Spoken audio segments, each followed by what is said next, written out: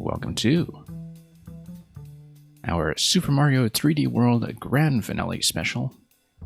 Not that we've been streaming any of it other than Bowser's Fury up to this point, but I've had a save file sitting around in this game, in the main game, for the past several weeks that is complete, apart from World Crown, which I've been saving for a special streaming event. And we may as well dive into it.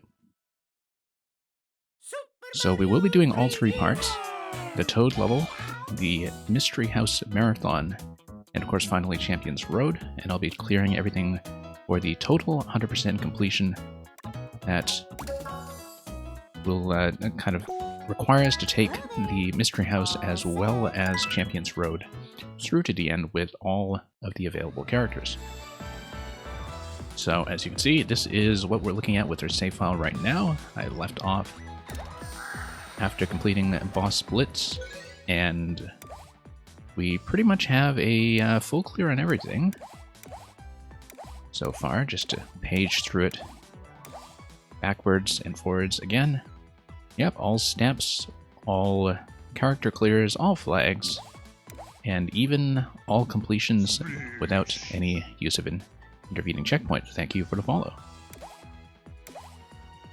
So let's get into the big finish.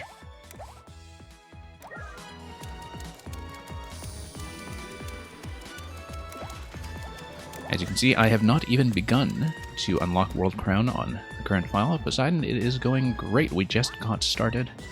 I'm just about to take the final world and see it through with all characters if possible. I don't really expect to get it done in one sitting, but we'll see how far we get.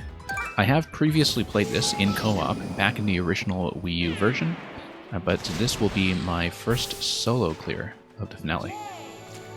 So, yeah, no, we don't really need to use the power-up hut. And we'll just do Toad's level first, just as a warm-up. So here's Captain Toad's Fiery Finale.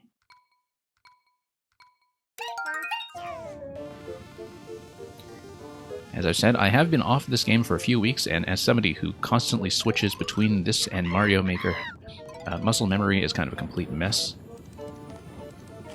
But with the Toad level, this will hopefully not matter too much. Now, if only I could get the overlay to disappear on me, so I could in fact look around. There we go. Okay, stamps, coins. Yeah, we'll be going for the stamp, of course. And I'll be falling on the lower platform once it has become available. You've never played this game. This is Super Mario 3D World. It recently re-released with a pretty gigantic amount of new content on the Nintendo Switch. It originally came out for the Wii U back in 2013. So I'm actually doing the final post-game levels this session. Let's watch out for the Fire Piranha here. And just dodge it very carefully. And dash forward.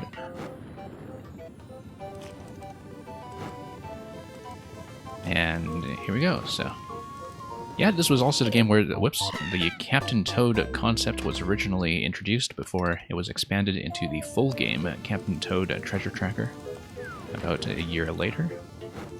And so, yeah, this is kind of the final boss level of the Captain Toad concept, as it's represented here in 3D World. So you have to be very careful stepping around the fire.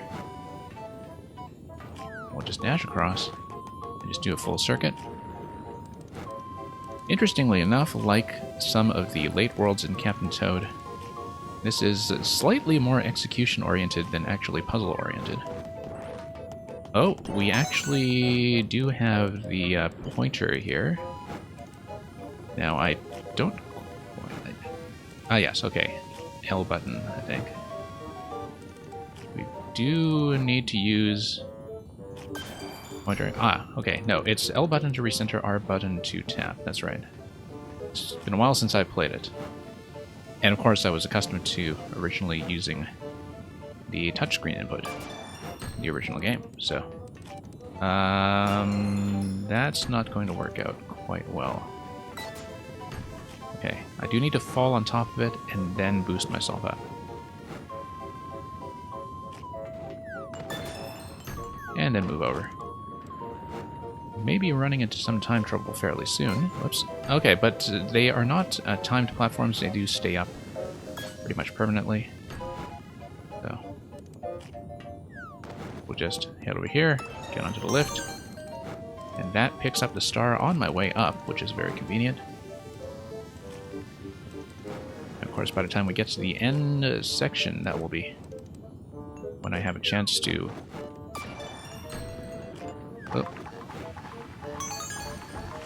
get up to the top to get the stamp. Okay, I do need to go around this guy. And he's going to be a bit of a nuisance here as I try to locate this platform. There we go. So the idea is that I'll be grabbing the stamp and then falling back in to grab star number 5. And falling back into hit the piranha, rather. Hopefully not on the stem. And there we are. Not the most efficient clear, but that's okay. That just clears up the toad stamp. As you can see, I'm just a few steps away from total completion. There will be one for the Mystery House, one for Champions Road, and one for each character who reaches 100% completion.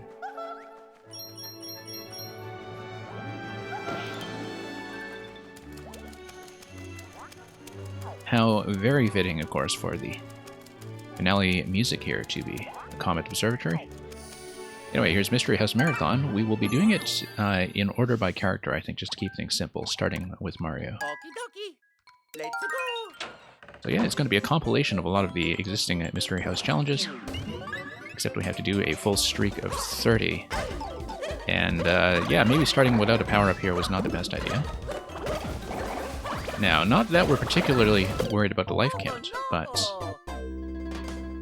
if it looks like I am in trouble, very often the right move will be, in fact, to just let the timer run out and restart, because with all of the Mystery Houses, you kind of get a soft restart going. Okay. One came in. Yeah, it's going to be pretty interesting to do this one 5 times. I hope I leave enough time for making a proper run in Champions Road at all. It has been a long time since I've done this. Oh, no, you actually have to stomp each of these. That's right. It's been a while. Yeah, drop one each and then get on the 3rd panel. That's okay, that's why we're doing this warm-up. I'm a bit rusty with this game after not playing for several weeks, so I definitely need to do this before I even touch Champions Road. And hello Merlin, welcome. So yeah, I originally cleared this game in co-op back in Wii U version, so back then I would not have done it 5 times either, simply because, you know, you would have multiple clears at once registering from each co-op clear. Nope. Have to remember, there is no twirl in this game. All those maker habits are definitely coming to get me. Nope, that's a miss. That's fine. A fresh restart is probably the way to go. Alright. Okay, that works. Whoa. It's a very near thing.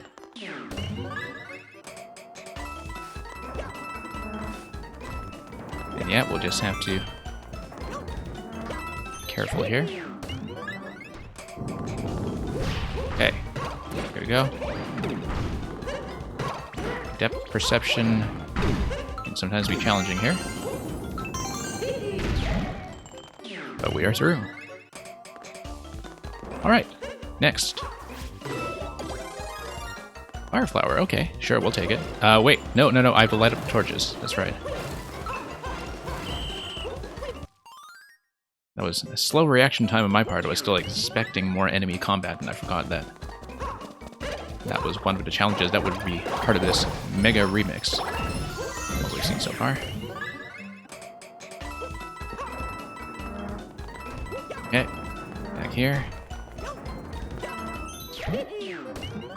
This warm-up, I think, will prove necessary just to get in order for Champions Road once again. Okay, we need to not accidentally pick things up twice. Bit of a close shave. You also completed Champions Road a few days ago. Okay, congratulations, Merlin. I don't know if you said you had originally... Oh, no, that's a mistake. I don't know if you said you had originally done it on the Wii U or not, or if this was your first clear overall, but congratulations either way. It is one of my favorite things that Nintendo has ever created. I absolutely love the marathon levels that have been part of the finale of every 3D game since Galaxy 2. It's always the big treat I look forward to. And I thought Champions Road was absolutely wonderful. I think playing it in co-op was one of my favorite experiences in that generation. Attempting it solo, of course, will just be like relearning it all over again, so... Okay. This is an example of something that was much easier for me in co-op. Okay, barely got that, but lost the power of fire. Right, this is just... rotation. Okay, that was kind of close shave, but... depth perception does wonders. Now, I don't remember where it is. Unfortunately, this one is going to be a bit trial and error. It was your first clear, okay. You went blind in this game. I'm glad that you had time to finish that before I started to stream the finale then, so we're not spoiling anything for you.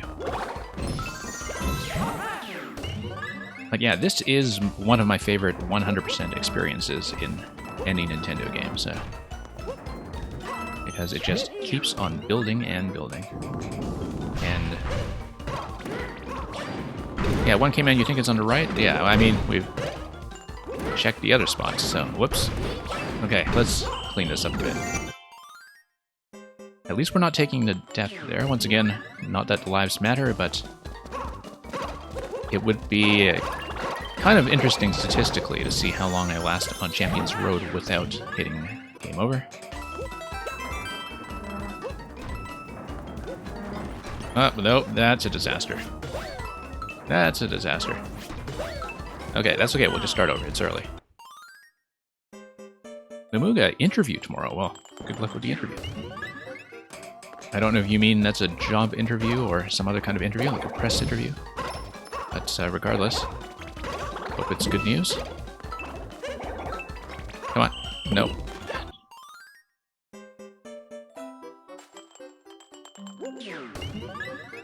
But yeah, Momoga, thank you for claiming a streak anyway. That's additional incentive for me to finally clean up some of my point rewards. Now, at least we know that Fireflower does spawn pretty soon. If I just survive up to the fire room, because it is necessary in order to clear the torches. So, we're not far from a power-up. Okay, here we are.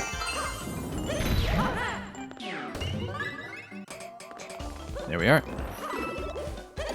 Okay. Bit of a cooldown on the fire.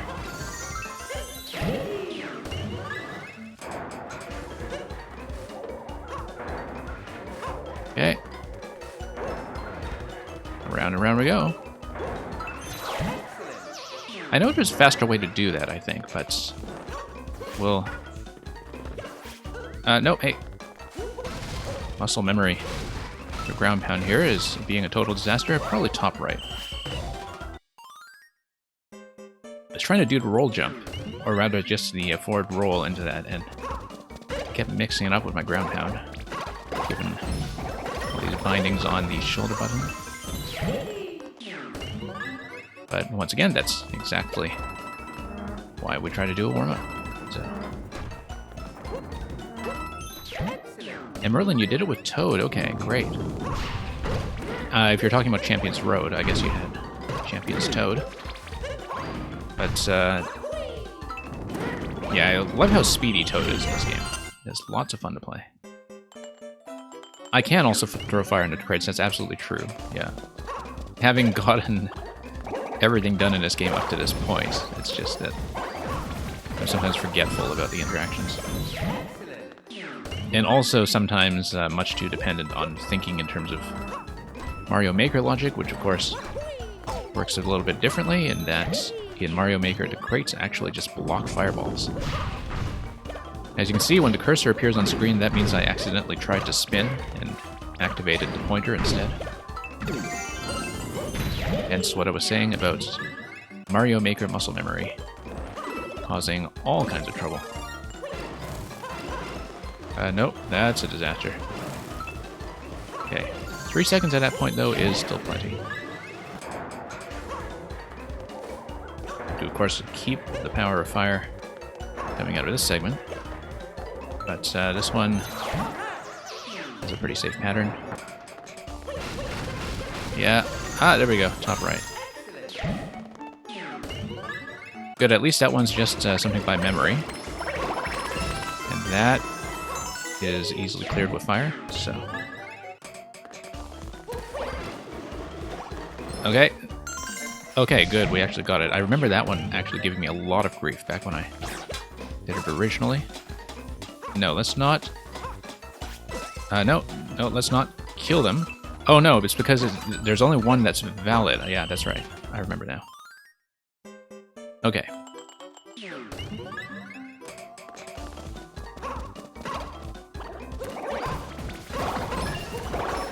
Okay, that works. Maybe not the cleanest way to do it, but we'll keep it. Alright, let's not lose our footing in this section.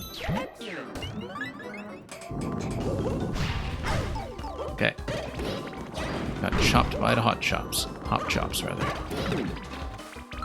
Whoops.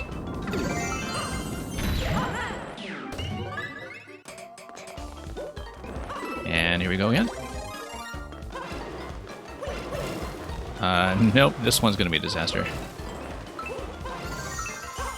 Almost. Almost. I'm glad this game does give you a little bit of time to salvage some of these. Oh, lost the power of fire. Okay, that's going to make the crates a little bit fussier, but at least we don't have to search high and low. Okay, here we are. Electro Dude, welcome. Okay, no fire here, so we'll just have to bounce all day, and that's not too bad. You know, throwing directly is fine. When you spawn in different positions in co-op, I think that's the reason that that one gets a little bit ugly. Okay, hop chops. Hop chop. What? I think I actually need hop chop followed by wall jump there. That's one that's easier with most of the other characters other than Toad, I think. Given that Luigi gives you height and both Peach and Rosalina do allow me to adjust.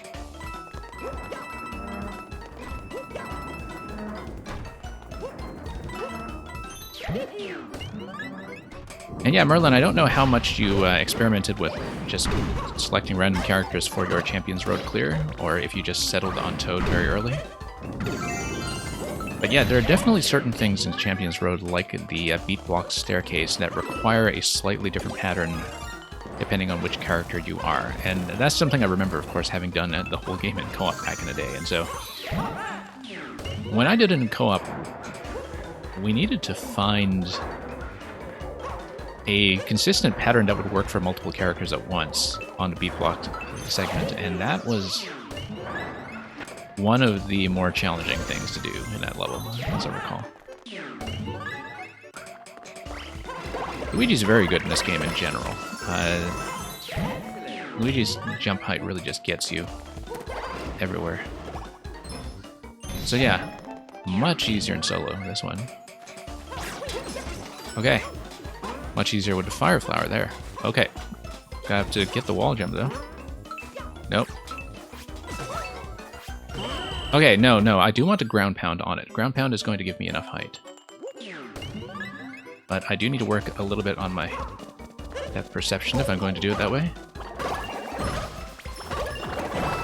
Alright, let's dodge some shells. Here we go. But yeah, Toad's short hop in this game actually comes in very handy in some places. I just love how speedy he is in general, especially because in the Switch port, and Merlin, you wouldn't know this firsthand, but in the Switch port, they actually cranked up the game speed a little bit. So everything is a little bit faster than it was in Wii U.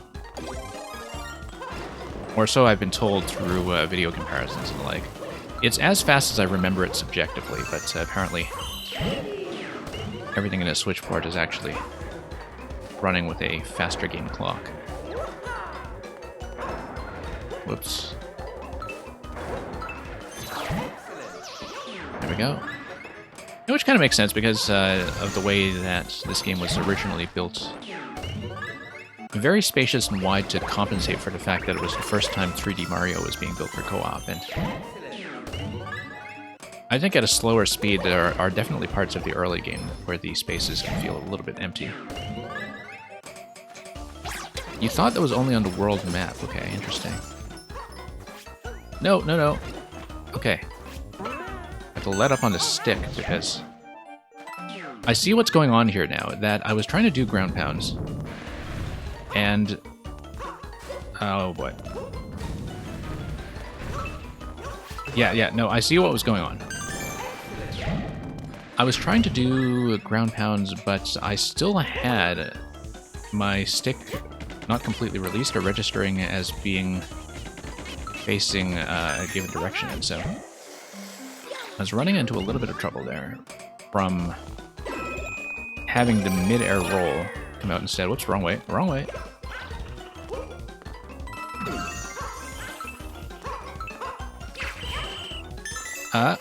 Made it. Barely. Also notice that I think this is original to the Switch version, that you have the item inventory of the additional item that is held in reserve, and so that's actually a slight nerf to the game on the whole, but it doesn't affect Champions Road because Champions Road lacks power-ups anyway. Okay. No, that's the wrong timing entirely. I should just go up the steps. Right to left. Yeah, the cat in general does make this quite a lot more manageable. Also, notice that I now have fire in reserve because I took a death rather than reset. But I'm just going to keep it in reserve anyway, in case we desperately need it for some reason. But I'll be getting the new flower soon enough, so I don't think it'll be too much of an issue. Yeah, the thing about Mystery House Marathon is that I'd forgotten how early you get a power-up. And you do get that first fire flower very early, so you do actually have a big safety net for playing a little bit sloppy at first. Okay, let's just align ourselves to the grid. You think the item in the inventory is in the original game? Yeah, maybe it is, but maybe I just forgot about that because, again, I played the original entirely in co-op. And I definitely have no memory of it.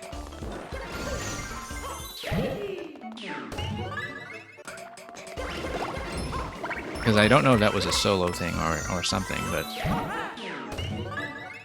I definitely didn't remember the extra held item.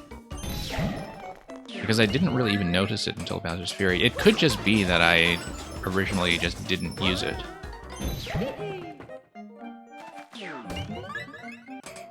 Because I don't tend to cheese things with power-ups very much in Mario games. I know that a lot of people just tend to, you know, go back and forth and grab a Tanuki suit to finish stuff like Champions Road, but we don't do that around here. Might as well just experience the game in its purest form. You get more inventory with co-op, okay. I honestly didn't remember that. All this time I was laboring under the illusion that that was not the case. Whoa, should have taken a dive there. And, okay. Barely saved. Okay. There we go. That's fine.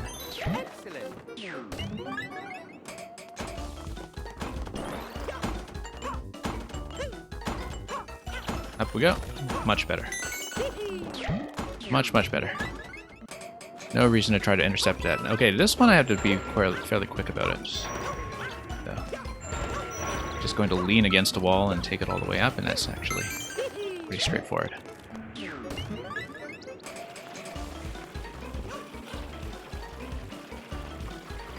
Nope, nope. Trying to let go there. That did not go well.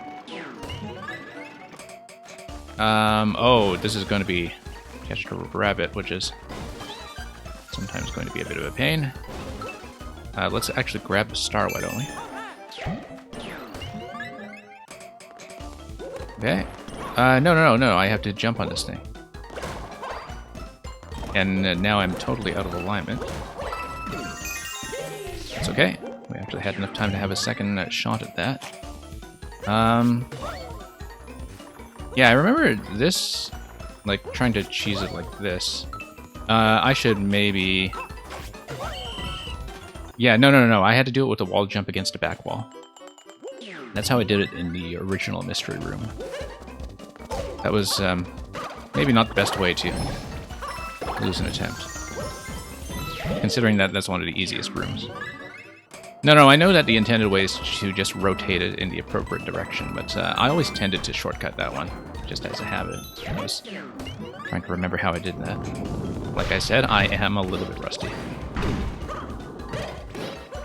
Takes a while sometimes just to get my depth perception and directional control back.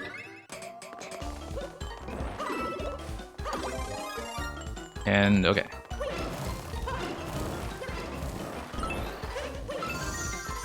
Yeah, the safety nets for each of these individual segments are fairly generous. It's just that you have to stay quite consistent. And just very mentally collected over a long period of concentration. And yeah, sorry to hear that you had a level get Nintendo'd, Merlin. And it was a scary themed level. Oh, was it one of the kind of horror ones that you were making for somebody? Like, it was one of your dedicated levels, I think, and I'd seen something in that set, if that was the thing you were talking about. But yeah, always back up before you do upload and have something marked as being an online level. Always a good idea to save a second copy. So you have one that is still marked as offline.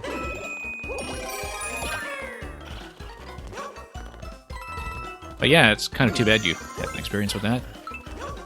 Nobody likes to see it happen. Nope, just too slow.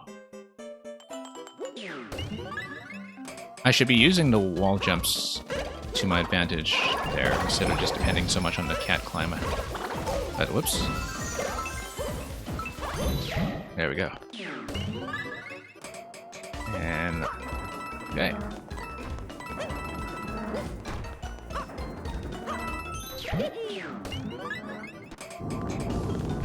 So yeah, like I said, I guess I'm taking long enough with the Mystery House that I've been getting one clear on Champions Road today. Maybe about as far as we can imagine getting, but we'll see. I'll definitely be streaming this game as much as I can to get all 5 clears.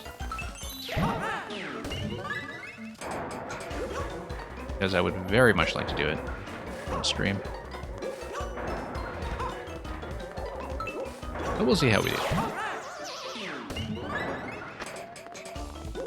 Okay. Good, not accidentally rolling out of that, that's important. Love how satisfying it is just to get that central location there and stomp all the Goombas at once. Nope, that's a mistake. But there we are. Okay, no fire for me this time.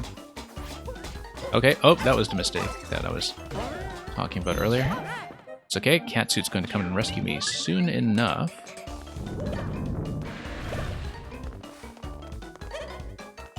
And here we go. I actually enjoy running the mystery houses with all the characters because of the way that you can just improve your methods and push yourself to improve your time.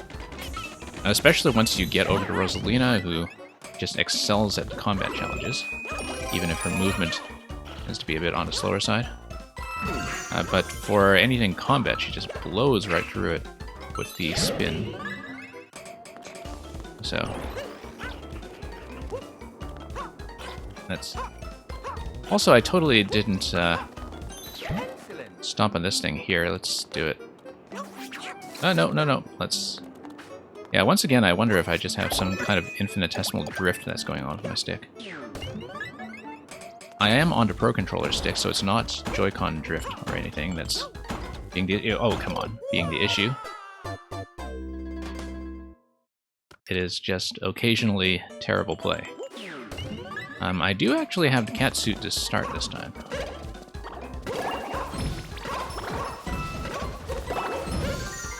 But, okay, well... Just keep it in mind, because sometimes the cat climb can actually slow me down if I'm not expecting it, so... Even if it is faster for swatting enemies here and there. Stop this. Now, the good thing about the Mystery House, though, is that if you kind of solve a good method for each room with practice, after the first clear, all the other ones should come fairly quickly, I think. I probably shouldn't be stuck doing this per character very long. And Electrodude, I am planning to do this all solo because I originally beat the game in co-op back in 2014, so I am planning to do this repeatedly rather than just do online co-op. But if there's interest at some time, I might do a co-op file on stream anyway with this game. But yeah, that's the reason that I'm doing it on my own, is because previously I hadn't experienced doing all 5 characters this way, and I think for the sake of consistency with how I've been doing this file, well, it makes sense to do it that way even now. So, okay, that was a disaster. But yeah, I don't really tend to get annoyed with repeated content if it's the kind of repeated content that feels reliable enough to be grasped with practice. So...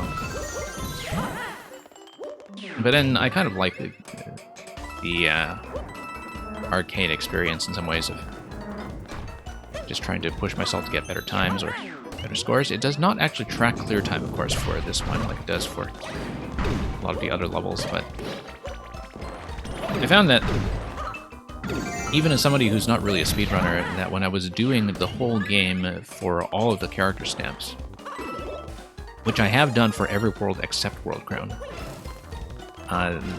whoops, oh boy, that was a mistake. When I was doing repeat runs through all of the previous levels, it was actually a really good excuse to kind of push myself to get better and better speed times and find shortcuts and find like really interesting methods for just having really smooth single segment runs with all of the characters respectively. Especially if I get to play as Toad, because Toad is just an absolute speed demon here. Okay, here we are. Yeah, the movement in this game is fantastic. You can tell that this original concept was kind of built around the expectation of the 3D effect in Super Mario 3D Land on the 3DS. But... So, you know, occasionally I think I have some depth perception issues here where I have to remind myself to check Mario's shadow from time to time just to see my positioning. But other than that, yeah, the movement is fantastic. Except, of course, when I don't let up on the stick and make a total disaster out of the ground pound. Yeah, I love Galaxy 2 as well. Really a great shame that they didn't work it into the collection. Particularly because I don't have my Wii or my copy of Galaxy 2 with me. So I have not replayed it in a very long time.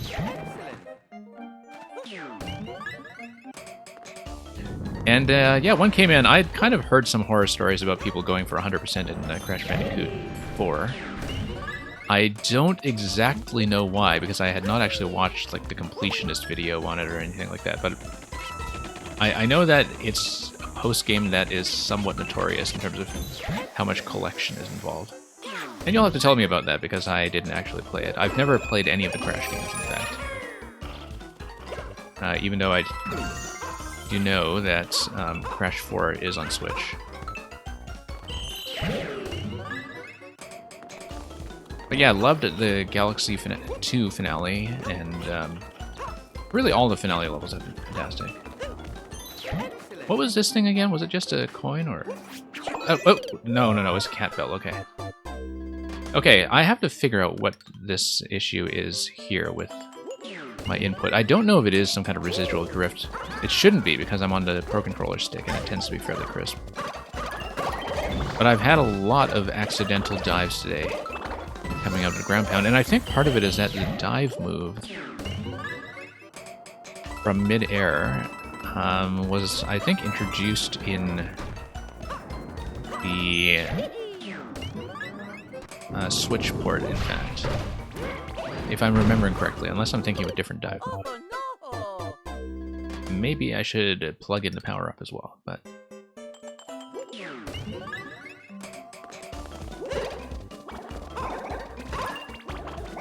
But yeah, it's a very tight moveset in this game. I mean, much more limited in terms of the total moves that you can do compared to something like Odyssey, which is very, very fluid.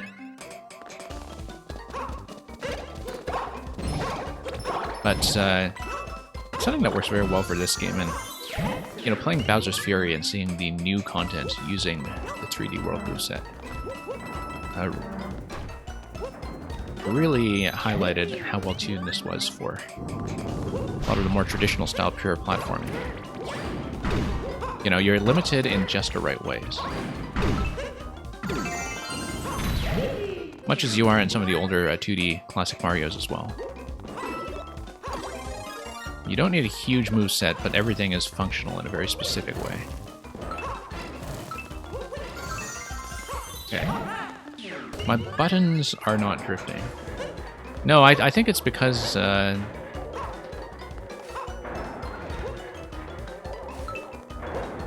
Let me think about that, because it may be that I'm repressing it quickly going out of the ground pound, but... Yeah, no, because I know what you're saying. That is actually the run button that does the cat dive input, which in this game is also mapped to the mid-air roll. So yeah, I do have a habit of just constantly repressing dash right away sometimes. And occasionally letting go of it too aggressively. As you know, in fact, from watching me play your Shell Kaizo specifically.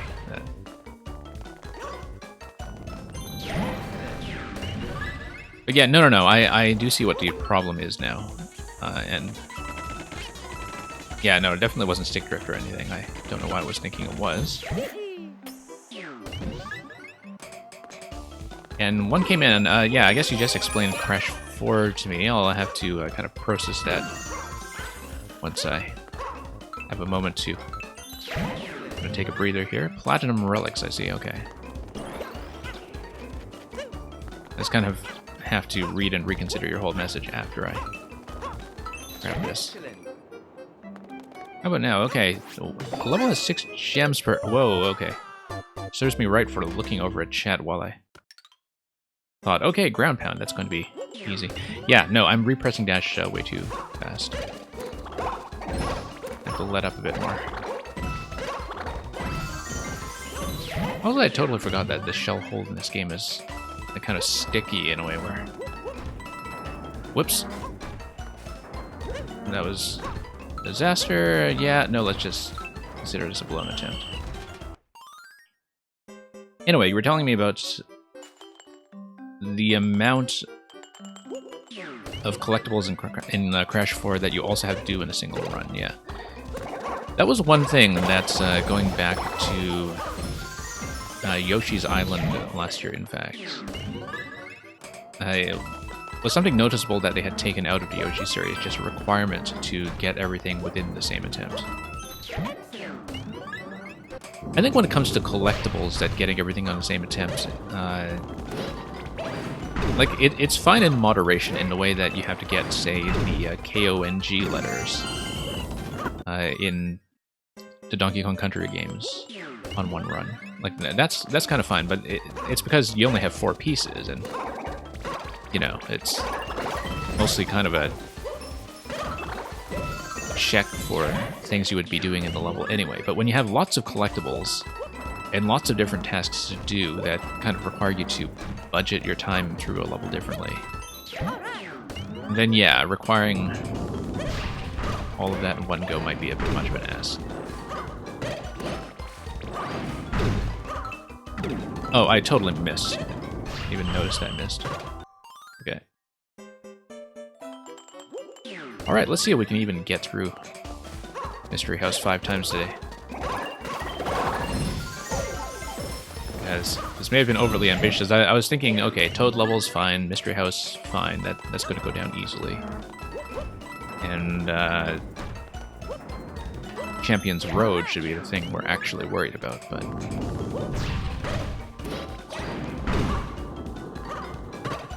Okay. There we are.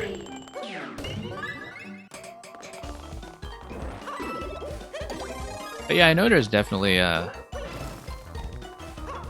lot of skepticism, I think, towards like a lot of checklist-style design in platformer games. So the example here in 3D World, of course, would just be stuff like clearing with every character. I don't mind it too much because, in one sense, it does incentivize co-op play. Unless, of course, it just incentivizes you cheesing everything in pretend co-op with your second controller, but...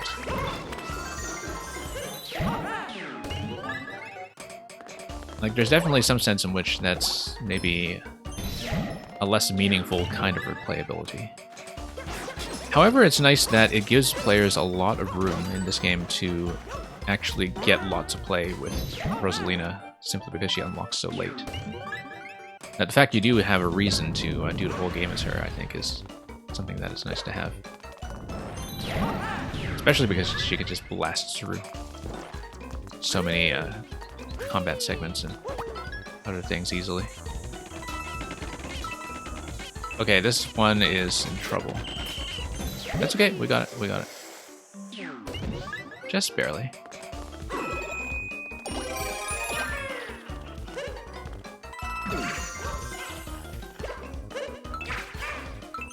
Okay, there we go.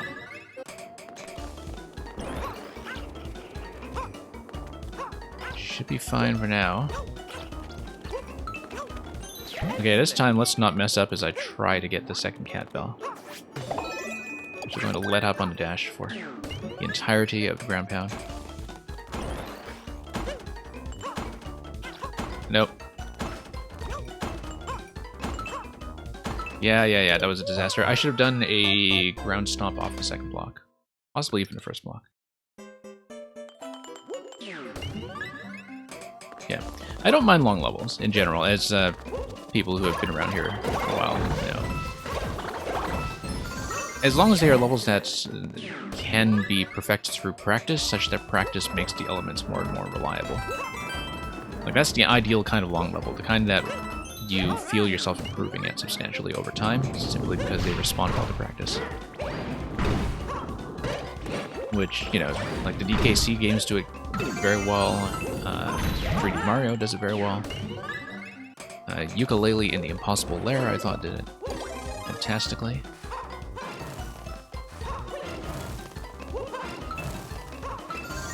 Okay, here we go.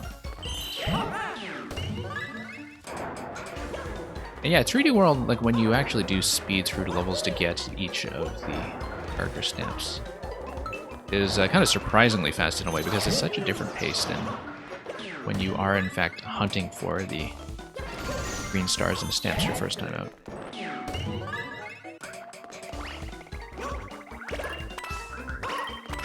Whoops.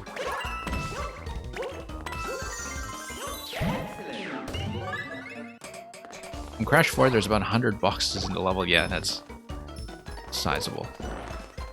Okay. Nope. Oh, everything's getting bounced, that's why. I did not have trouble with this previously. I think I was just slow to take off.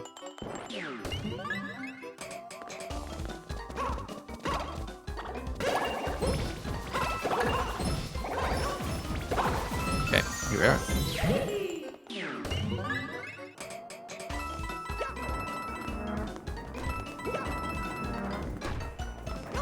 But yeah. I know very little about Crash Bandicoot on the whole. I mean, I do know that the entire remaster of the first trilogy is available now on Switch, as well as the fourth game. But oh, there was that free demo of the Crash Team Racing remake that was available for the Switch Online subscribers a couple weeks ago, and I kind of hated it, to be honest. I really could not stand it. And I know it's a remake of a game from the 90s, but, you know. First of all, you have to sit through, like, that 30-page Activision end-user license agreement, which kind of tells me that if they're doing that for that one game, I'm guessing that they also do it for the other Crash games. Oh no! Okay, should have actually grabbed a power-up as insurance here.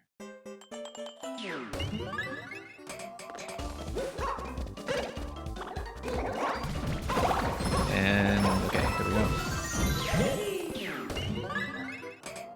Sort of interesting that it would have that much hidden off camera, as you were saying when it came in, because I found that platformer design, particularly compared to its state in the 80s and 90s, has been better and better about flagging secrets and hidden... well, basically, you know, giving you visual cues for finding hidden information without a guide. Partly because I think we're in an environment now where if something kind of requires a guide, people can easily look it up anyway, right? So things have to be designed in such a way that they are actually kind of satisfying to hunt for and satisfying in a way that feels fair. And so I think that's actually had a very good and a big impact on how game developers now approach secrets design. And so it's much easier these days to be getting 100% in like a Zelda game or a Metroid game, and certainly a Mario game. But I think it's the result of some fairly positive trends. And I think very much that it is a reaction to how easy it is for people to just look things up if they're sufficiently frustrated.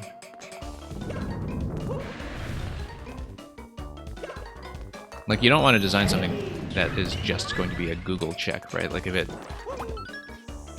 promises the player that secrets are going to be flagged in a way that seems reasonably fair, then you mitigate that problem. Because then, you know, stuff can actually still appeal to people like me who often absolutely refuse to look things up unless it is severe desperation.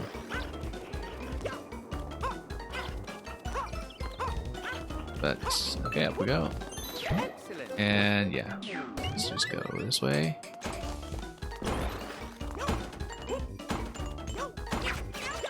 There we go. Yeah, letting up on a dash entirely is in fact key to that segment. I often overuse the dash button in this game. I think that's what I've found. I felt that way about SMB1 as well, where last time I went back to play it properly. Okay, hang on. Let's just drop in this way. That's the easiest. Then you don't have to deal with getting off of the climb. There we go.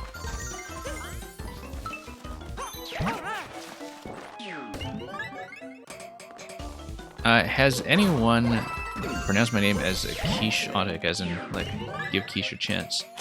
Probably. Okay, much easier with a catsuit.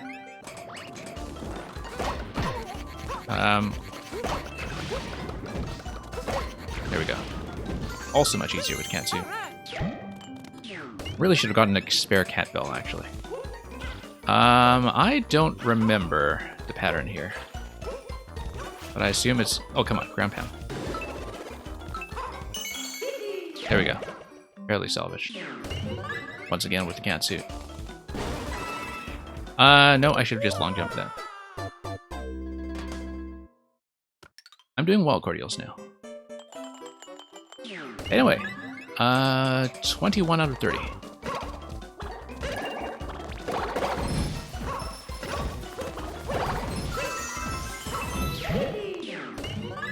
Yeah, maybe I should have just long jumped that segment, but don't remember it well enough. Know if that's actually a good method there, or it's going to be a total disaster. I feel like running the coins themselves are going to cause more trouble. Okay, fire time. The fire next time. There we go.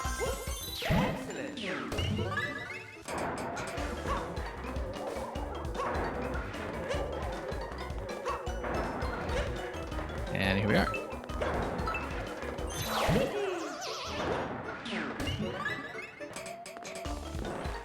And, oh yeah, there we go.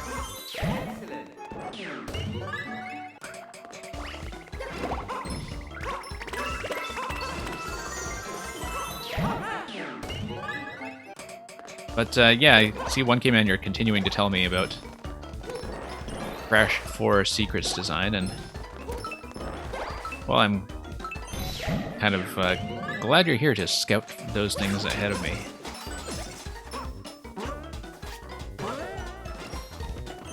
But yeah, there's definitely a category of things in video games, such as, you know, 100% experiences that you only do once. Or even games that are, in general, things that you only want to clear once. Because then you look back at a time expenditure and think, okay, how much of this was a meaningful experience? Now, the nice thing about 3D World is that it is all the way through a very meaningful experience. So, I have not minded doing everything 5 times in this game. On top of the fact that I had already played it on Wii U many, many years ago. Okay, I do want that cat bell for sure, given how much better cat makes some of these later segments. Okay, no, I should have gone for the third block. Totally misjudged my height there. And Cordial Snail, this is not my final obstacle. I still have to do Champions Road. It may take several streams depending on how rusty I am. I was hoping that I would at least get all 5 Mystery House clears and maybe 1 Champions Road clear today. I definitely want to stream all 5 Champions Road clears. So, this will be... Oh, nope, shouldn't have destroyed that. This will be probably my main thing outside of Mario Maker for at least next week. So, yeah,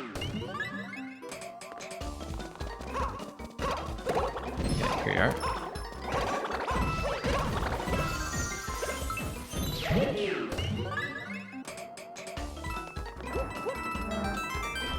And yeah, 1K-Man, I'll take a look at what you were saying about Whomp's Fortress in just a moment.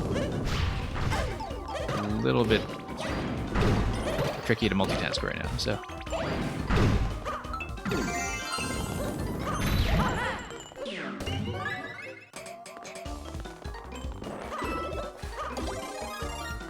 Yeah, it's sort of interesting, for sure, to see how the completionist design has evolved in 3D Mario as well, especially with the jump from Sunshine to Galaxy. That was a huge jump in their whole design philosophy behind things like collectibles.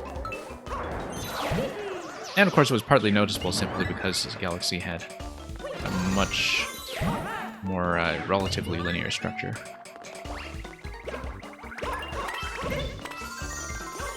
But even so, Galaxy did have some of the Green Star collection here and there that required more of that 64 style of exploration. Why am I having trouble with this all of a sudden?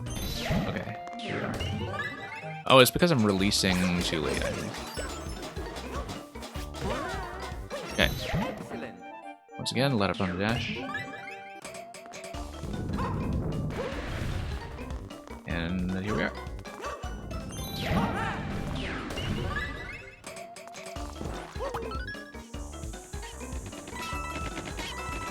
Oddly enough, I think I actually have a net gain in lives just from coin collection. And also because I've been taking mostly timed resets rather than actual deaths.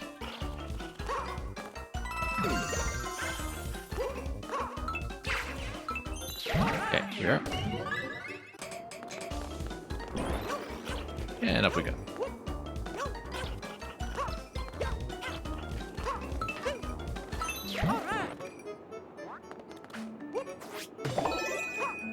There we are. Once again, just getting back into the habit of letting go of the dash button from time to time. That's going to be highly necessary, in fact, when we get to a very similar beat block segment in Champions Road. And hop back and forth. And that's what the warm-up is for. And this, yeah, we'll give this segment 5 fuzzies. Whoops. Ah, never mind. Okay, that's a disaster. Hang on. No, it's not. Yeah, let's get the cat though. Not that I need it for the bunny. I always had a ton of trouble with the bunnies in all of the 3D Mario games. Okay. Fairly accurate hit there. Hang on. There we go. Once again, I really should have considered doing the back wall there. Nope. Bad idea. But I could get out in time. It was a little bit too much recoil.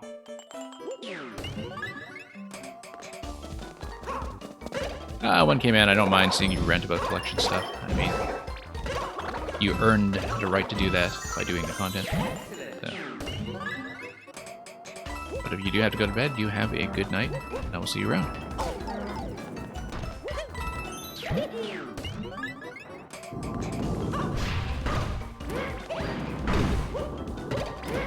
Okay, toss this. Do this. And here we go. I don't mind the bully room. I find the bullies in this game to be fairly easy to deal with. I mean, I say right now that I don't mind the bully room, but who knows?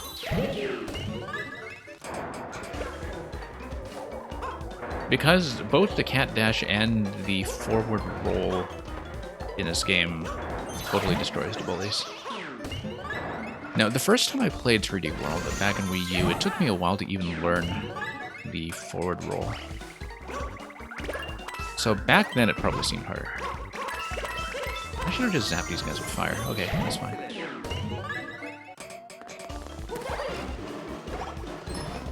Nope. Okay, let's go for it this way. Much better. You didn't actually do the Crash 4 stuff. Okay, well. That's fine. I guess you partly earned the right to complain about it. Not that you have to earn the right to complain about it in order to complain about it, but...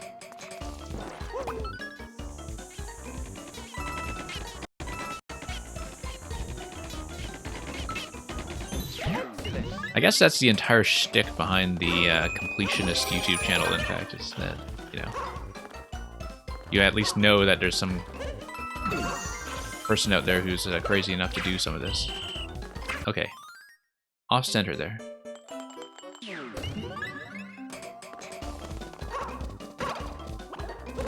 But yeah, doing this with 5 characters may turn out to be a tall order, even though Rosalina does simplify a lot of this stuff. In fact, Luigi will simplify some of these as well with the high jump that you get from him.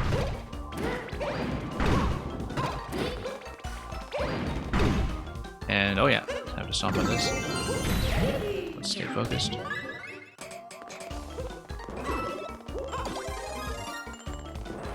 Well, the segment that is the limit of my progression so far, which is dashing over these single tile panels. That one kind of worries me. I had a particular method for it, but no, the issue with that room, though, is that you start with a dash panel, and the dash panel kills so much of your control in this game because you just have this unstoppable momentum.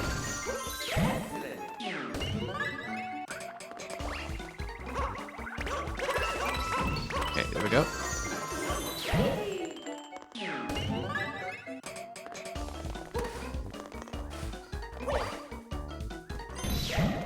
Yeah, one came out, it may have not been fun for you, but the way you describe it actually sounds reasonably interesting. It's the kind of thing where, you know, maybe it's sufficient to watch somebody else do it. Derive some entertainment value from that.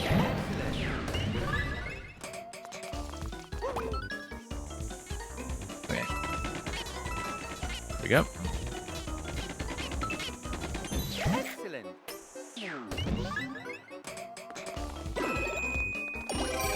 Alright, if I watch my shadow, I can stay reasonably centered. That's the trick to a lot of stuff in this game, in fact. You can see that there's that shading that's in the center row in that last room. And you can kind of use it as a subtle guideline. There's stuff like that all over this game where there are little things in the artwork that assist your depth perception from time to time, if you bother to pay attention to them, which I don't always do. There we are.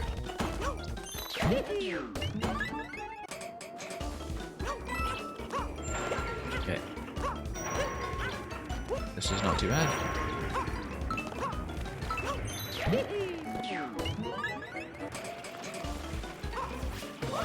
Whoops. Yeah, once again, if I watch my shadow, I know whether or not I'm underneath that ceiling. Underneath that panel, rather.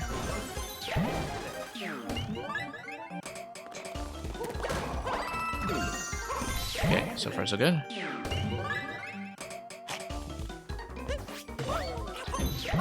Okay. Okay. Having a cat, once again. Cat swipe is actually the easiest way to do it, while retaining control without running into the recoil problem.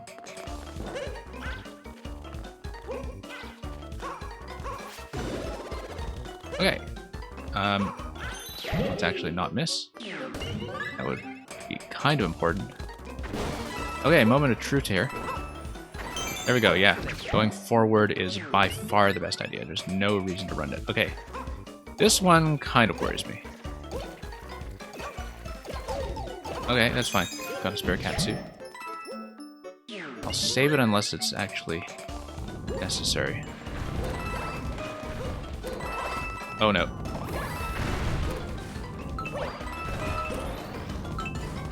Okay, a little bit slow. Yeah, one missed throw there was enough to cause a problem.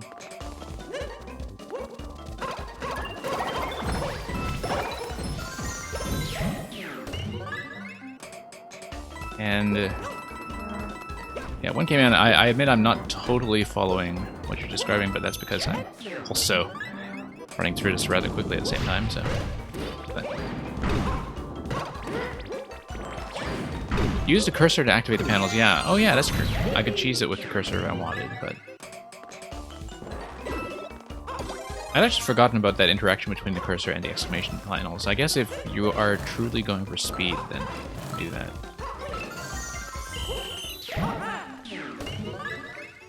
I don't tend to use the cursor very much in this game, except for some of the levels where it's required, like hands-on haul.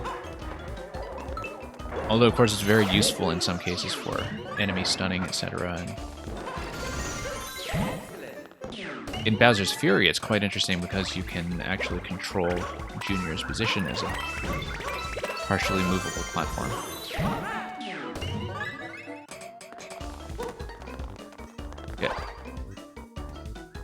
Nope. Good timing, bad placement. There we go.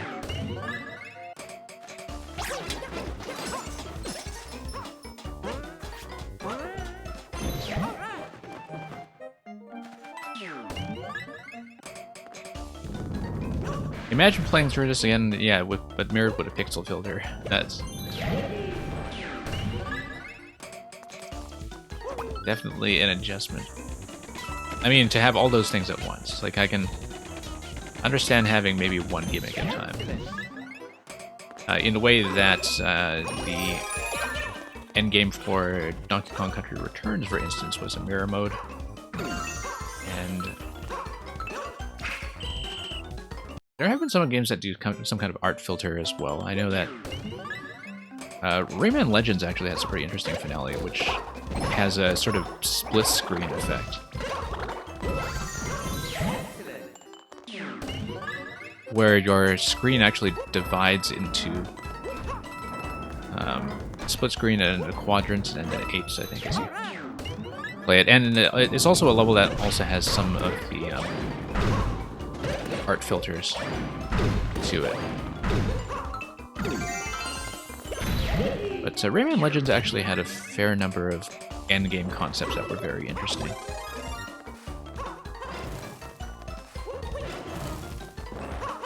One of the few official games to have the equivalent of Mario Maker's music platforming levels. Where it's still platforming, it's not like auto-running or anything, but where you do have to step to the beat. And step to the beat of some fairly notable licensed tracks.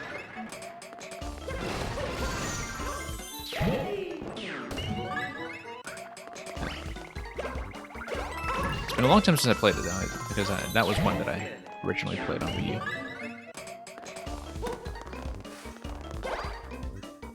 Okay, here we go.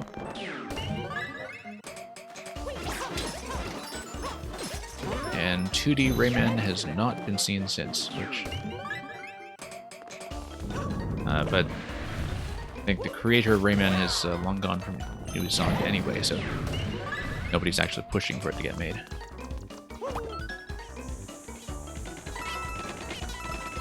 But anyway, here we go.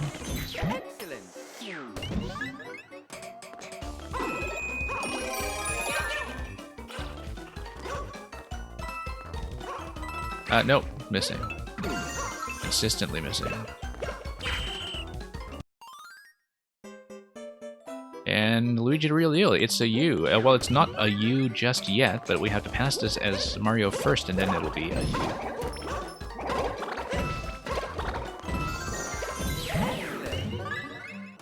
And yeah, it's going well. I mean, I was hoping to do as much of World Crown as I could in this sitting, and so far I've done the Toad level, and I've done 23 out of 30 on my first run through the Mystery House, and I do intend to do it with all 5 characters. So we'll see if it's actually realistic to do that with both this and Champions Road. It's very clear to me that if the Mystery House is giving me this much trouble already, that we'll be lucky to get even one Champions Road clear in the sitting. We'll definitely try for it. And if we have to split this over multiple streams, I will do that. So, here we go. Anyway, good night one came in.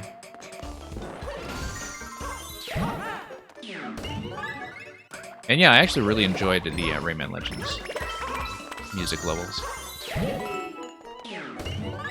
But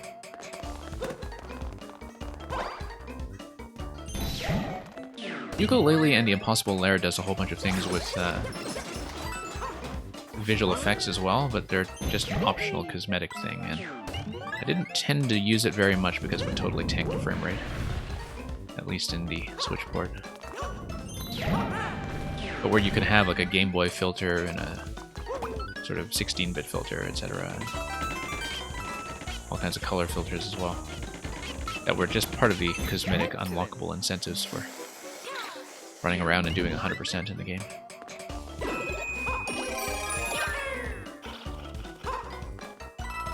But yeah, should definitely go back and stream more of Impossible Lair now that I actually have an audience on the stream. That'd because originally it was one of the first things I did when I don't think I was even an affiliate yet at that point. Very, very early in my time on Twitch. It's a very, very good game. So, we'll see. So much potential streaming content, not nearly enough time.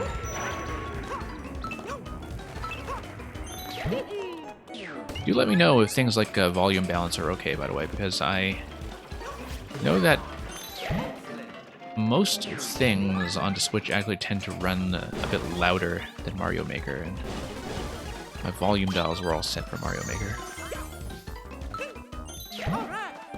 Sometimes I go over the recordings afterwards when I play non-Mario Maker content and realize that everything's being drowned out.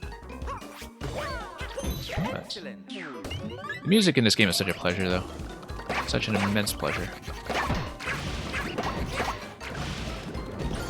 I mean, standards for Nintendo soundtracks in general are very high, but this one is one of my favorites. Okay, here we go. Some of it, of course, is repeat material from the 3D Land soundtrack. I don't remember if it's the case for the Mystery Houses. I think it might be. I was actually surprised watching another streamer play 3D Land recently to rediscover just how much of the music in this game originated there. Okay, nope, almost. Didn't grab the star. If I ground pound, a dash effect goes away from the dash panel. Yeah, that's true. I often just forget that, because, you know, when the dash panel activates, sometimes I'm just hanging on for dear life.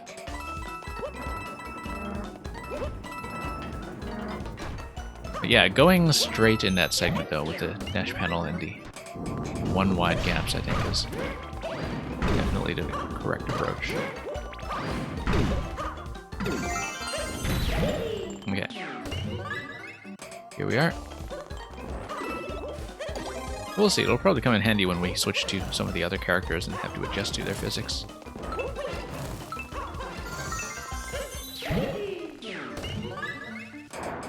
Back we go. Jump, jump, jump.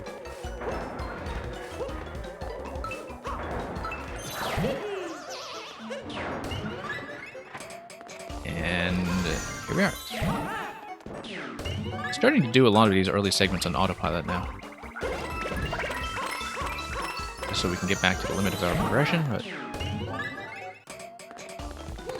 some segments like this baseball one are actually steadily getting worse. I feel like I was doing them much better earlier on in this sitting.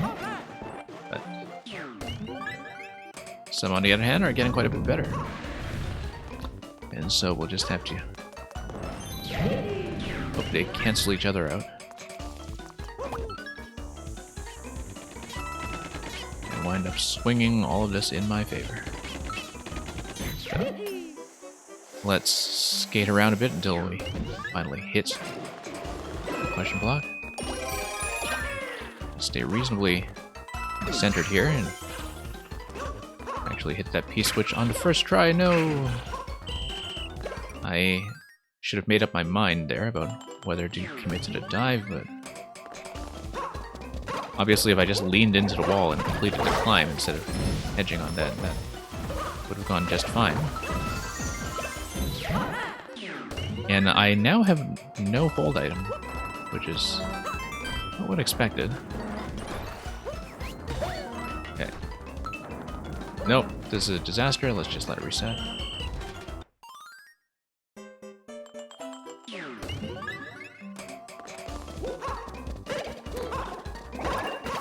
Okay.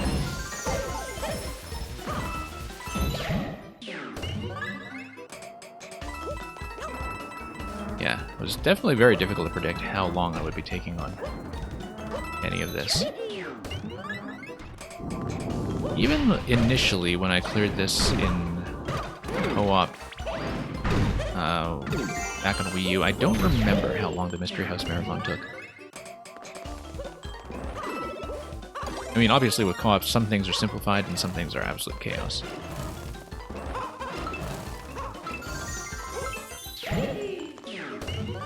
And Merlin, you have to go? Yeah, you have a good day, Merlin. And hopefully that mess with the deleted level gets sorted out.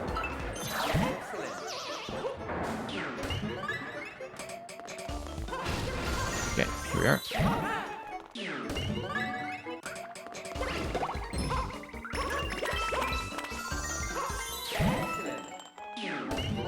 Now let's just toss this a little bit later, and yeah, that timing will work out just fine.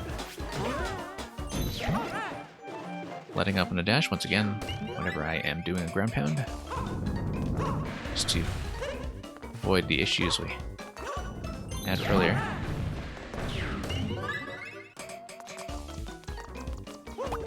And down we go. Nope, that was a bad idea. That's the first time I've made that mistake here, actually. I had not failed that segment previously. Well, first time for everything, apparently. Sure. Sure, we'll do it that way. Not the cleanest, but whatever works.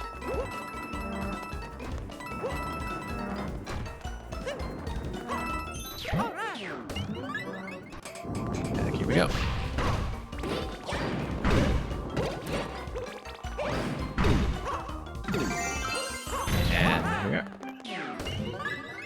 One thing that's very striking about this game as well is just how original a lot of the enemy set is. I mean, I hadn't really thought about it until I saw the way that it was implemented in its own style in Mario Maker 2. But that's partly because I think everything just felt very second nature in Mario-like as an enemy set. And of course with some old favorites like the Goombas and Koopas and so on, but the amount of new material in this game and in 3D Land before it is actually pretty immense, and much more than people realize, I think. You know, that we would not have seen things like Pop Shops here previously. And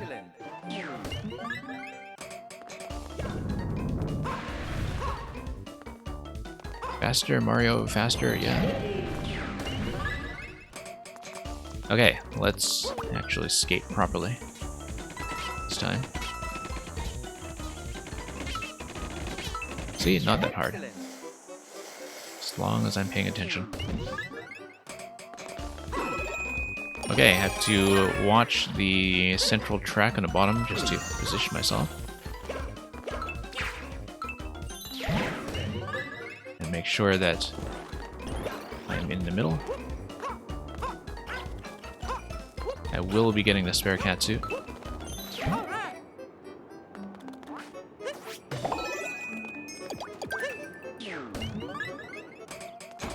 Okay, letting up on the dash. Here we are.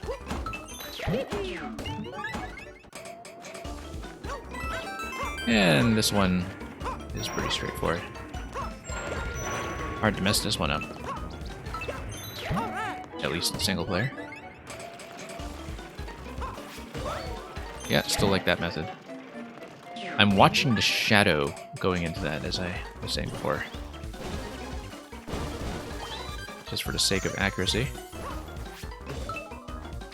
And yeah, we'll just cancel out of the dash panel. As I was reminded to do earlier. Okay, here we are.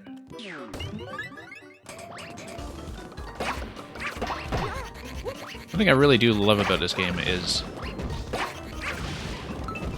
the ground stomp jump. Ground pound jump.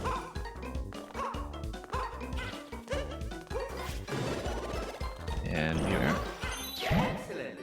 Just feels very responsive in this game and just gets you to so many places as well.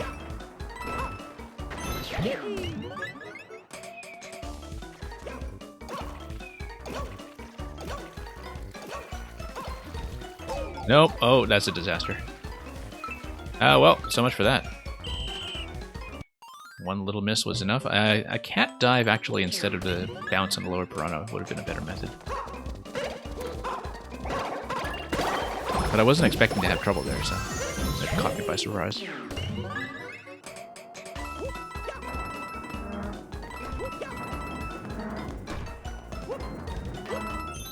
Okay.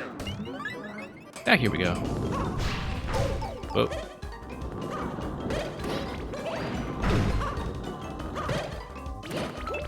And also, I probably should have taken a death there. Because of a timeout, I got reset back into a state of having no held items. So that's what's going on there.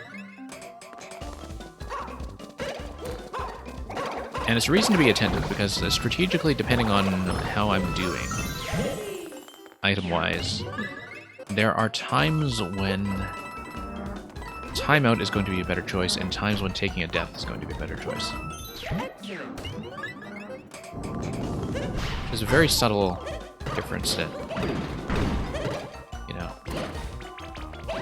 you just have to be aware of when I do fail at something. Not that I'll often have the choice to just pick one or the other. Pick the mode of failure. Oh, no. Disaster.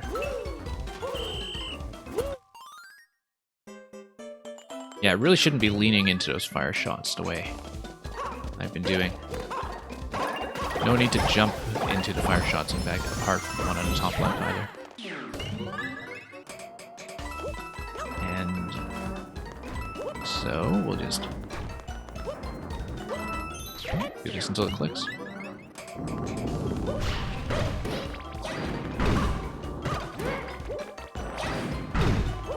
Still got a lot of rooms to go after the current limit of my progression.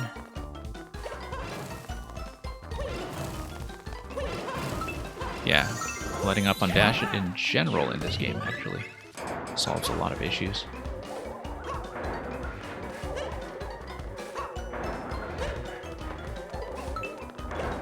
As I've been saying though, and as people know if they were here for the stream of Ori and the Will of the Wisp that I was doing a couple weeks ago, that even when a game doesn't have a dash button, after playing lots of Mario Maker, I just have a habit of holding it down all the time, as if I expect the Y button to do something. And so,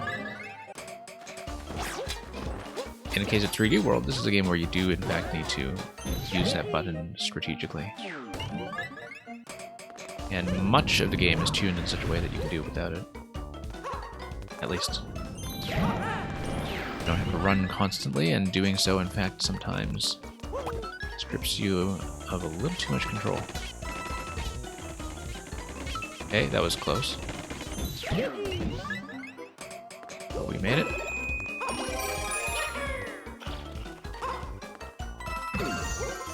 And back we go. That was surprisingly clean.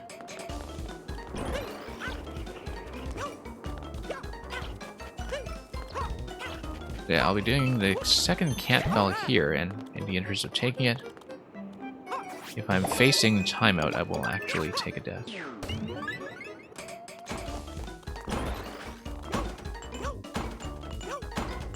Okay, up we go.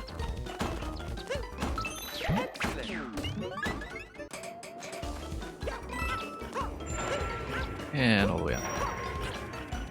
Love this clanking effect. Also one that registers very clearly through the HD rumble on the controller.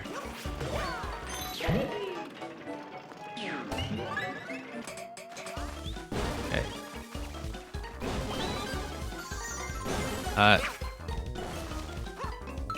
Let me actually grab this thing. That's not a good sign for how the final dash panel segment in Champions Road is going to go. Not a good sign at all.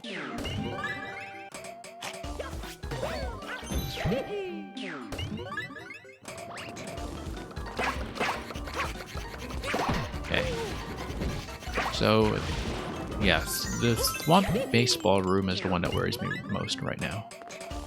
We need to get to it first, of course, but it's the one where I have the most accuracy issues currently. And it's one where the timer is not generous if you start missing.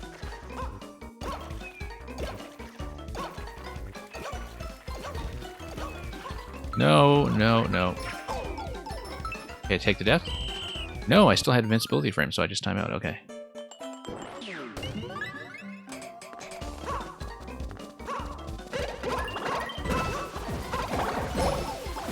Yeah, once again, just kind of failed to lean into the cat climb for a wall there. I mean, even taking a hit as the cat there isn't as bad. Previously, I was taking a hit there by taking too high a jump off that last Autumn Piranha in that sequence. And honestly, taking a hit is okay. I have a cat bell in reserve.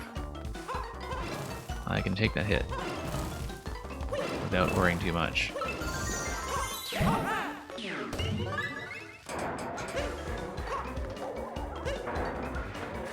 Yeah, here we are.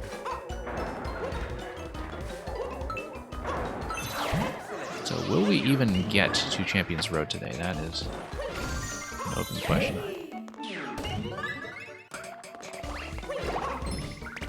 Okay, actually using the Fire Flower in this room for once is helpful.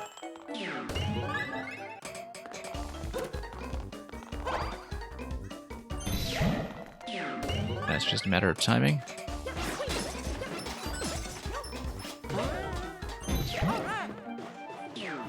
Well, getting warmed up though. So in that respect, things are a little bit better.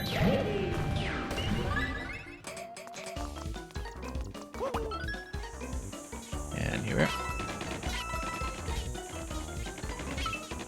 Okay, this one doesn't worry me too much. Apart from the one time I had the freak of failure there. No. Oh, come on. I have a surprising amount of trouble with that one sometimes, just from slight tilt in direction.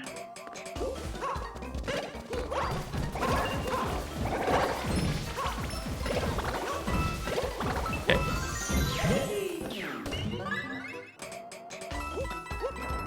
Getting there, getting there.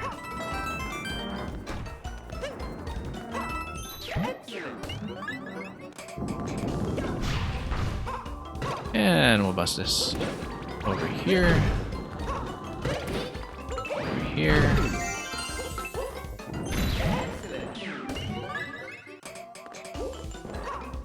Nope, let's not miss flower.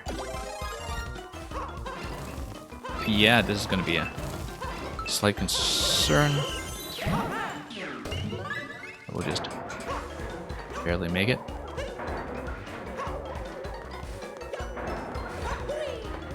Okay. That's looking fine. Could be worse. Pop that guy once again.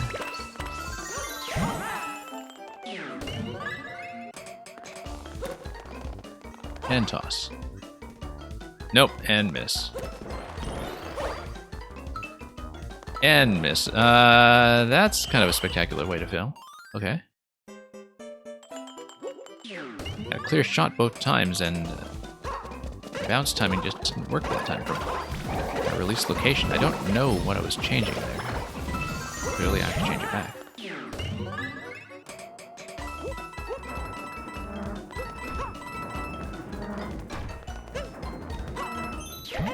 Okay, forward. Nope.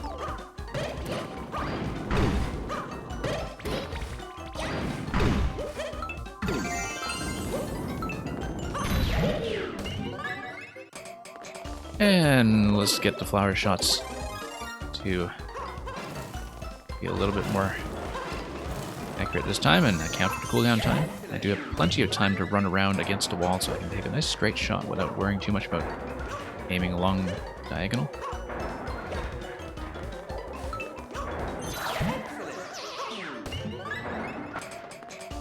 Here we go.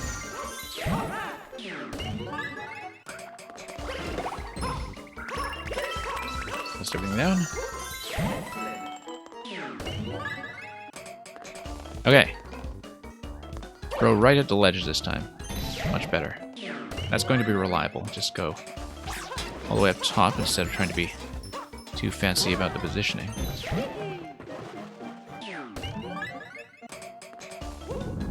Let everything drop. And forward. Okay, let's go for a skate.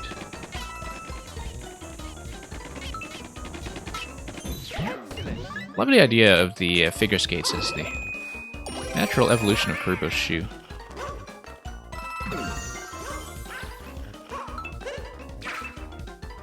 And here we are. Like these little bits of continuity in the development of various ideas in the Mario games. It's something that's always very satisfying to see.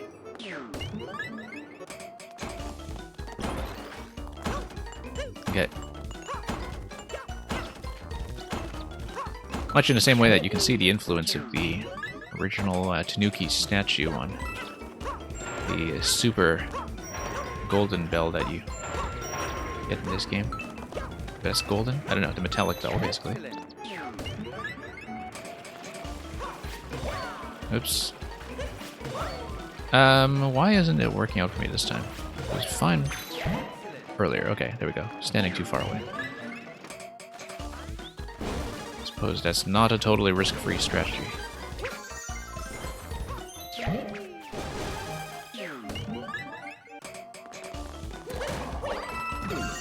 Okay.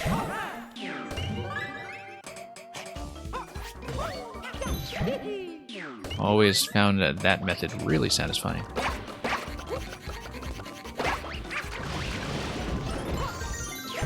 That goes well. Okay, let's avoid clinging on to too many walls here.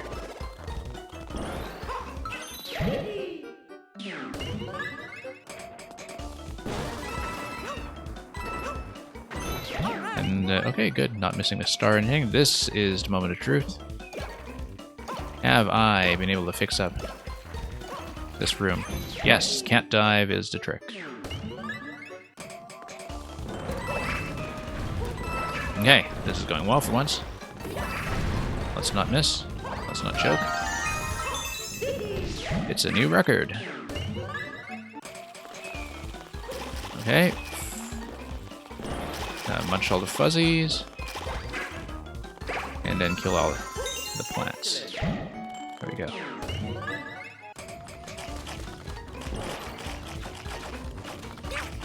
Very Galaxy-like, this little segment here. A searchlight. I don't think I care about a searchlight.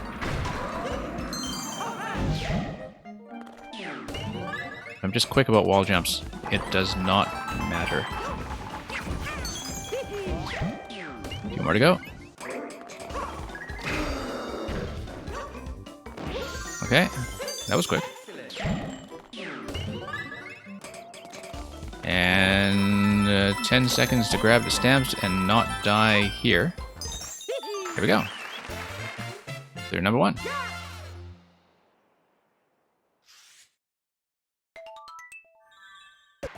And that's going to be the Mystery House stamp.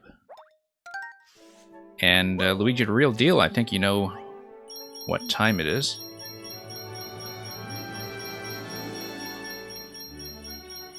Once, of course, we let everything add up here. I think you know what time it is. It is, of course,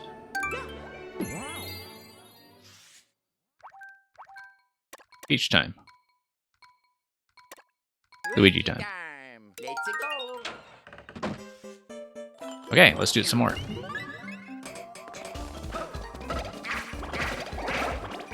Okay. Okay. Sure. You can just swat everything. Didn't have the benefit of the cat suit last time, of course. We're doing this 5 times. And then we're doing Champions Road 5 times. Because I am clearing it with every character. But yeah, it's not over yet. It's not time for celebration.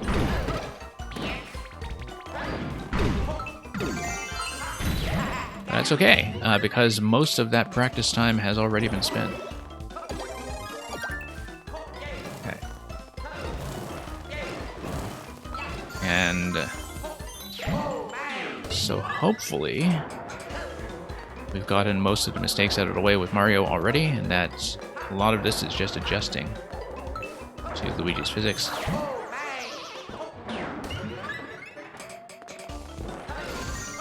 And there we go.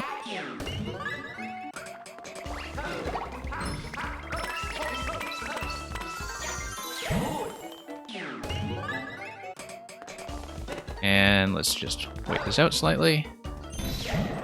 Yeah, nice that I have already developed a lot of those methods through a bit of trial and error and a lot of mistakes previously.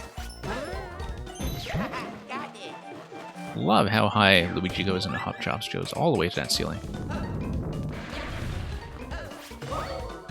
And even speed your way through segments like that.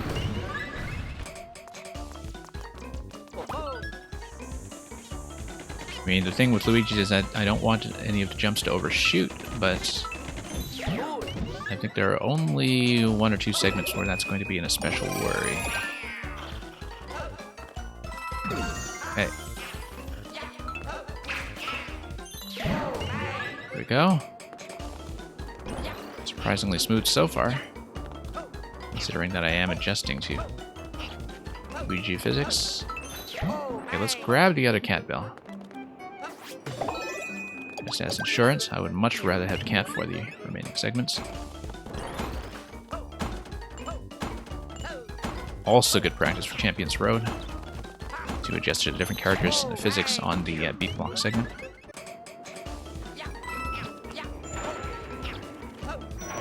Okay. Here we go.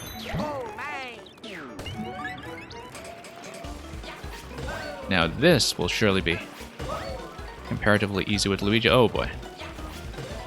Don't tell me that I'm going to lose to something comparatively easy.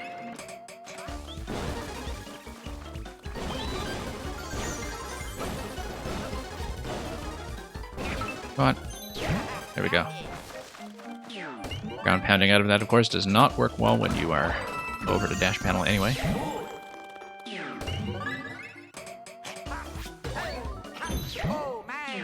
Okay.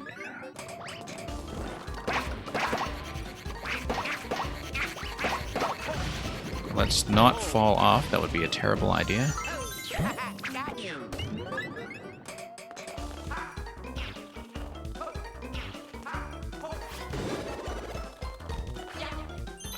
Well, glad all that practice as Mario seems to have paid off for most of these segments. Anyway, okay, this one is one where I'm a little worried about overshooting. Yeah, okay.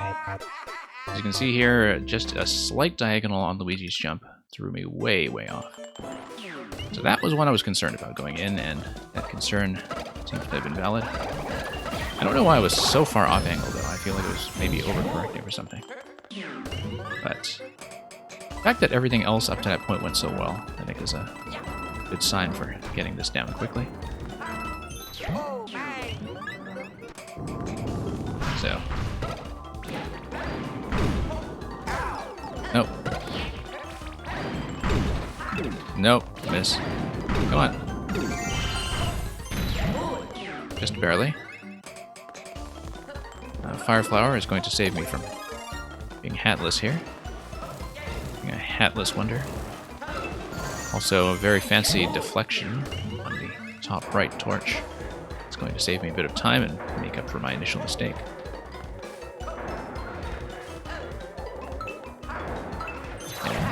Absolutely love Luigi's physics in this game, though. Whereas in Galaxy, he's just the slippery one who jumps slightly higher. Here, the height on his jump arc is actually absolutely remarkable. and a real treat to have for navigating a lot of this level design. Oh, okay, that's a miss. I'm going to have to avoid some of those diagonal mistakes here. That was unexpected. But yeah, same kind of diagonal throwing me off kilter is what got me on the first Luigi attempt. I think maybe I'm just making a subtle adjustment to my controller positioning that I should not be doing. Just have to have a very good sense of what is straight at all times. Now, one thing that, of course, the control sticks on Switch are lacking is some kind of octagonal gate that is surrounding the stick. That's something I miss very much about the way that control sticks were designed for some older systems, like the GameCube, for instance. And definitely the Wii as well. I think the Wii sticks were also... actually, no, I don't remember if that's the case, because I know I had some stick aiming issues with the Wii as well. But definitely that was the case with the GameCube, that you would have the octagonal gate around the sticks. And it would have been very helpful for a game like this one. Simply because very often you do want to go along a very specific direction. There was some talk earlier about whether the item boxes were in the original game. I feel like they definitely weren't, and one of the reasons is because I think... I can't remember if this was designed to be playable on D-pad, but I think it was, because the idea was that you could play with the Wiimote in the sort of sideways NES style. Maybe. No, I may be wrong. I might be confusing with something else. But obviously, the way it was originally built, it was also built to accommodate co-op with the Wii controllers, because, you know, Nintendo had this ambition, all kinds of ambitions for the Wii U to be absorbing people's existing Wii hardware. You know, to ride the popularity of the Wii as a system, and a lot of that did not pan out. Oh, just missed a second cat. That might be a problem later on. That's actually going to be a problem right now. Straight up miss.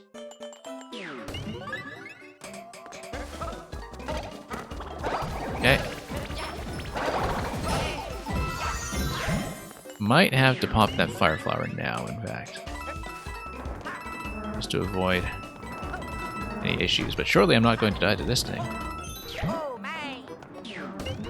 Famous last words. Okay. Here we go. Nope. Nope. Okay. That first attempt with Luigi was still by far the best. I have not gotten anywhere close to that since.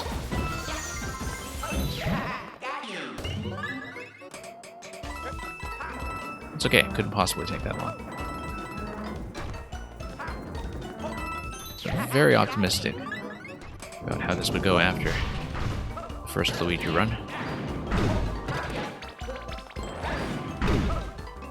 But it's quite possible to taste victory a little too early and just get sloppy from there. And that is something we must be wise enough to be vigilant for and ultimately avoid. Pop that there. Oh, whoops. Losing fire here is okay. We're going to get the cat pretty soon.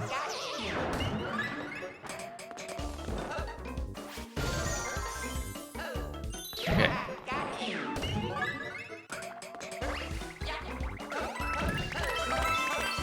Very convenient of all the mini Goombas to just be piling up underneath. Okay, that's back to feeling easy for once.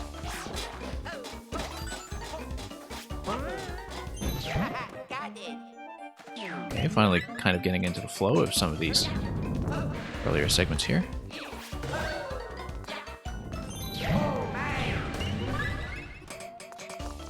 And let's put on some skates.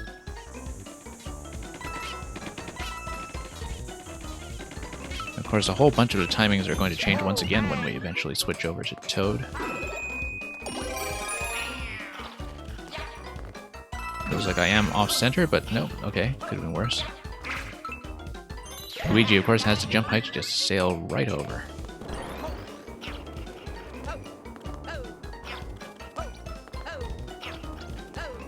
Okay, going to get the spare cat this time if I can.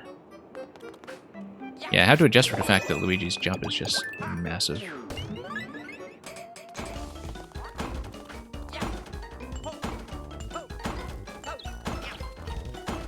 Okay. Better.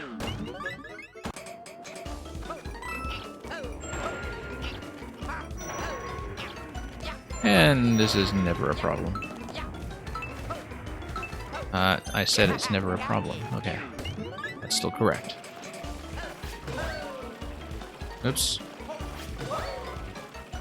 Maybe I should not be risking this method. It does work pretty reliably, I just would like to get that on the first try much more often than I'm doing.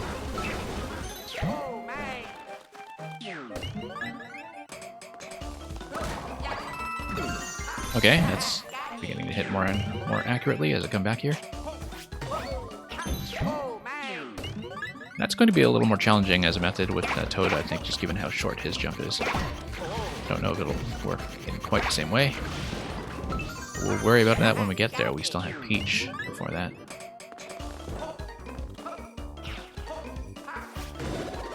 Okay. Everything's fine here. Alright, this was a trouble spot earlier. So yeah, I just needed to make sure I was absolutely straight with my jump. Oh boy. Nope. Okay, I was totally just misaligned in this series of jumps, and that was a disaster. No, I just missed a high bounce on the first jump, and from there it was just total catastrophe. It's not a hard segment as long as you do... I mean, each of the jumps themselves are fairly easy. It's just that you have to stay focused and not mess up in trivial ways. I feel like the Piranha Creepers are definitely one of the harder segments, though, having seen the whole thing already.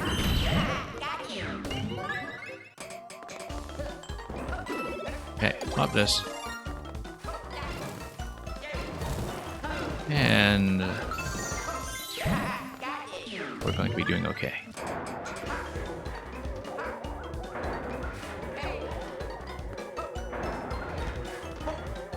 And pop around here.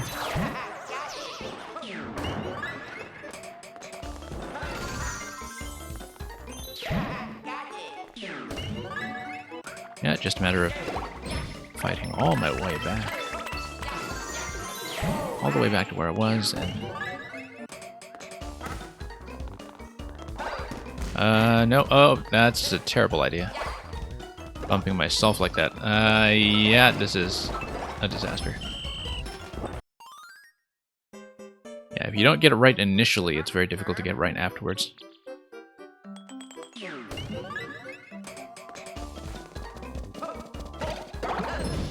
Okay.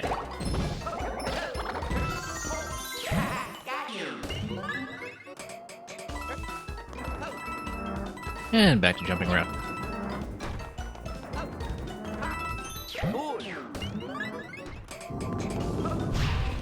Pop these guys. Nope. Come on.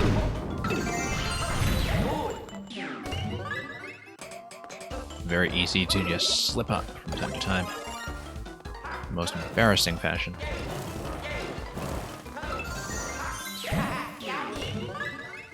Away, back we go.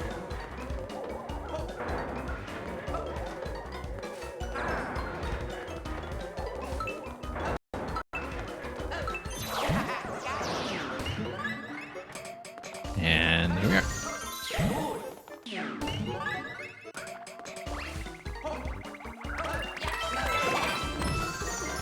Really do have to remember to use the Fire Flower more often against a big Goomba if I feel like I'm a bit off-center.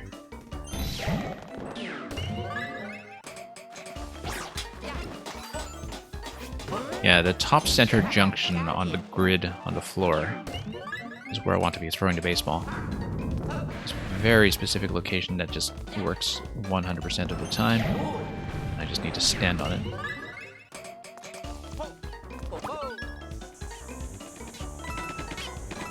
Okay, we'll just ride this all the way down. No need to mess around with jumping or anything. This is entirely a centering test.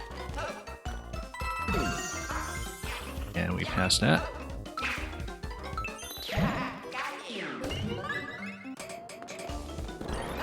This one is never too troublesome. It's basically a free cat bell if you don't completely mess up.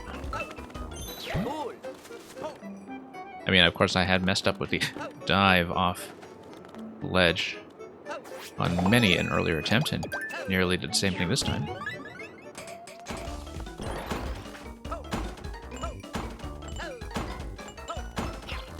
Okay, up we go.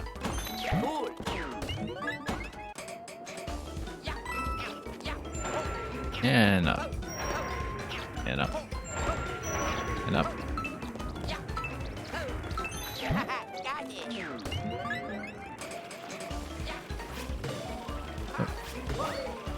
There we go. Second try that time. I feel like that method will not work with Toad. But once again, no need to think so far ahead just yet when I'm still trying to do the supposedly easy stuff. Okay.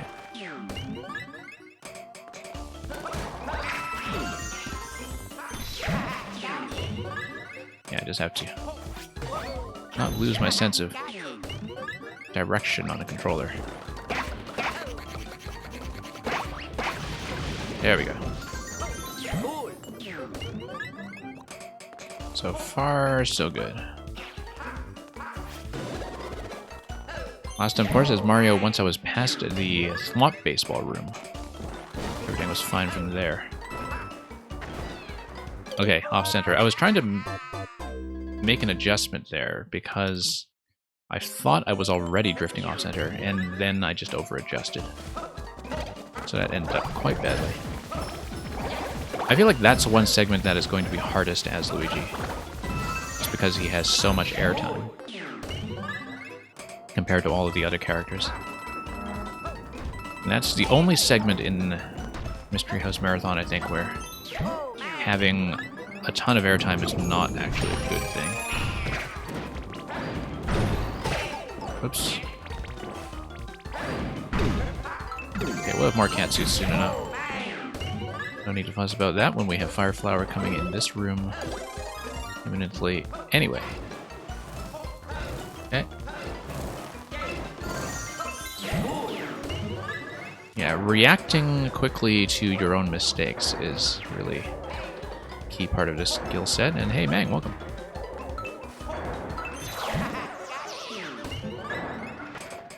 And here we are.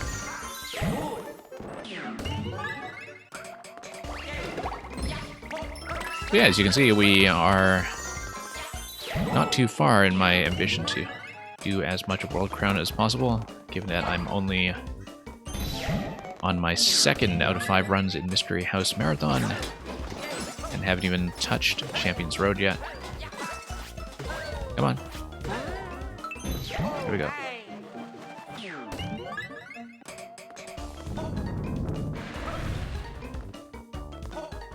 It's okay, all of this is quite doable, it's just that there is so much room for mistakes.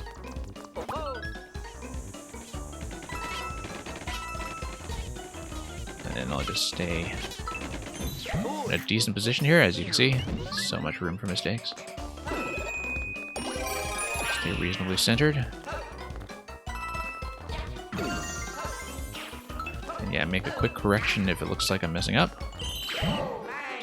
Just in time.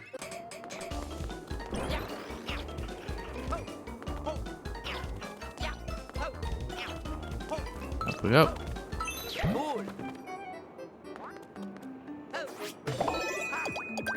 Okay, Spare cat bell is going to be useful here.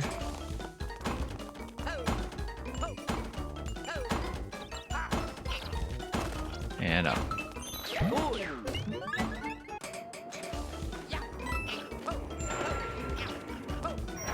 And we'll slowly work all the way up.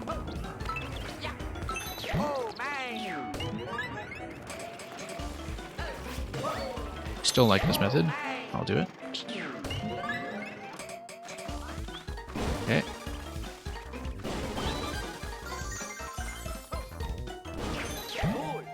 Okay, got that somewhat more accurately for once.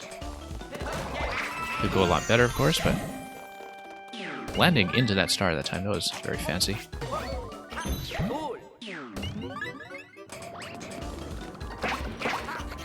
Okay. That seems to be a consistent method now in terms of how to get them both in the corner.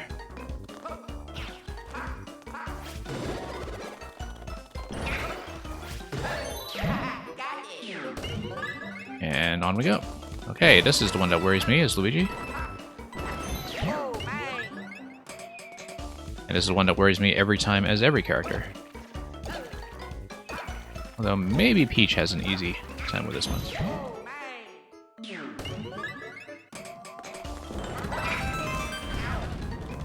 Okay, this is going to be a problem.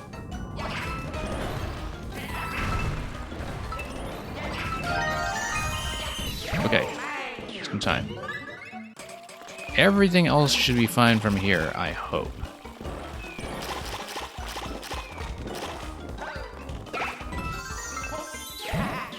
Given that I one-shot the rest of this as Mario.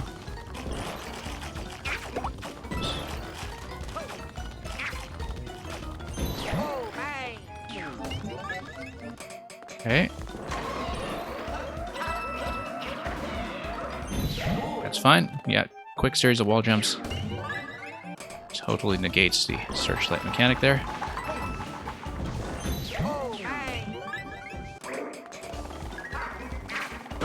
Okay, and that's Boom Boom just phase 3. That's straight into the invisible phase, so as long as I hit him accurately the first time, that is no problem.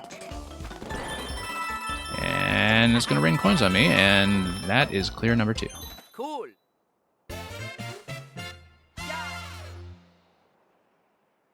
Well, that went a lot better than it did for Mario, and indeed, it's a new high score.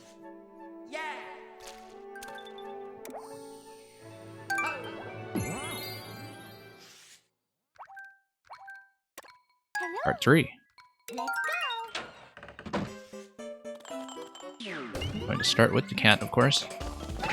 That's going to simplify things somewhat. But then we'll see. Actually, starting as the cat will negate Rosalina's natural advantage in some ways. When we get to her. Seems like whenever I complete this, I'll pretty much always be finishing as the cat, so. Uno mas. I think this is about 30 of those.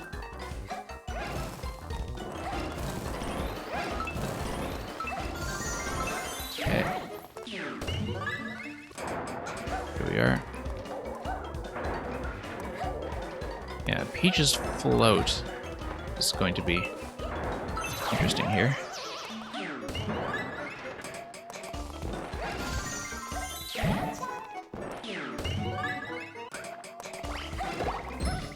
Okay, looking much more likely anyway that I'll actually get to Champions Road today, depending on how many adjustments I have to make for the remaining characters. As we have some of the problems sorted out. Through lots of crashing against Mario. And who knows, maybe Champions Road itself will kind of go like that, where, you know, you have the most trouble with the first character while you relearn everything. And while you do need to make some character-specific adjustments, for things like the beat block segment especially, for the most part, having that practice is going to carry forward from one character to the next.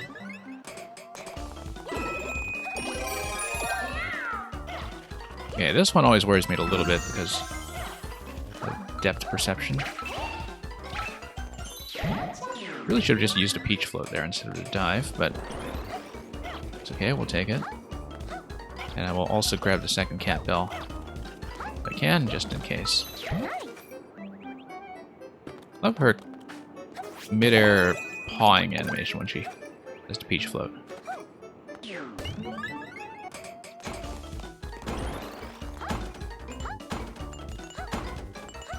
Okay. As long as I don't jump under that wall, that tends to work out fairly well.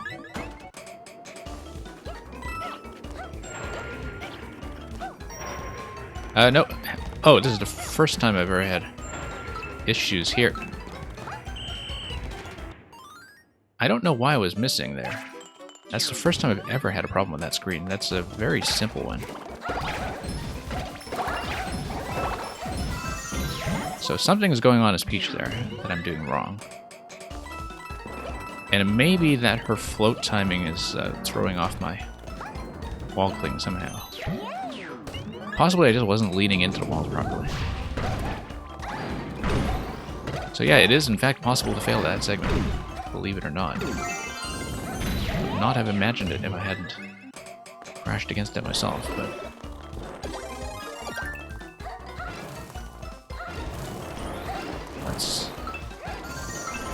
Let's not get too complacent here as we go back. Try to do as much of this as I can.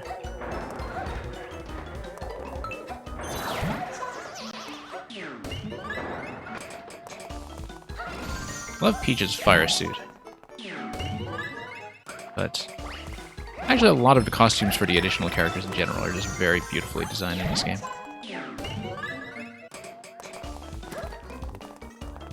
Like how Rosalina gets to be the black cat. Also just the Tanuki outfits as well, which... In Peach's case, I'd forgotten was actually kind of introduced in 3D Land. You do get to see Tanuki Peach by the end of that game.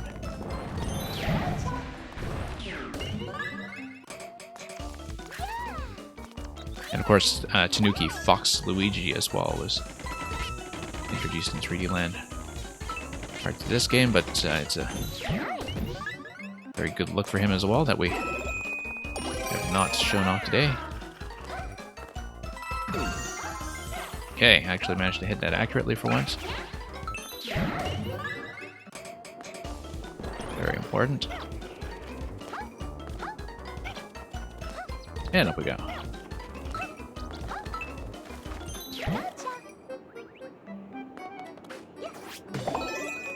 Okay, grab the other bell.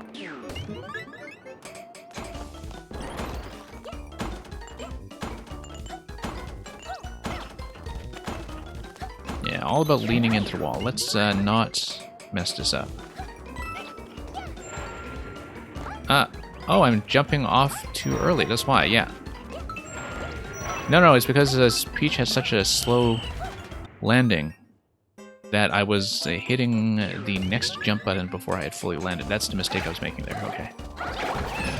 Because even when you don't hold down jump, Peach actually, I think, has a bit of a different landing there than the other characters.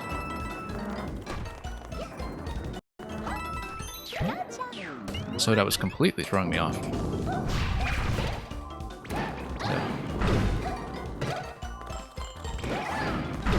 It's okay, we know the problem now, and I should be able to fix it, having gone back there consistently up to this point.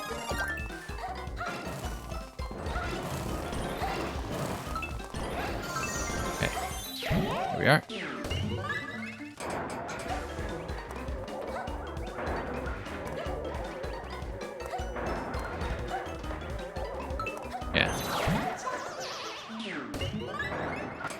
Not too troublesome, I think, to do this 5 times. Given that most of the burden of learning or relearning it is going to be with the first character.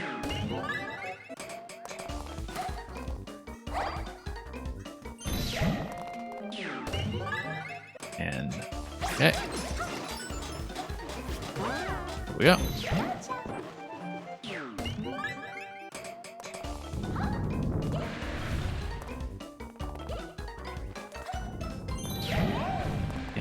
Just need to take that.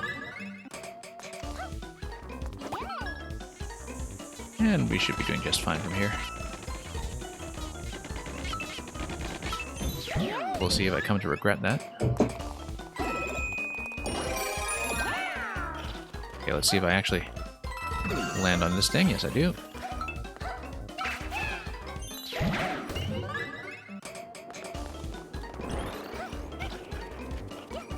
So, yeah, really do have to make sure I don't die to the peach float.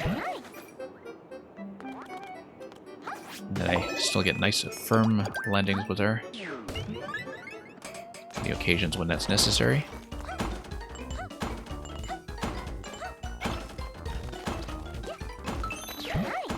Like this one right here. Okay, nice firm landings. There we go. No, what did I say? Wow. Cannot believe that's a roadblock for Peach.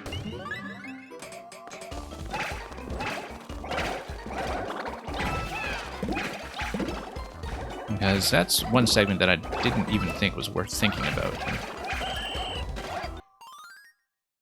Same with this one here, for that matter. Okay. There we go. Now we're paying attention.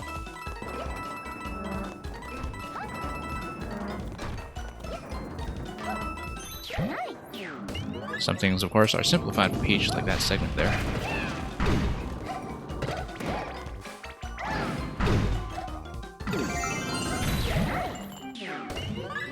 Okay, up we go.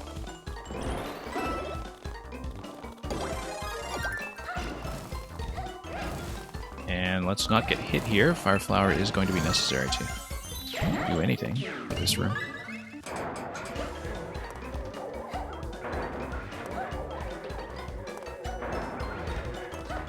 This one's not too bad.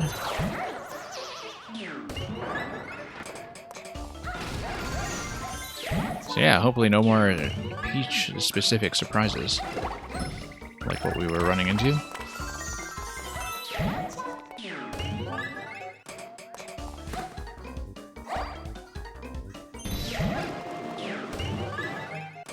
Okay. This one's made much easier as Peach. If you are in fact off-center and need an adjustment.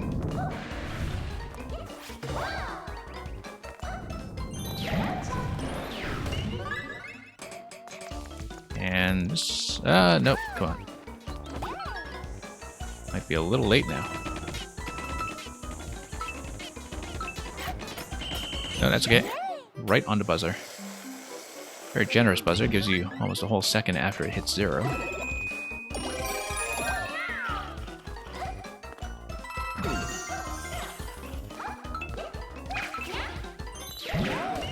And here we are.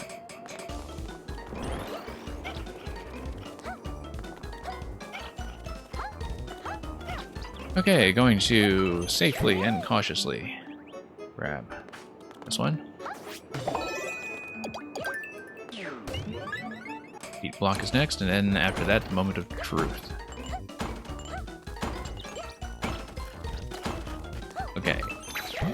What's this? More cat bells, okay. Right, because of multiplayer. We do want lots of replenishment. Letting up on the dash button, by the way, actually helps here as well. Except, of course, now I'm too slow. Wow, that's a surprising problem as Peach. That's been the obstacle every time. Okay. Apart from that one reset I had on the very first room. Okay, so I do need to continue dashing into that, just for speed, but...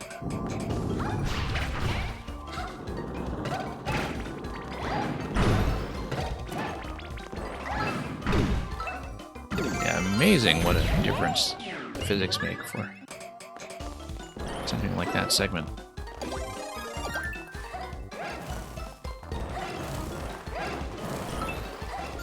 But we'll see what else will catch me by surprise with any of the remaining characters.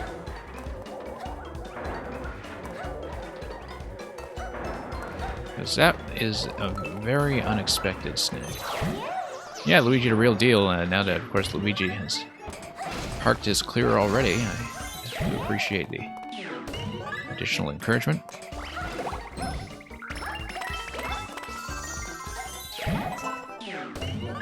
But back we go.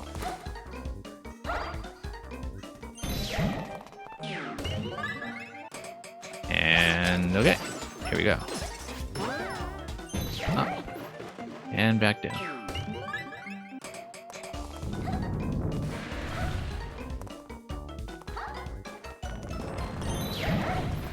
What is this? About, well, a cap of 10 seconds room over about 30 rooms. In terms of in-game seconds, that would be, well, 300. Doesn't quite map to real-world seconds or real-world time, of course. I don't have a good sense of perception for how long the Mystery House Marathon actually takes. It doesn't actually feel that long. I find that I burn time with stuff like this very quickly, simply because the time consumption of some of the repeated attempts just kind of disappears into the background for me.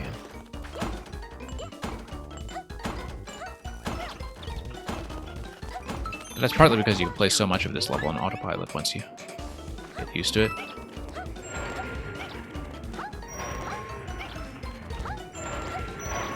Okay, so this was the adjustment I was making in this room, was that I was letting up on the stick. And, okay, no, we're not doing this method. No. We are doing this method. No, we're not. She can't make it. I should be going up the left side with the cat climb. Okay, so what worked for Mario and Luigi there does not work for Peach. She doesn't quite get up to the position I want. I think it's probably doable that way with Peach, but that it is just a little out of reach for me to hit without having a very precise jumping off point, so I should not bother trying it. Particularly because I'll have to learn it the harder way with Toad anyway. And because Toad's jump height, I would imagine, definitely runs into problems there.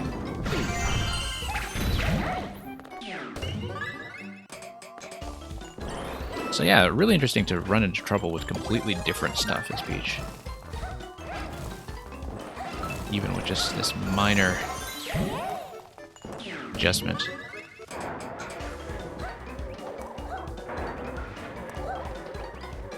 Oh wow, double spam bot attack. Glad we managed to catch that. Okay.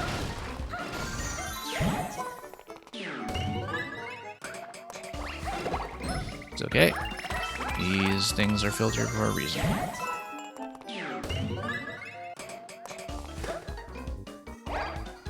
Now let's get back to dumping the baseball in the correct location. The Mario baseball.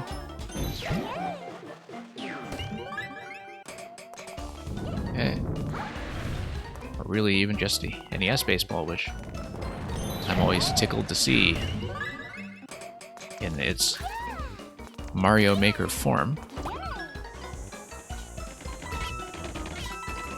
Because as anybody who has ever seen me play Super Worlds know, I just can't stop commenting on how they brought back a lot of the original baseball sound effects from 1985 into the Mario Maker bonus rooms.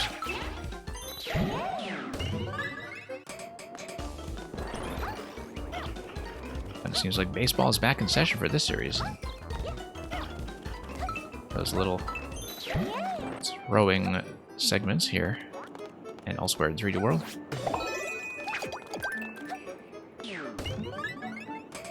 Okay. I've been using a lot of the default camera positions, partly for the sake of consistency. I just don't want to mess with anything.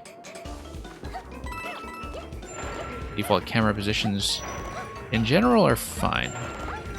So yeah, I'm letting up on a stick with every landing. That's the adjustment that is ensuring that I don't undershoot. Okay, Okay, catsuit climb to the left side. That's the way to do it. Dodge the fuzzies entirely. So it's kind of against the grain when it comes to the rotation of the climbable surface. But it's much easier to kind of climb with the fuzzy direction. Feels much safer.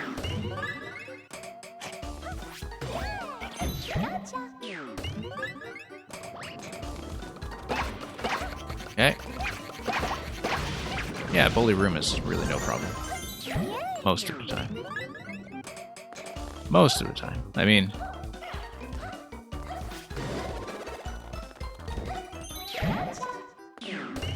we've been having enough unexpected trouble with certain segments as Peach that I am now a little wary of unexpected trouble with anything that may come later with Toad or Rosie.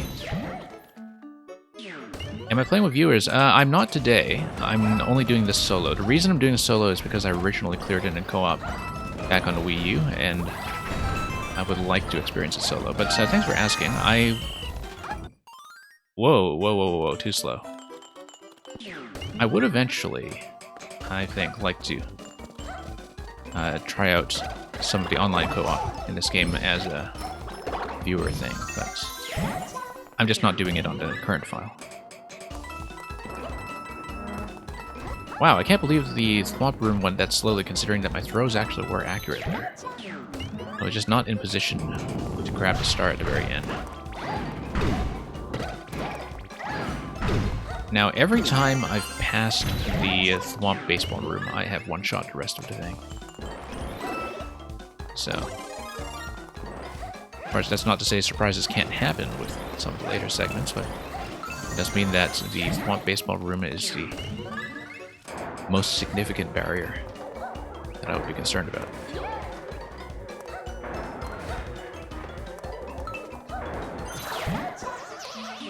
Okay, back we go.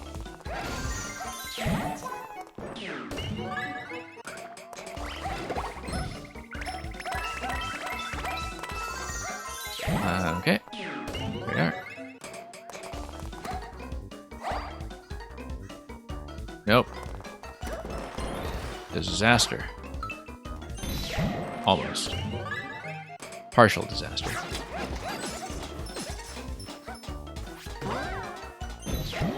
Salvageable that time, at least. Could have gone a lot worse. It's funny that I am kind of farming a modest number of one-ups just with all the coin collection that goes on. And the fact that I'm mostly losing timeouts rather than actual death. Not that, you know, a dozen lives here or there would make that much of a difference to Champions Road once I go on it. Because with a level like that, you've got it or you don't.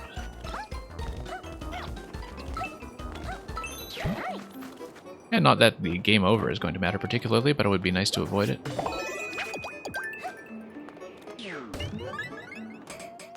I have a relatively low bank of lives in this game, partly from just a lot of experimentation, partly because I never bothered to do anything like the one-up trick.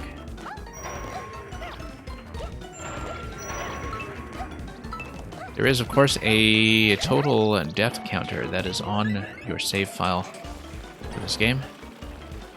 So, it'll be interesting. It is a death counter that persists through game over as well, so it'll be interesting to see just how many deaths I take on Champions Road. We'll have a precise statistic for that. Not just because I'm streaming the whole thing. Okay, this is a concern. This is a concern. Nope, we got it. You're a bit new to this 3D world and can't figure out how to long jump. Let me grab the star and then I'll show you. You crouch with the trigger and then you jump in the middle of the crouching animation. Don't know if you come from a Mario Maker background, but Mario Maker I think is a bit different. Or... yeah. Yeah, because Mario Maker uses the directional inputs.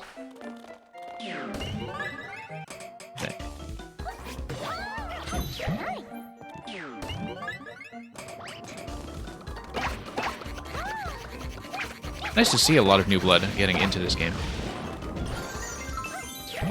Just a lot of new players coming in with the Switch version, which is great because I played this originally on co-op on a Wii U, as I've been saying, and I was singing this game's praises for quite a while before it was really fashionable. You know, back when we were still in the middle of a lot of people going, oh, but when are we going to get a true 3D Mario, if they're more into the open exploration format of Sunshine or Odyssey. I want the cat bell.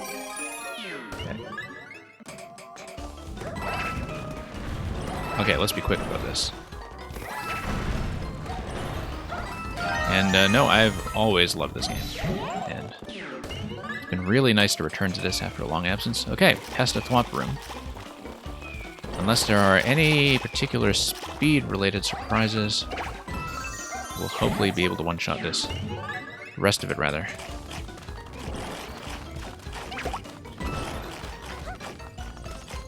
Like I have every time.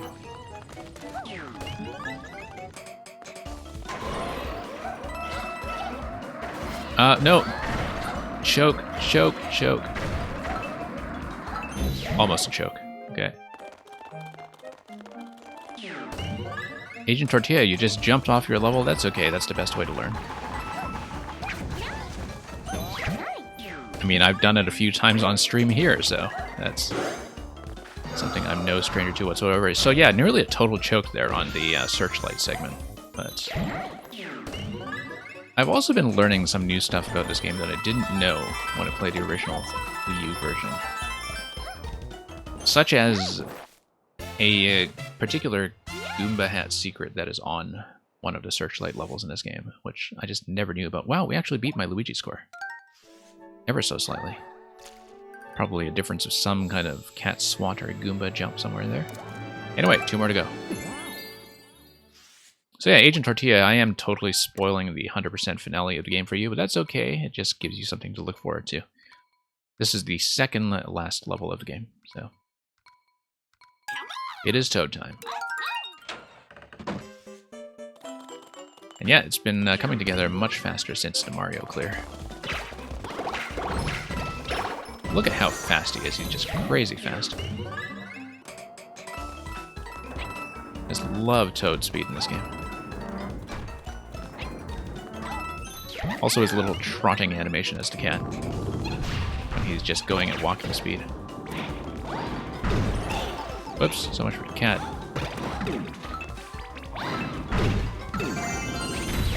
Okay, that could have gone very badly, but Fire Flower is next anyway, so that will keep me steady until the cat suit comes back. Until the cat comes back the very next day.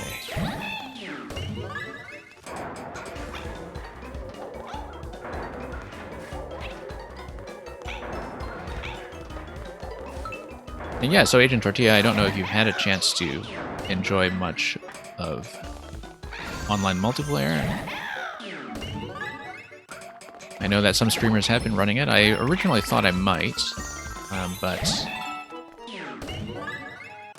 I was kind of playing this on a very scattershot basis anyway. So I did stream Bowser's Fury, but on this save file I was kind of chipping at it between games over the course of several weeks.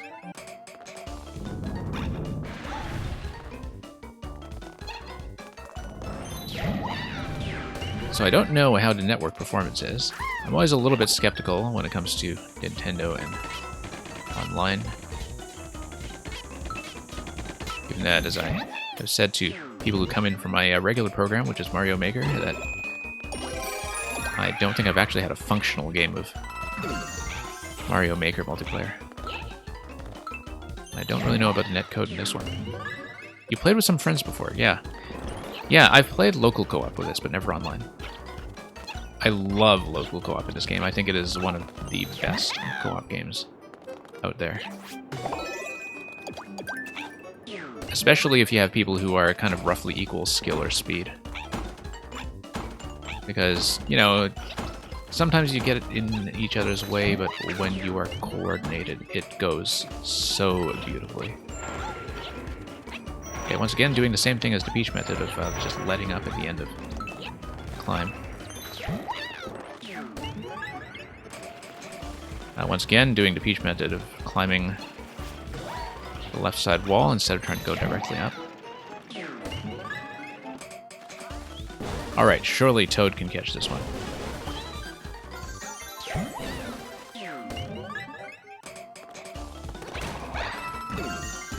Okay. Doing okay.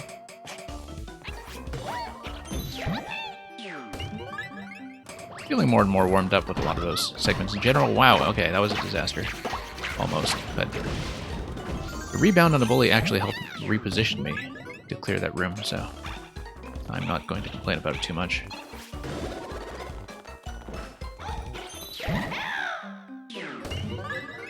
Yeah.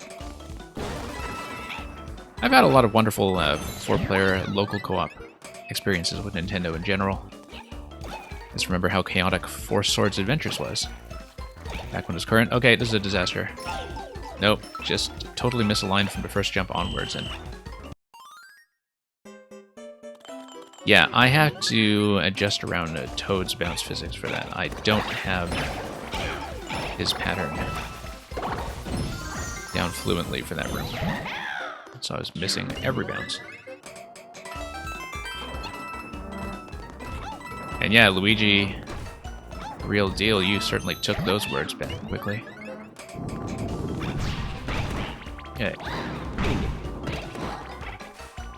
That was a pretty good run as Toad, though. I'm quite happy with that.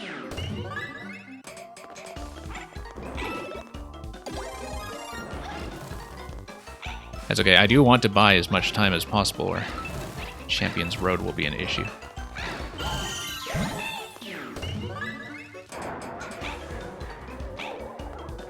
Yeah. Like I said, I had no idea going into this stream just how much of the finale I would be able to see in one sitting. I feel like at this point that definitely clearing the Mystery House with all 5 characters is within reach. One clear of Champions Road might be within reach. I think doing all 5 is something that will take multiple streams. And how many, we'll have to find out.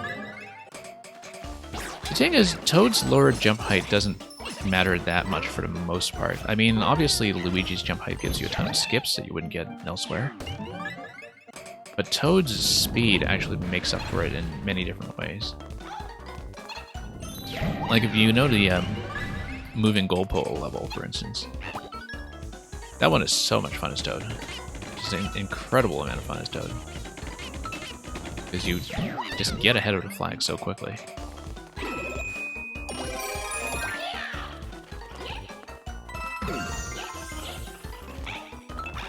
Okay. And sometimes the short bounce is actually something that can work to your advantage if you were doing segments that really need a crisp platform timing. Where sometimes you just want to land quickly, right? Like if you spend too much time in the air, and that can throw off the way you're mentally timing something every now and then.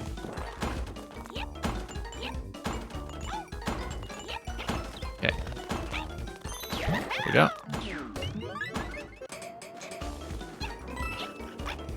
And yeah, that's the thing, Electro that I've always loved about Champions Road, is that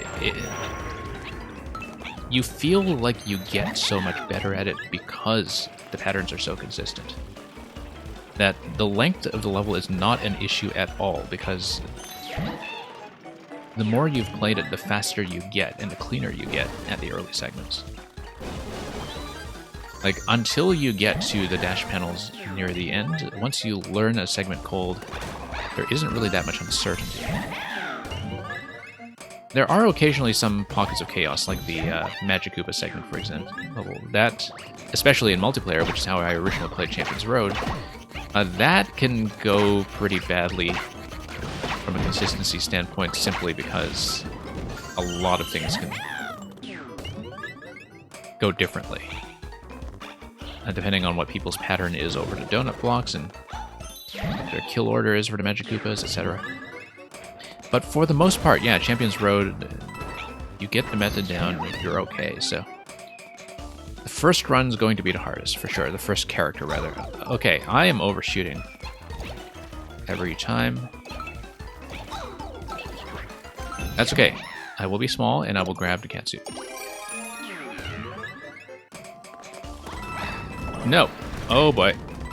Okay, disaster.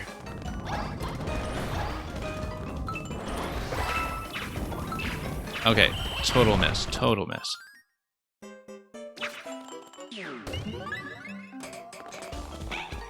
I don't turn into gold. You do with a certain catsuit in this game. But...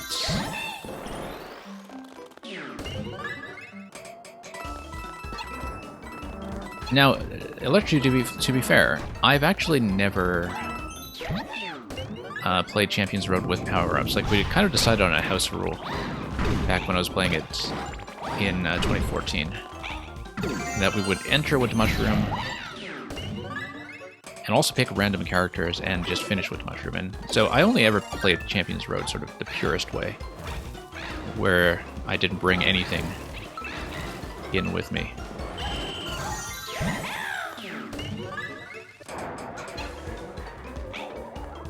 And I imagine I'll be doing the same here. Obviously, we'll have the cat carry over from this level, or at least first run. But catsuit's not going to be that helpful for Champions Road, though, given that there are very few segments where it's really that relevant.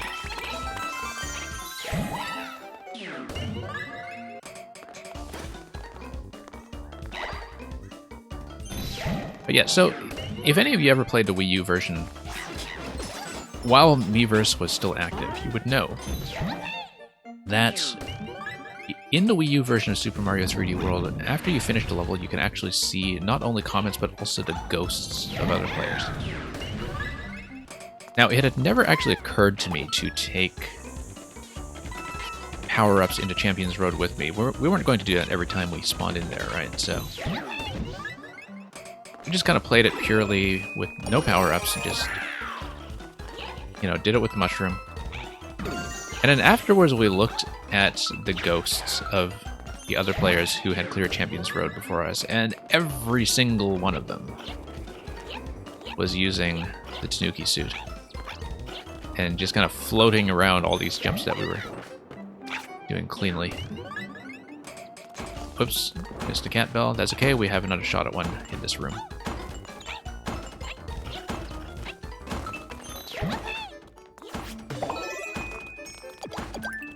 Easier one to get, in fact.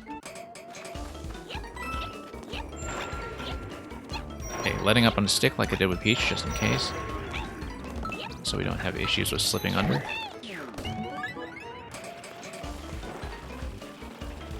And up we go. Another thing, Agent Tortilla, you can't understand is how to jump off enemies. You hold jump going into a landing if you want to high bounce off enemies. I tend to make a very poor showing of it in this level when it comes to the Piranha Creepers.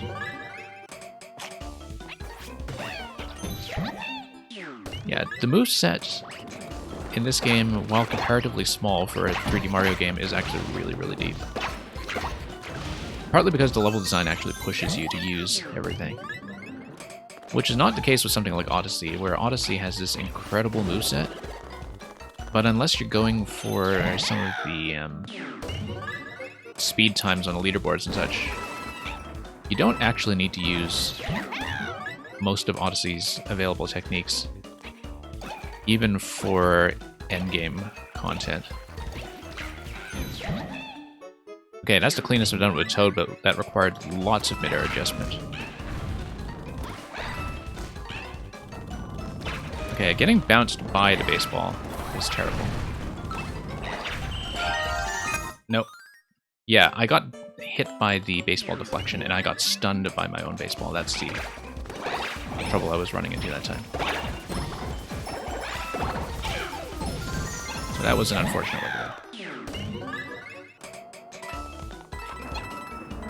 But yeah, Electro Dude, I know you're talking about the dash panel segment. The dash panel segment, of course, is, by its very nature, the one I have the least practice on, the least knowledge of. Because, of course, once you pass it once, you're probably not going to die on the thank you screen. I say that, of course, when I did in fact die to the thank you screen in 3D Land, actually. Because 3D Land has the thank you message unfold in all of these panels, where you're supposed to just ride a moving platform from left to right and just watch the message. I didn't know that. I thought you were actually supposed to jump on top of the tiles that said thank you, and so... My first time reaching the end of 3D Land's 8- crown, special 8 crown, I died on a thank you screen. My second time reaching the end of special 8 crown, I did it the same way and I actually passed it. And then afterwards, I found out from watching somebody else's clear on video that the whole time there was just an easy way to go left or right and have the level say thank you. Champions Road, I remember that's not actually a problem because Champions Road, I think the thank you message is a clear pipe. So, can't mess that up too much. Actually, no. Now that I think about it, I think because I was doing Champions Road in co-op, I think I actually did die on the thank you screen as well. Because I did something wrong on the pipe and went off camera, but it didn't kill the run because it was in co-op, and so I just bubbled out, and my co-op partner was able to stay alive through the thank you message and get me back on screen for the final clear. But now that I think about it, I think I actually did die.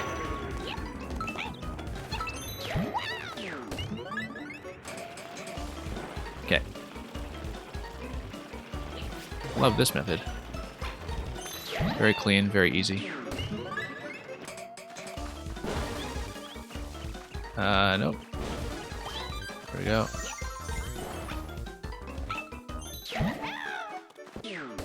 Yeah, dash panels are going to be the end of me. Also, I totally forgot to get the second cat on either of the opportunities that were presented to me. So yeah. I feel like Piranha Creeper is actually the segment I'm most worried about, even though I'm dying up to the swamp segment. Because doing the Piranha Creeper segment as Toad, even when I did it successfully last time, felt surprisingly technical. In terms of adjusting my mid-air jump position. Anyway, here we go.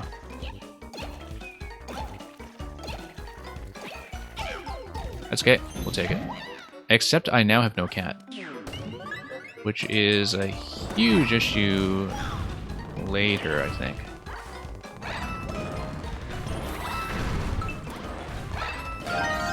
This is my first time here with no cat, in fact.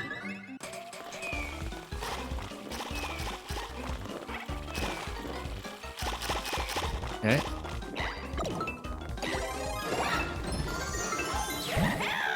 Might as well switch to the flower to get that done. Okay, not too much of an issue without the cat so far. I thought there was something here that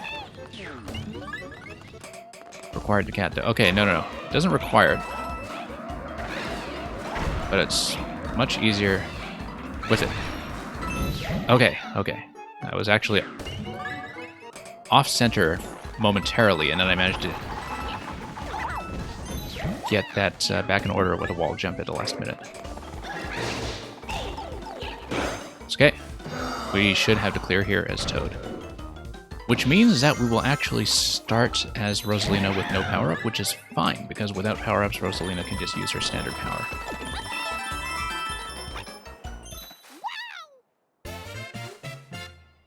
Okay, let's clear number 4. Hey, Natcat, welcome.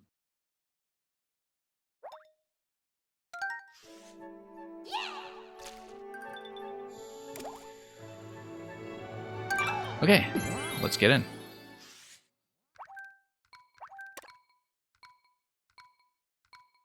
I'm ready. Let's go.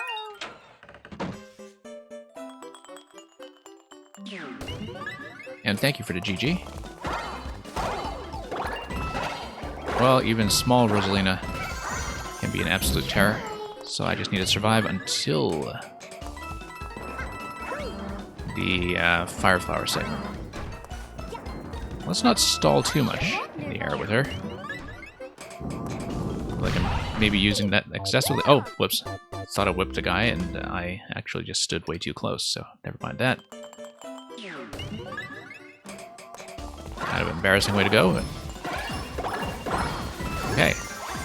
That was stylish. And reasonably successful.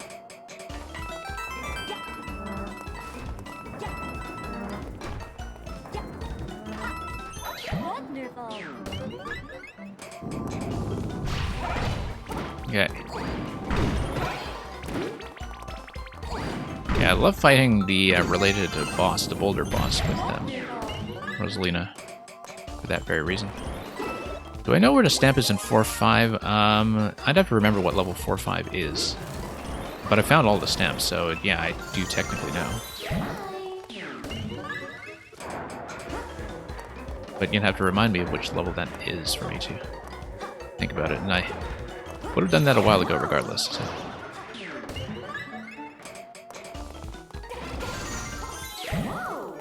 Here we are.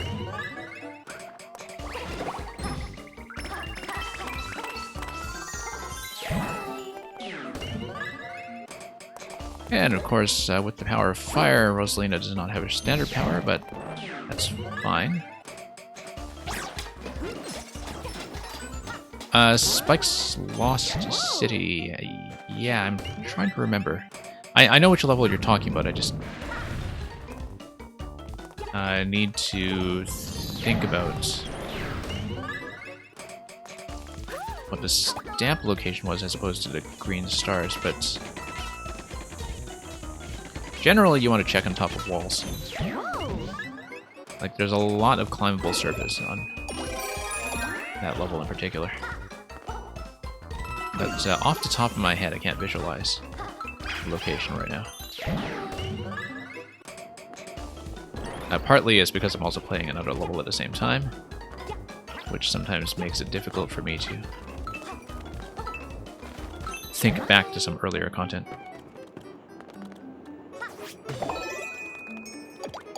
Okay. Double cat suit, that's fine.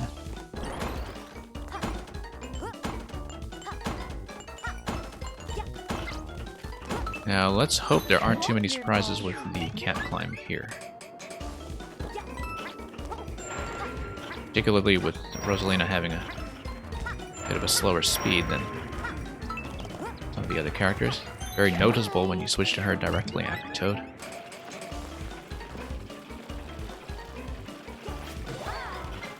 And there we go. Yeah, I don't like doing the climb for that segment. Like the climb that takes you around in a circle, because I find that I tend to mess up the dismount. So, up we go.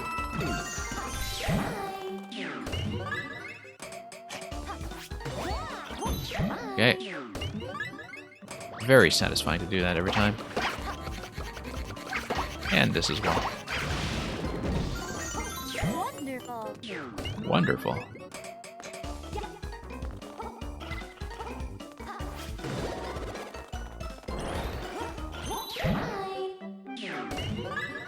And down we go.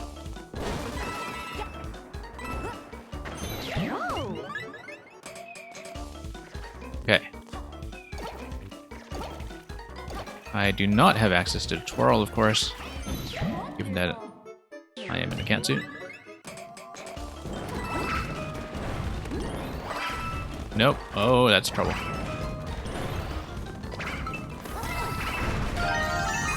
Oh, no, I got stunned. I was okay until the baseball deflection stunned me. And I think that has consistently been the hardest one. That and the Piranha Creepers. Like, they really do make or break an entire run. Just those two rooms alone.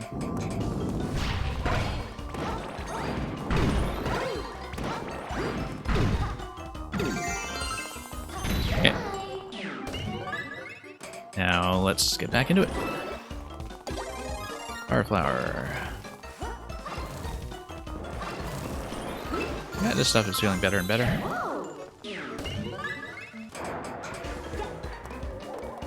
And jump. Jump.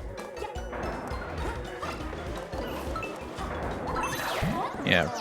Just by virtue of her standard baked-in power, Rosalina is the one character who actually, in some circumstances, feels less powerful from having power up. Because, of course, she just loses her traversal ability.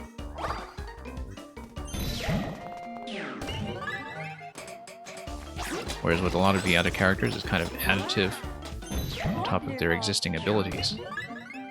Particularly for Luigi and Peach.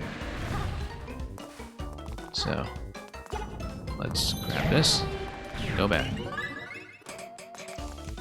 Yeah, let's go skating.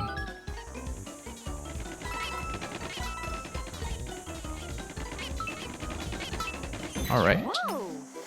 And we'll just swirl around here until I get out. Cursor has appeared because, of course, has instinctively reached for what in Mario Maker is the dismount button. Oh, almost thought that I would have to twirl there. That's of course a classic Mario Maker mistake as well, thinking that you have to twirl when you are wearing the cat suit. You're doing the cat dive instead, although of course the cat dive is assigned to a totally different button in this game.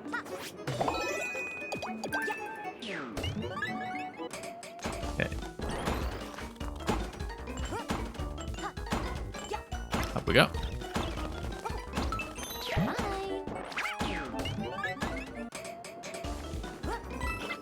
And letting up on a stick is going to be the method. Yeah, pretty close to the timer here, whereas Toad is several seconds ahead of that.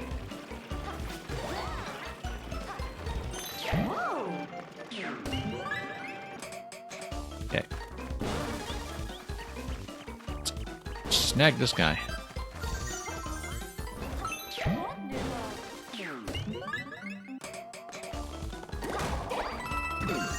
And things are looking decent so far, but let's not speak too soon with some of the hardest content yet to come.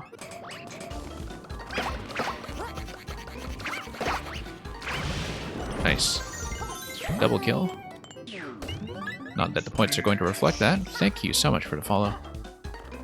So yeah, Agent Tortilla, this is mostly a Mario Maker stream, but I've been meaning to do this finale cleanup in 3D World for quite a few weeks now, and I've just been putting it off, and so it's nice to finally get back into it.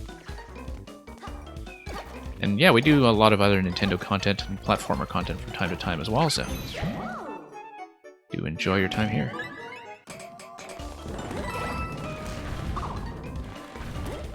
Okay.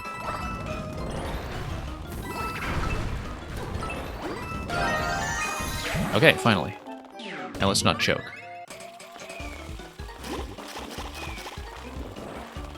The only task from here is not to choke. Drop and swat. And okay.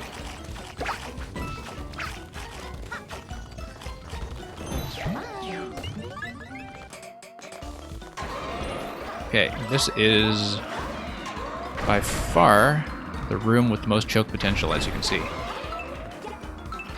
Nope.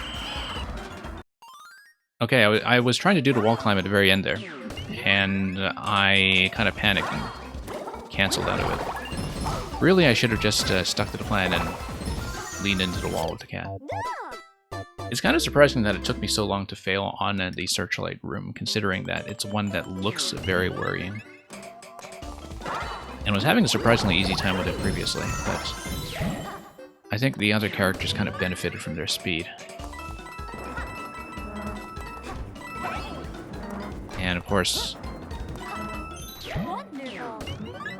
Rosalina is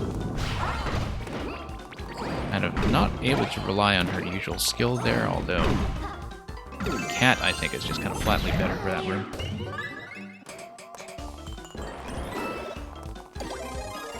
So yeah, that's the one and only time that we have failed past Swamp Baseball Room.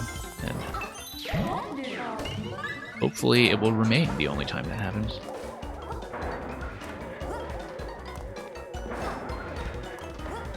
Okay. Back we go.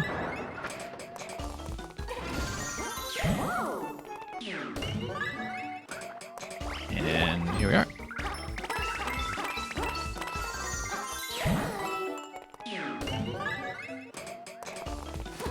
So yeah. Doing okay. Doing okay.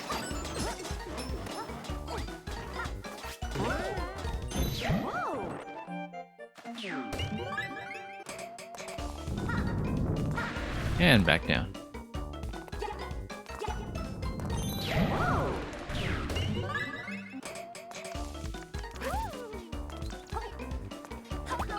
Okay, that was a bit too much stalling. I think I may have some time trouble here. Just barely made it, though. Oh, barely making it across the finish line is still fine, especially because there is no total time that is calculated here. Just raw high score.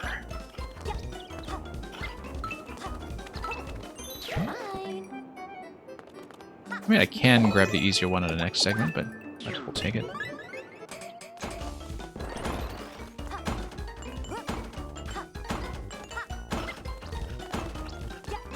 Okay, here we are. Once again, let's not die to anything unexpected here. Yeah, very clear to me now what was happening as Peach was that I was accidentally sneaking under the next platform. Just from leaning too hard into it.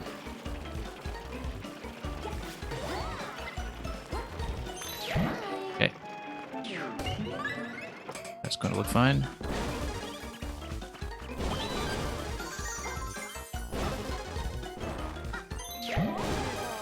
The nice thing about learning things in platformers that give you a great sense of consistency is that that consistency actually does stick around after a long time off. And I discovered that when I went back to Tropical Freeze, in fact. Because Tropical Freeze is another game that I played on both Wii U and Switch. And that a lot of the content that took me the longest to learn on Wii U came back pretty much instantly, even after about 4 years off.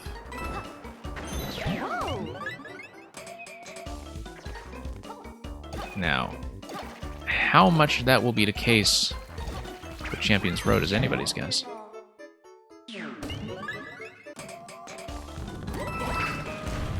Yeah, that deflection on the baseball is absolute murder. Oh no. Okay, I just completely missed. I was trying to grab it, and I think I just did a single swat in the bomb that didn't get into position.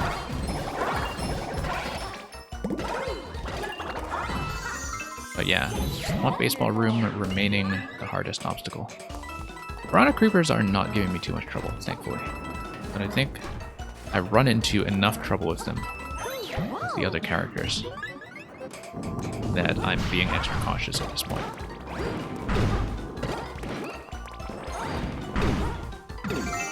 So, grab that.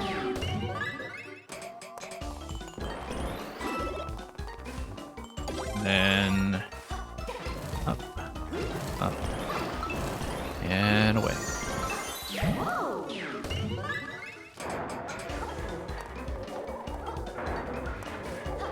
Jump, jump, jump.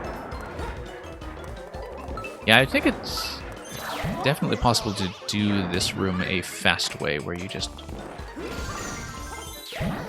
go in the direction that's opposite of rotation and just go quickly, but I'd rather do it a reliable way, just given the consistency-based nature of the Mystery House Marathon.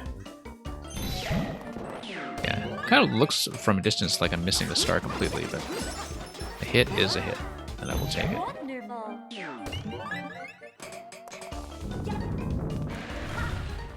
Okay.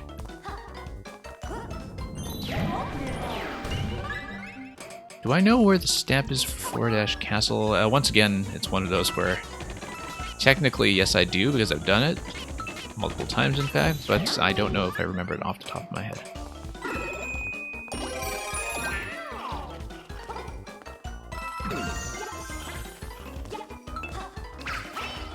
Okay.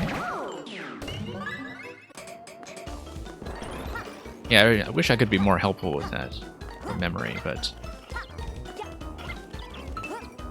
sometimes I kind of have to look at the level visually to really have a clear picture of secrets placement.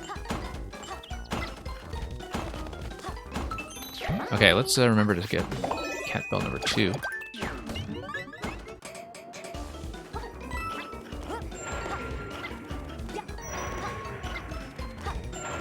So yeah, when we get to the Thwomp baseball room, the adjustment I'll have to make is to throw the baseball but not get hit by my own rebound, which I don't remember being such a problem with the other characters. But then with the other characters, I was occasionally just completely missing the baseball anyway, and so it's not like I was throwing it head-on all that often.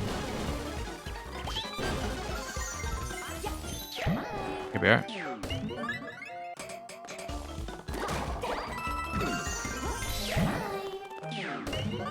Was that King Cthulhu or Castle? I'm trying to remember if that's the case. The boss order is kind of a blur to me at this stage. Especially after playing the boss Blitz. That is at the end of World Flower. Because there are a bunch of the boss fights, like a Histocrat, for instance, that are in these separate B levels, right? Like that's the case with both Motley Boss Blob and Histocrat. Is that they kind of appear in their own zones. But yeah, I believe that King Cthulhu is definitely a castle boss.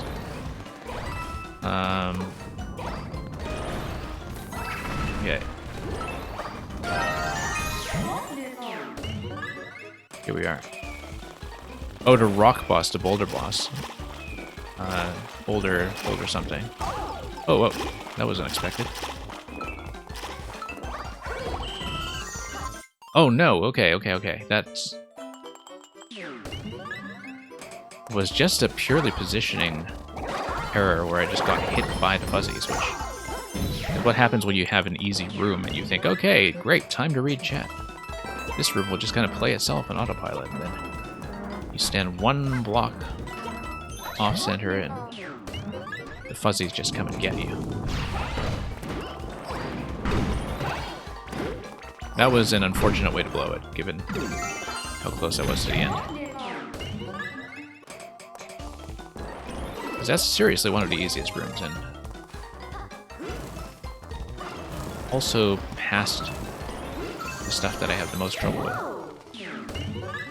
That's before the Searchlight, of course, and the Searchlight is the one that I'm most worried about at the end, in the last block of 5 or so.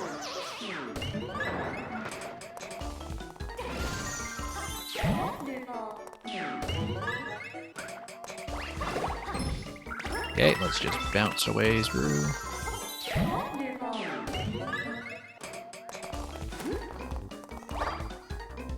Is that going to be a hit? No, it's going to be a total miss. That's going to be a miss. Alright, something was inconsistent about my position there that time.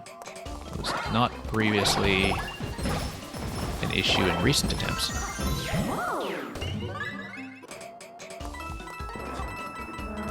So, that's going to take a bit of a revision.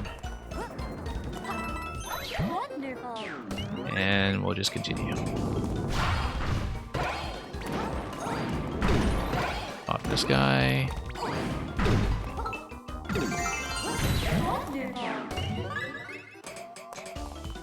Okay. Here we are.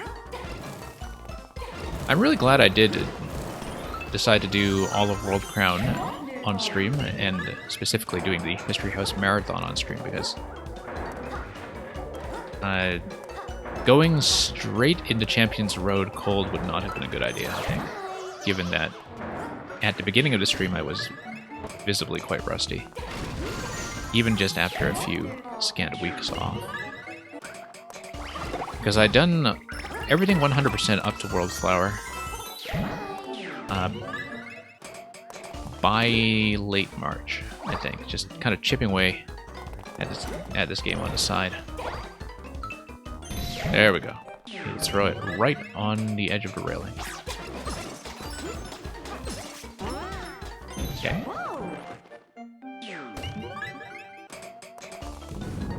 Yeah, hope the two of you get that secrets hunting sorted out.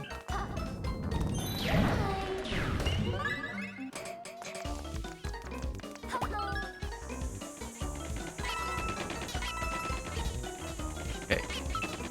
Bit of a tight fit there, but did manage to survive in the end. Now this room, we need to stay reasonably centered.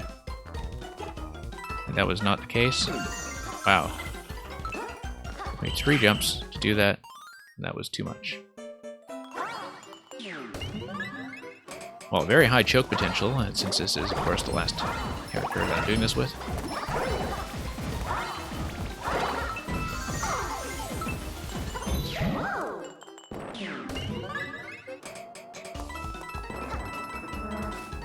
Can't stop thinking about that Lecter Shell Thieves level that we showed off at about 2 weeks ago, I think. 2 or 3 weeks ago, yeah. Oh, bad idea, bad idea. No, this is gonna be a loss.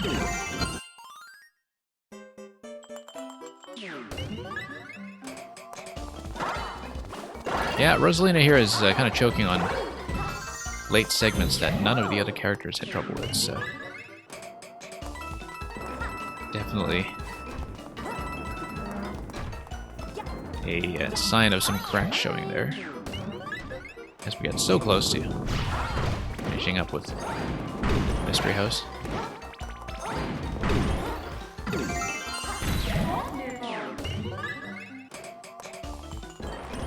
And yeah, I remember, so back when I was clearing Champions Road the first time, my co-op partner and I were basically always picking all random.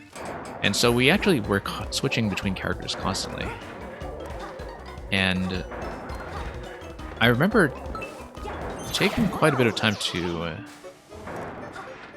well, over the many attempts that we put in, understand what the different character patterns would be for segments in Champions Road where the differences would actually matter, most notoriously the whole beat block section, where the jump heights and also some of the special abilities, like the ones from Rosalina and Peach, actually make an enormous difference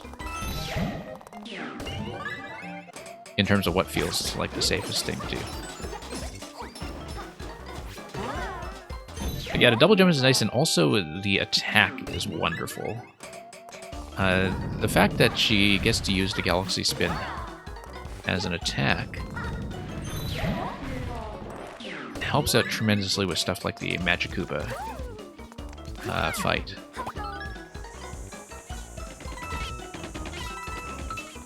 Like, it really simplifies the Magikubas, in fact.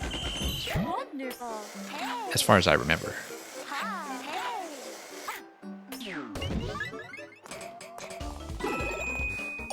I just like the concept of them using the Galaxy Spin as her signature move. That was a very inventive way to make her feel like a substantial unlockable, as well as pay tribute to Mario's own moveset in Galaxy. We'll go for the easier Cat Bell, if I remember. Okay, let's not forget. Go over to Cat Bell.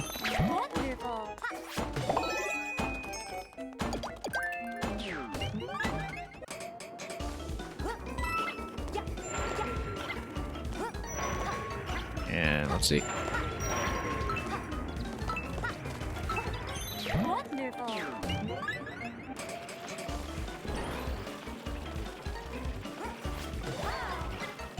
I mean, I probably can climb earlier on that without making contact with the fuzzies, but I'd rather just play it safe. Just minimize the chance of anything happening. Because if I lose the cat in that segment, I am just dead. Hey, Tortilla, congratulations on finding the stamp.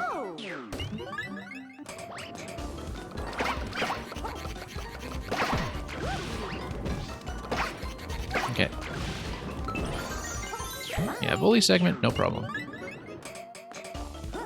At least, not so far. You never know what might be the next choke point.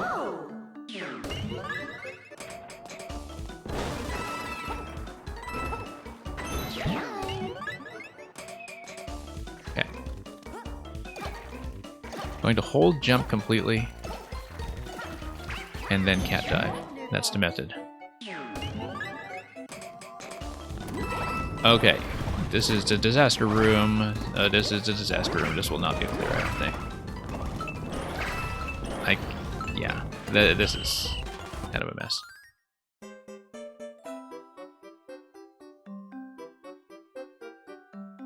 Okay.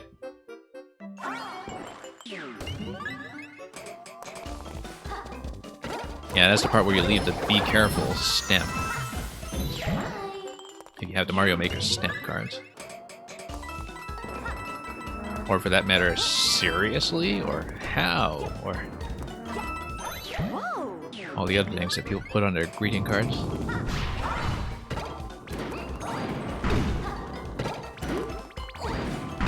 Okay.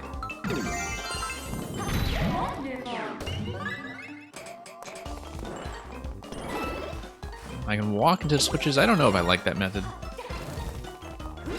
Because that won't give me enough time to go back and forth. Like, I think I need to use the baseballs so you have a reasonable amount of time to work with. I'm also standing too close to the thwomps. I think that's part of the issue. I should not be standing so close that the thwomps activate with the pattern that they are.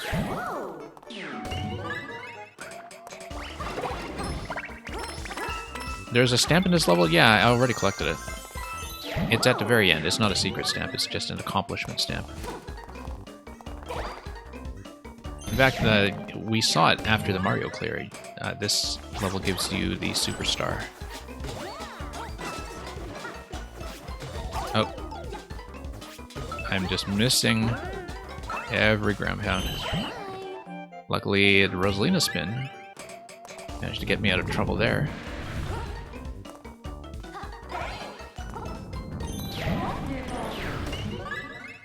And we'll see. We'll see about focusing at the thwomps. I mean, accidents can happen.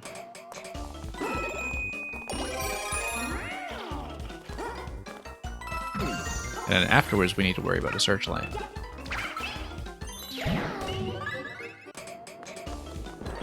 Okay. Most of the way there. Once again, I'll grab the second cat suit at the less risky segment here.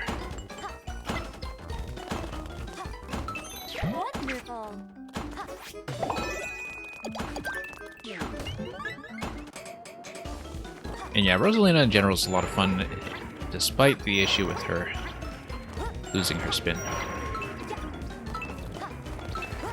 I love the look of all of her costumes as well.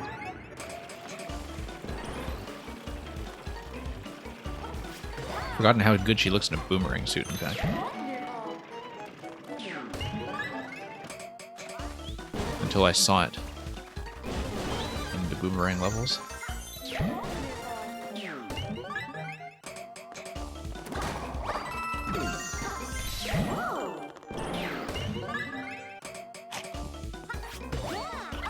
Okay, here we go.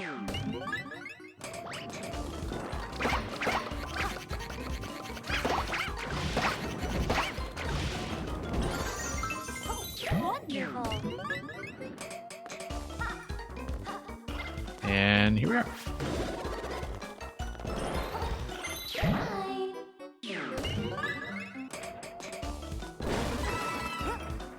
Yeah, I actually didn't remember a lot of stamp locations going into the Switch port myself, just having been away from the game for a very long time. And the one I had the most trouble finding, I think, was actually Hands-On Hall.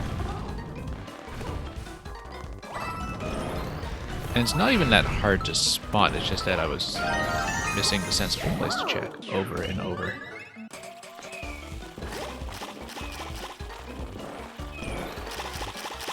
Okay. Not choking on this for once. Searchlight is what I'm worried about. When we get there.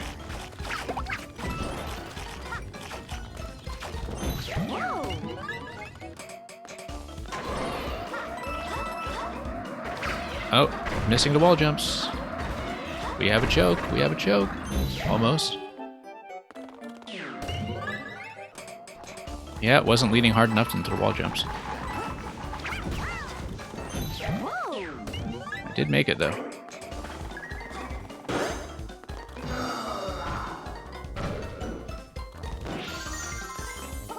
Okay, that'll be fairly quick because of the way that Boom Boom has a nice, long death animation. He's gonna rain coins on us. Whoa! And that is a clear, so... 5 out of 5 on Mystery House Marathon, and now we know what's next. So, before we head into Champions Road, and by the way, I'm going to leave this unpopped, just as a matter of principle. Before we head into Champions Road, I'm going to do one very quick thing here.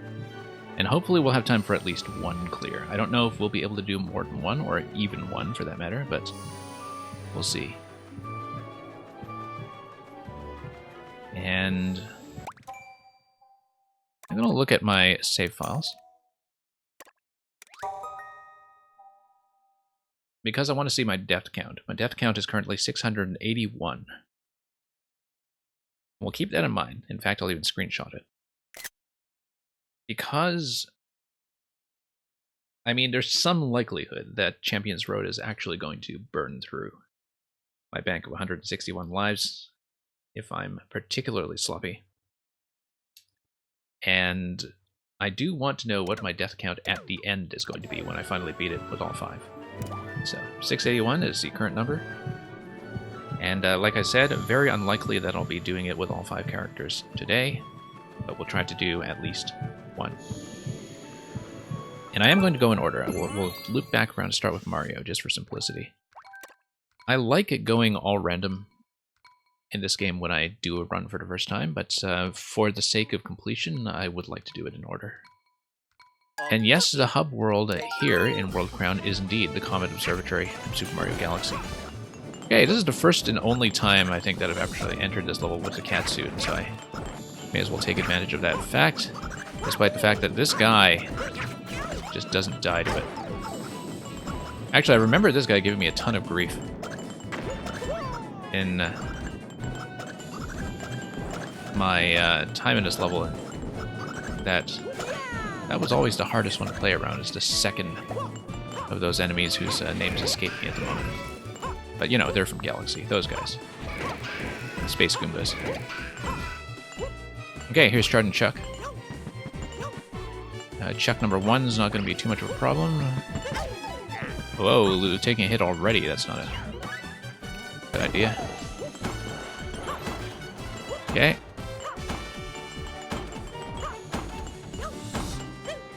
You can really feel the speed change here, actually, compared to the Wii U version.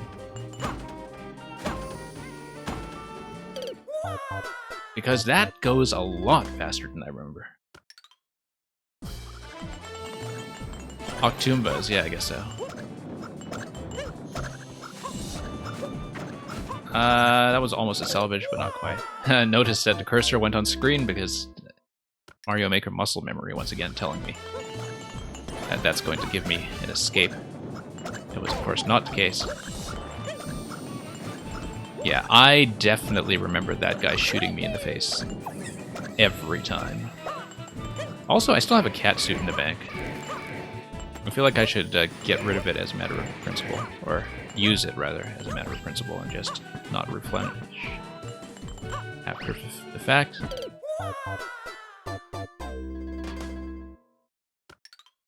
This game, Luigi the Real Deal, is absolutely here for the real fans. It's something that we don't necessarily have context for now, but when it was released, it was very much a sort of anniversary/anthology game in its own right. No, not anniversary, I guess, but like it was very much meant to be a bit of a review of all the elements that had been introduced across the whole series. Because there's so much here from every Mario game leading up to it. Charging Chuck segment. I'm trying to remember what my method for it was. I did have a method.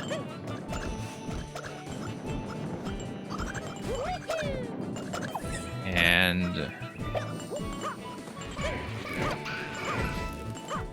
but yeah, this game really marked the first time that a lot of things from earlier games came back. Like Charging Chuck coming back for the first time since Super Mario World, I think. The slot machines and the multiple selectable characters with separate physics. And coming back for the first time since SMB2, of course, not counting Luigi's playable form in the Galaxy games.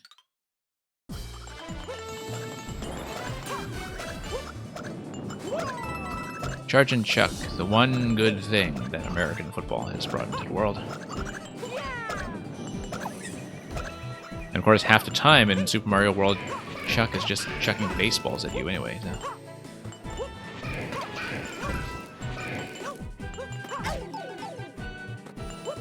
Okay, that didn't go well. Should probably get that cat suit out of reserve. Okay. Yeah, just good landings here are all it takes. And then bopping this guy. Oh, I definitely remember wall jumping that to get out of trouble.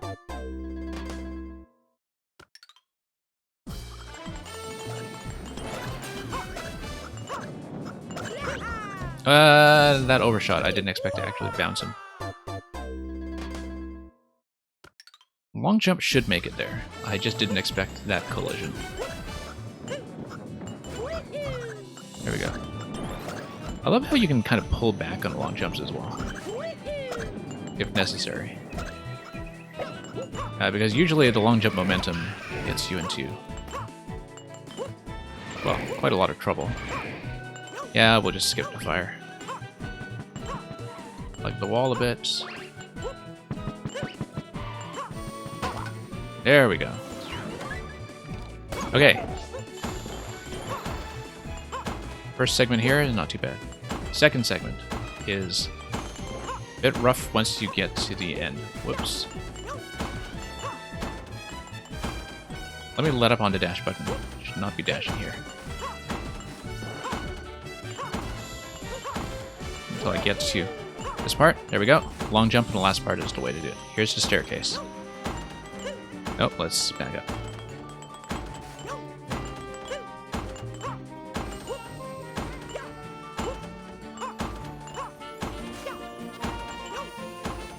Almost. Panicked a bit at the end when I should have just pushed forward.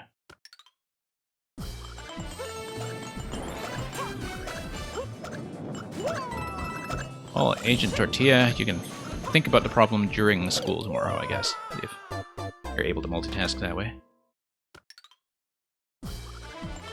I don't know if Charging Chuck actually is the only sport-themed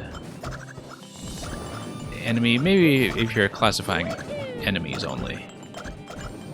Because technically, Waluigi is a sport-exclusive character. It's just that Waluigi never shows his face around a platforming.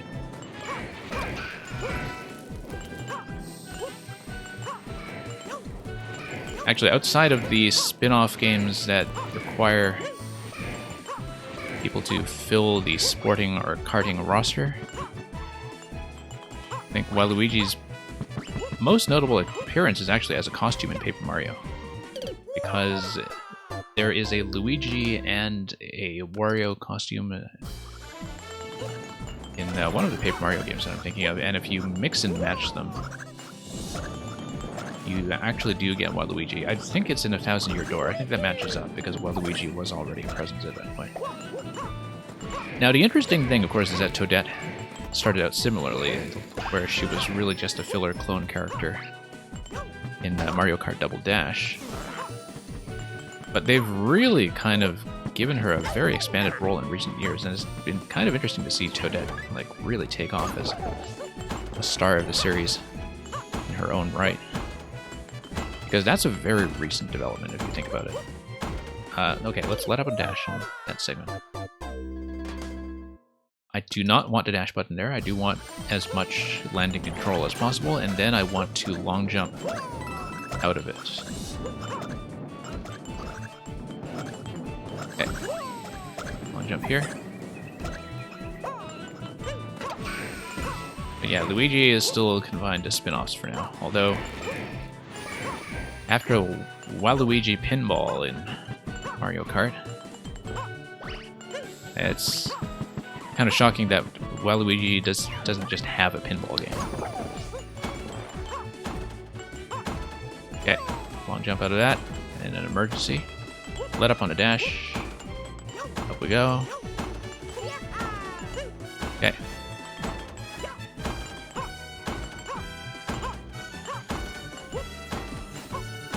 There we go. Wall jump at the end is probably not the safest way to do it, but here's the Magic Koopa segment.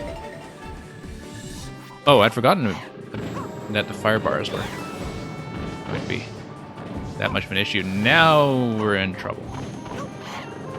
Luckily, the platforms do restore under my feet, so I just need to play safely. Not worry too much about the 400 seconds on the clock. Go straight to the center segment.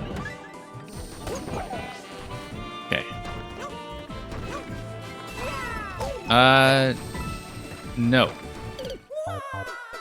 I wanted to grab it so I could get through the fuzzy segment, but it's probably best to skip it, in fact. I don't remember if my original run through this involved taking the Piranha Plant. I think maybe not, given that I was playing in co-op, and that would have been a fairly packed platform anyway. That's okay. My first time seeing this segment, you know, in the past 7 years, so... Of course, originally I spent so much time on this level that it was just seared into my memory. But as with things like point-and-click puzzle adventure games, it's nice to just go back to these after you've had enough time to forget some of your methods, so you can kind of have them seen with fresh eyes all over again.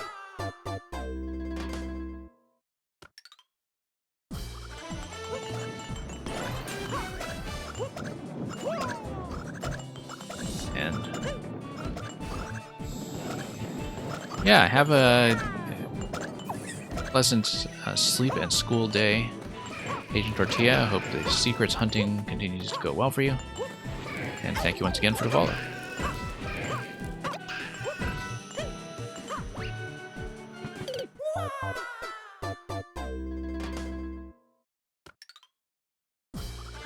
And yeah, Electro Dude, I'm glad you continue to enjoy this as your breakfast or post-breakfast show.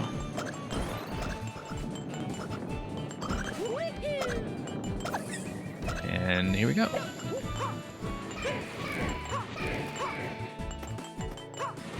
I may eventually be moving to an earlier start time, but I also want to keep up with my European audience somehow, so... Whoops.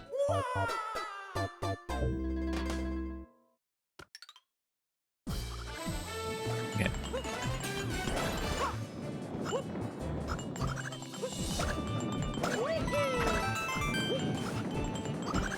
And over there. I love how flexible some of the platforming in this really is, that you actually do have a lot of room to be developing your own best methods and favorite patterns. Now, I know that I used to have a really good pattern for the chucks. I just don't remember what it is. Whoa, okay. Wasn't expecting to do the roll jump there. That was just a matter of button timing, though.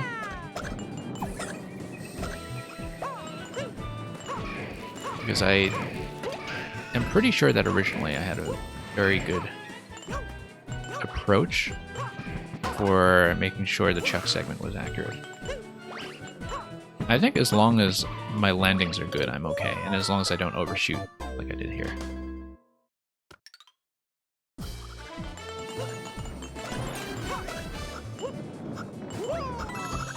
Okay, almost there.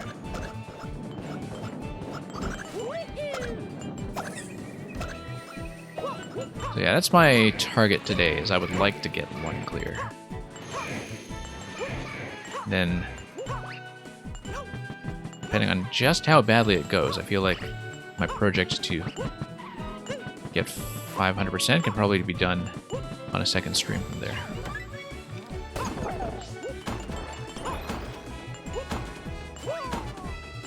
Okay.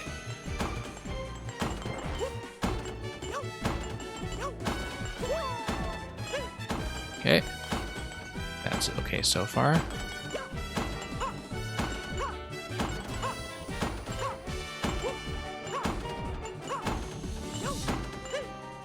Nope. Not quite crisp enough. That method works very well with Toad, actually, because Toad has such a swift landing. I know you can also just jump over 2 steps at once, and that's probably how I should be doing the last part. Whoa. Okay, nope. Almost got into a massive amount of trouble there. Also, of course, playing this in single player does mean that the camera is just tracking me the whole time. To a certain extent, I mean, you have some fixed camera segments as well, but the scrolling is going to track me. So it is going to be a slightly different experience than how I had played it in co-op. Sure. Okay. Don't actually need a long jump in that segment, but it feels safe.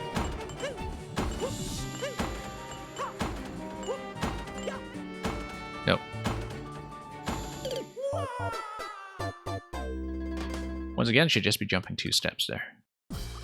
But at that point, I had let up on the dash button, and so getting back into it was a slight issue. At a moment's notice.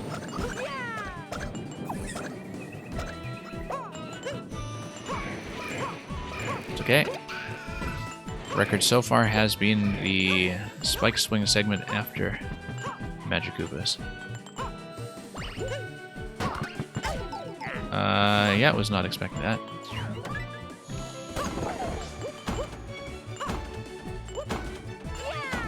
Okay.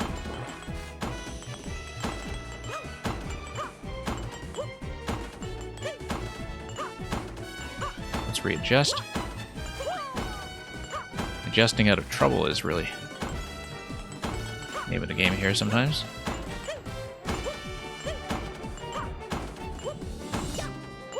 Okay, there we go. And of course we do, have to grab all of the stars. Oh, Not that missing them is really going to be too much of an issue. I mean, that's just there mostly to give me an indication of how far along I am, that I am 1/3 of the way done. Although I remember the stars, the star over the dash panel segment to be a bit of a pain, but everything about the dash panel segment is a pain, so whoops, bad idea.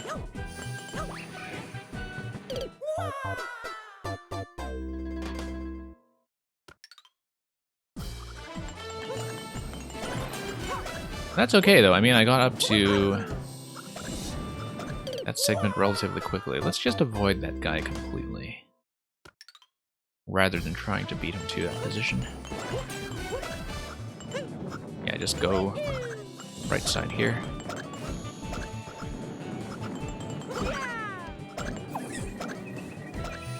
Yeah. It's So far from a reliability perspective, the thing I need to work on the most is almost certainly a chuck segment here.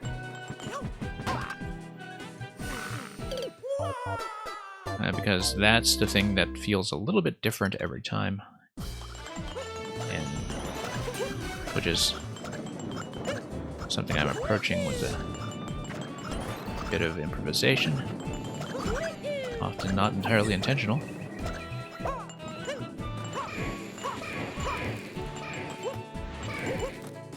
But yeah, after playing long levels in so many other games, Champions Road doesn't really feel that long anymore. Of course, I say this only having gotten up to the first or third so far. Was not expecting that bounce. If I were, I would have just bounced straight over. Nope. Shot in the face once again.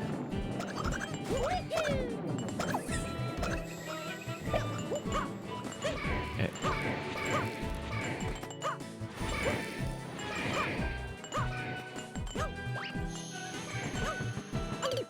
Never having actually taken the cat bell in here before, it would be interesting to see if I can scale some of the walls, just to see if anything is there, but I doubt it.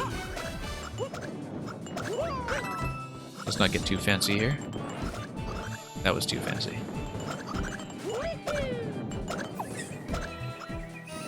Okay. Skip. If we can. And they'll just die to friendly fire in a very literal sense. Oh, thought I'd go for it.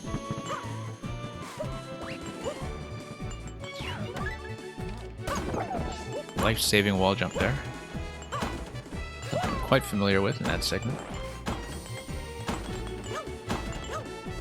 Nope, that was just a rather dire miss.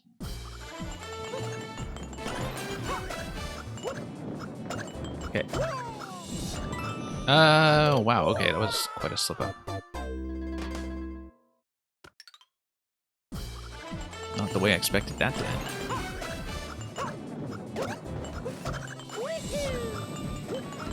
Yeah, consistency is key.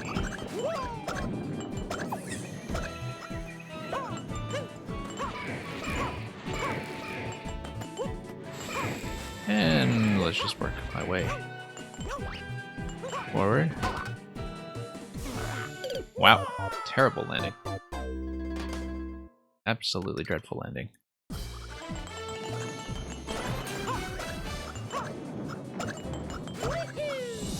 Well, if we don't make much headway, we at least have all of the Mystery House clears to look back on as an accomplishment. I think I can get at least one clear, though. Oops.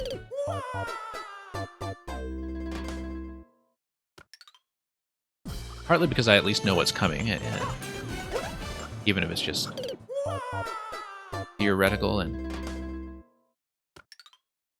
just from reaching back into the recesses of my memory,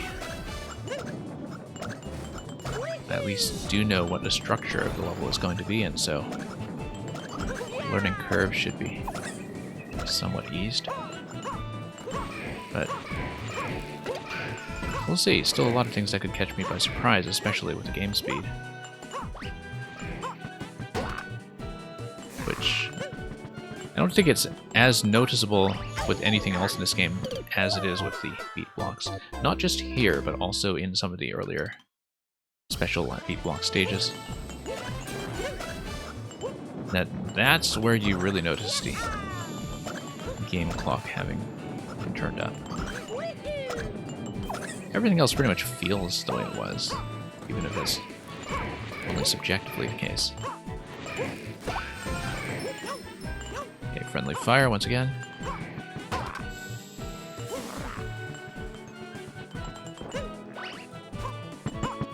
And okay, there we go. If you're playing so bad with the GooTuber and the Tentabrella,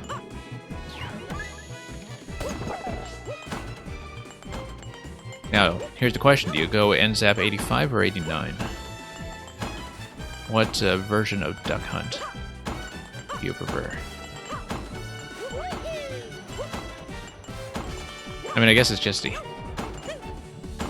orange ones. That's the duck hunt gun, technically. But I should focus. Yeah, gray one's 85, I think.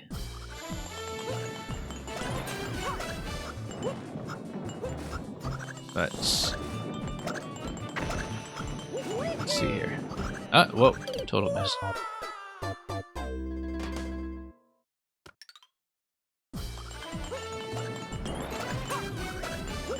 Yeah, I always felt like I never used ink armor that effectively. But I didn't really tend to have that much of a front-facing rushdown style in that game anyway.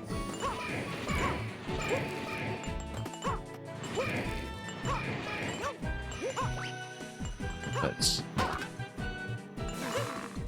yeah, it's been long enough since I've played any Splatoon that I don't quite remember what some of my setups were.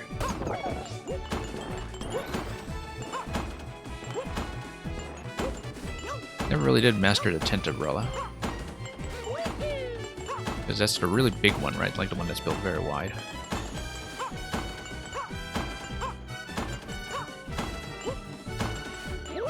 No, bad idea, bad idea.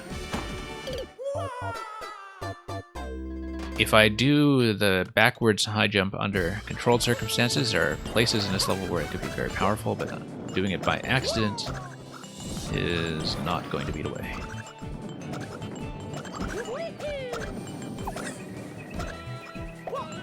Yeah. I mean, I take it you're mostly just playing ranked mode these days, right? I mean, I find ranked modes across the board to be just a lot more fun in Turf War. But the last many times I played the game, it was entirely in Turf War because I was just going back for Splatfest. I gotta say, Rainmaker is still by far my favorite. Like, Rainmaker, when you have a good match, is just absolutely magical.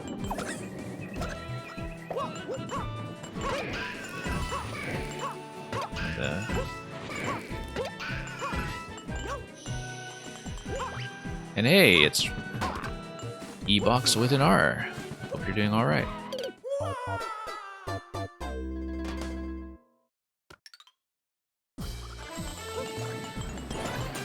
Boxman and Electman, we really do need a few more themed names here to collect all of those Mega Man Robot Masters.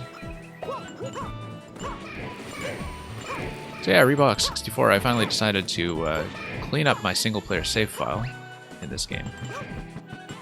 Because I had left World Crown as something I wanted to do entirely on stream, and I'd been putting it off for weeks to the point that I'd become quite rusty. But yeah, we did 5 clears of Mystery House Marathon earlier today. This is currently my first run through Champions Road. First run on this file, rather, on this session, since I had played the game on the Wii U originally.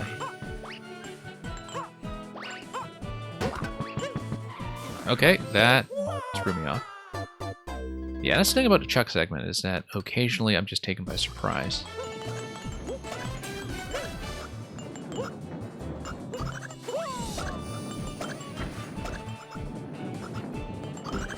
So we'll see. Came in here with no idea how long it would take me to get Champions Road back in shape. So, might be a while, might be shorter. Yeah, I just need to react appropriately when I know that I'm heading for a bounce on top of the chucks.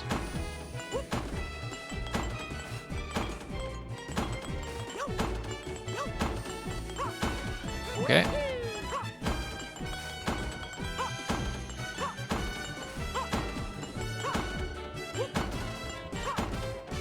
Nope. Trying to reposition myself and I just went off diagonal. Because I was trying to reset my timing there. And that wound up going quite badly.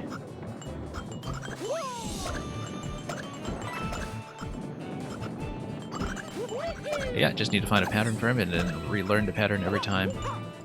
The other characters, because that, as I was saying earlier, is the section that seems to have the most character by character variation. Whoops.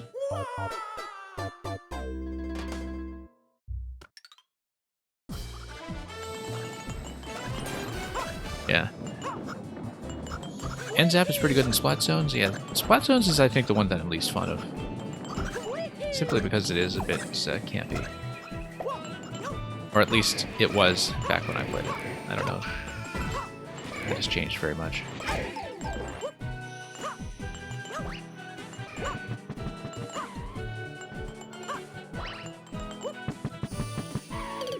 But yeah, there are a lot of weapon classes that I just never learned to play properly in Splatoon 2, even if I spent a lot of time with them in Splatoon 1.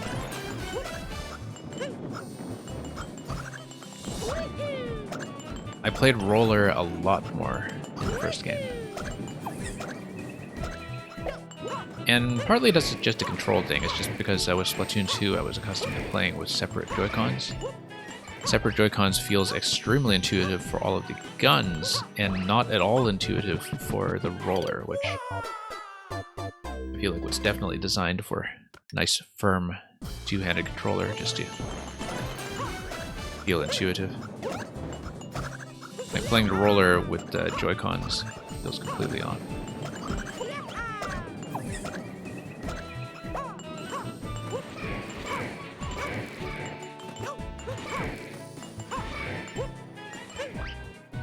Never did wind up spending a lot of time in Clam Blitz simply because it was patched in relatively late in the game. Okay, thought I was going to get consecutive bounces there, that was not the case.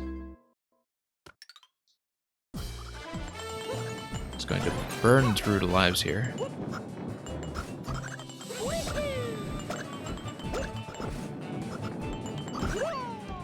But yeah. Really love the look and feel of this level. I mean, it's very abstract, but at the same time, the surface artwork, like the crystalline gleam of this whole thing is very pretty to look at, and of course you're going to have to look at it quite a lot as the player grinding away, so. But it also feels very continuous with the very abstract elements like the beat blocks.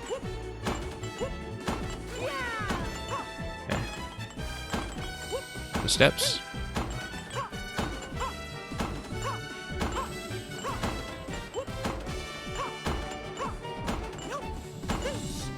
There we go. Alright, Magic Koopa time. For once. Okay, that's one down. Okay, that was... Oh! It was momentarily a salvage, and I overshot after a wall jump. So.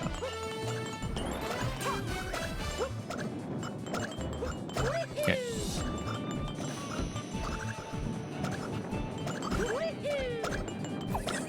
That's okay, we can get back to Magic Koopas somewhat more consistently.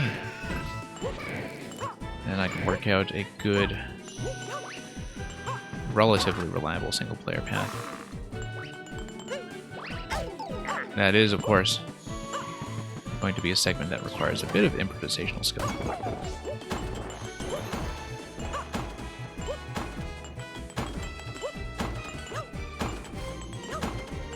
Okay.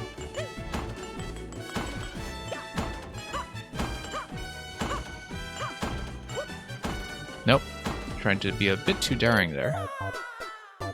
And my timing was a little bit behind what it needed to be in order to make that happen. So, just have to go back and fix that. Yeah, not bothering with that coin trail.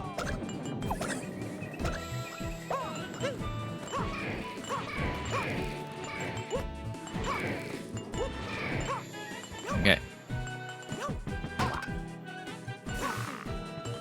Forward we go.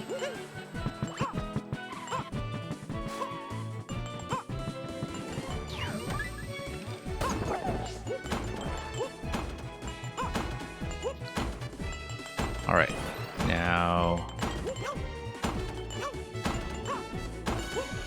Yeah, going to skip the long jump there. Nope. Going too early.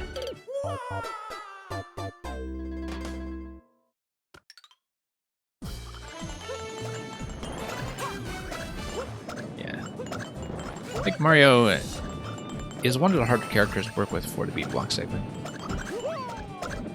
With the other characters, even including Toad, you can really lean into their powers. Rosalina and Peach have that segment down, I think, without too much trouble. Just given that the double step doesn't really cause them any problems. Oh.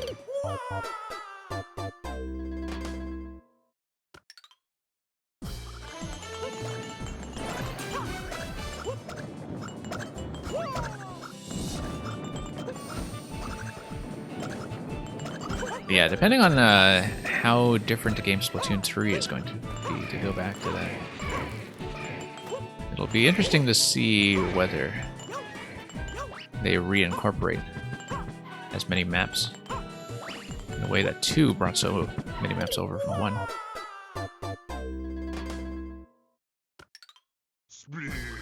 And thank you very much for the follow. Hope you are enjoying the stream.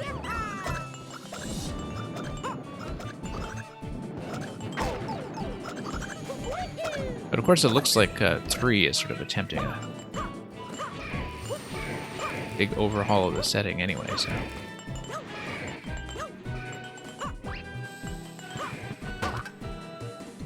whoop. Bad landing.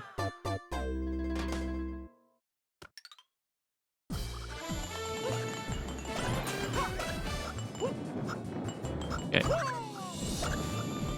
You used to have a Wii U. Let's see. I mean... I certainly enjoyed the time that I spent with mine. It's not on me anymore, unfortunately. Because I've been geographically separated from it, and I have not been able to get it back because of, well, the pandemic, and also because I don't trust it to be shipped to me in a state that I want.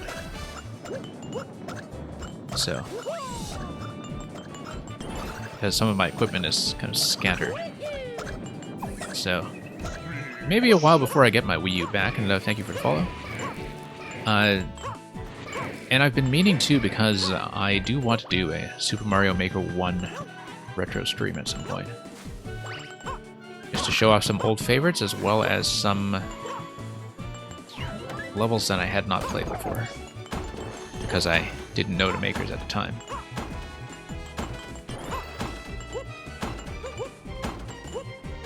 And yeah, but definitely as soon as I get a Wii U back, Mario Maker 1 stream is in works. Nope. Really do need to take advantage of that wall jump a bit more and get a nice high jump on the second one.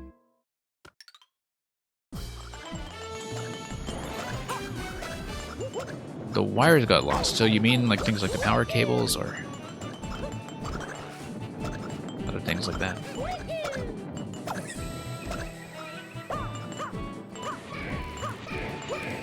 And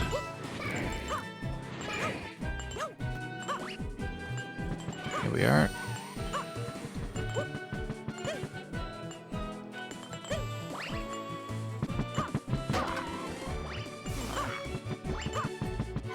Whoops.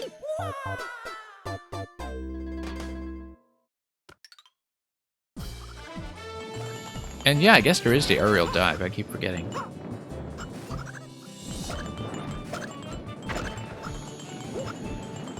Feeling like doing it on impulse is not a great idea, but if I develop a good, reliable method for certain segments that uses it,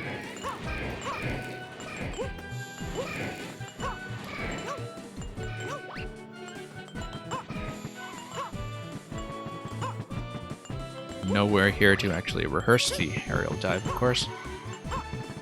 Whoop. Once again, poor adjustment.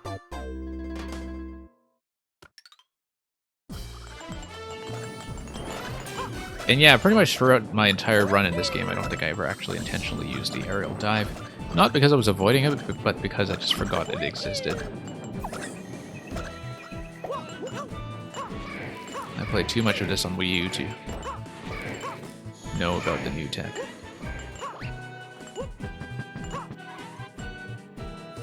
You're also able to play Disney Infinity 4.0. I didn't know there was a 4.0. I know that when they started canceling a lot of the figurine line, that some of the support for the software was discontinued. But I know very little about Disney Infinity.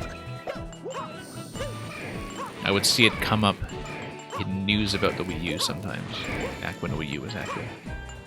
Because the platform itself, if you had the figures, was technically a free software download. But of course, if you didn't have the figures, that would not really matter. I was not of a generation that experienced any of the Skylanders or Disney Infinity figurine stuff. I mean, I had some Amiibo, but I had Amiibo because it's Nintendo. Because it was the first shot at getting Nintendo figurines of lesser-known characters. Or characters that used to just not get any official physical collectibles.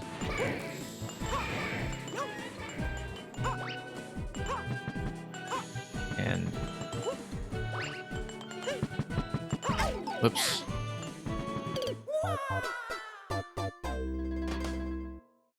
You have a Nintendo Premium Console. I'm not sure what you mean by that. Like whether it's a special edition with a nice paint job on it, or if you're referring to a specific console, like a specific edition that I don't know about by that name.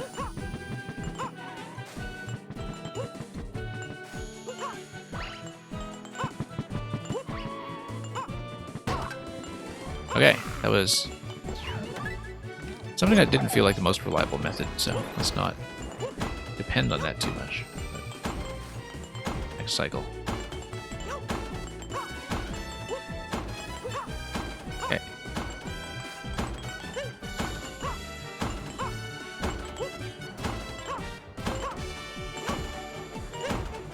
Okay, let's reset this.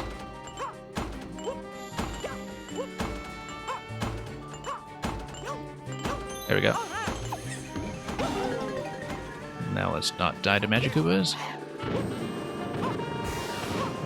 Let's not die to Magikubas. I have to watch my shadow here. Okay, now that we're down to one, I can afford to not drop too many platforms at once. I hope. Whoops. You got the Nintendo Premium Console on Christmas. Okay. Yeah, maybe that's just a particular edition that's sold in your region that I don't know about.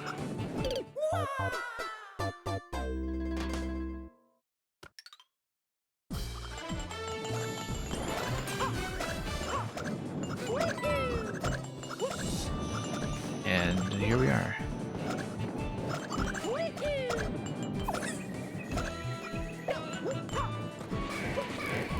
Whoops. Not a good sign to take a hit this early, considering some of the stuff that's coming later.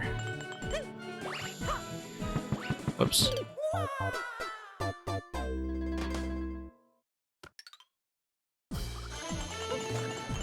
So yeah, we'll see how this goes.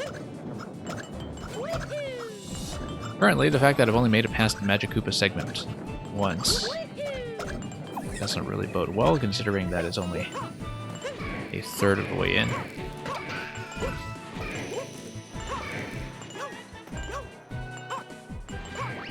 Then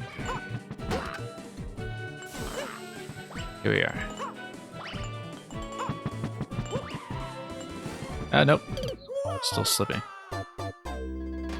Yeah, once again I am kind of maybe depending too hard on the old platforming habit of holding down the run button the whole time. There are some segments where, just because of the slipperiness, I should not be doing that. I do need to slow down a bit sometimes for more control. On the other hand, it's very satisfying when you get the momentum off, jumping one of the chucks.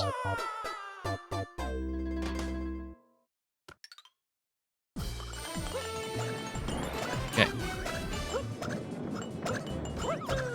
Up we go.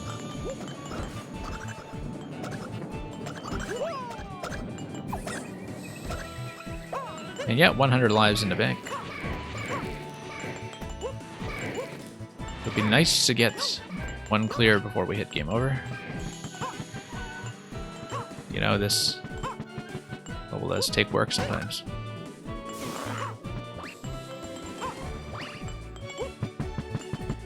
Like, it's a level that's very hard in a subtle way in some ways.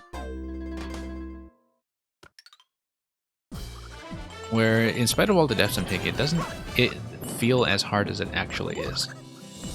If you know what I mean. I remember thinking that back when I originally played it as well, that, you know, each of the individual segments is relatively relaxed. Well, for the most part. And it's very easy to underestimate how much trouble we're actually having with specific segments. Like, I never gave much thought to the Chuck segment. I don't think the Chucks gave me much trouble originally. But it may be that my memory is just wrong. And that I don't notice the Chucks that much because I had more trouble with later segments instead. Like how I definitely remember Beat Block segment here, the Beat Block Staircase, being a particularly memorable challenge. Okay. Bad series of wall jumps.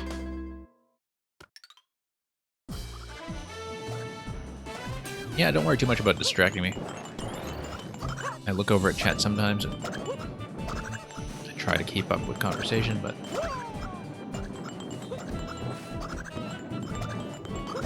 I mean, there's enough repetition in a level like this one that it's kind of nice to have some conversation along the way as well. Because when I play many attempts on a hard level like this,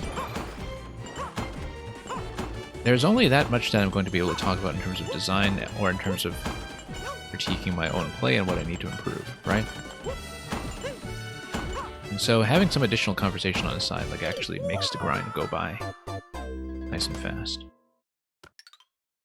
But of course, if you're always focused, that's a perfectly valid approach.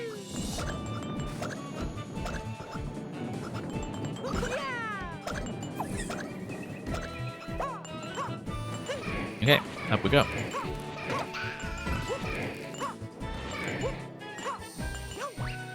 Yeah.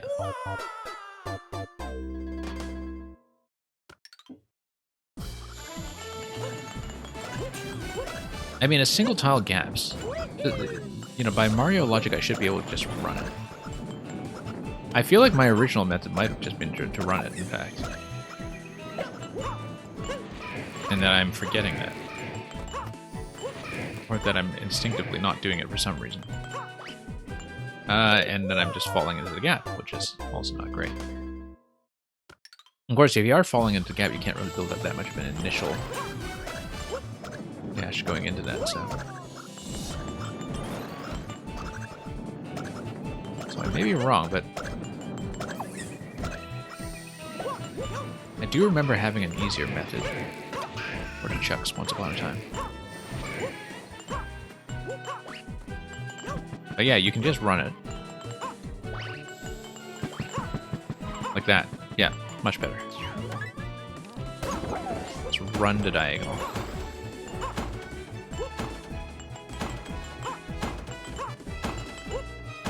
Okay.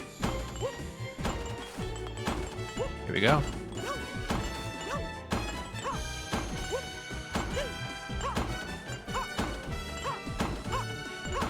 Okay.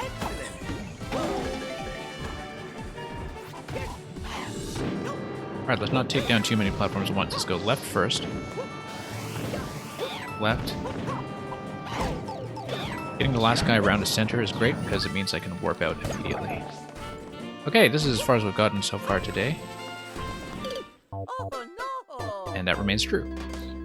Like I said, I can't quite remember if I took the flower pot back in my co-op clear.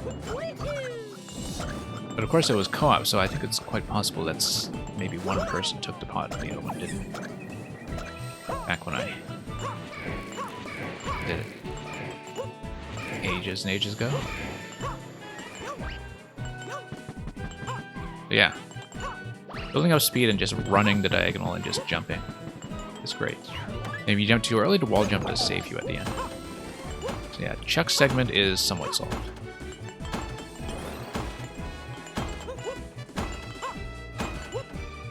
Okay.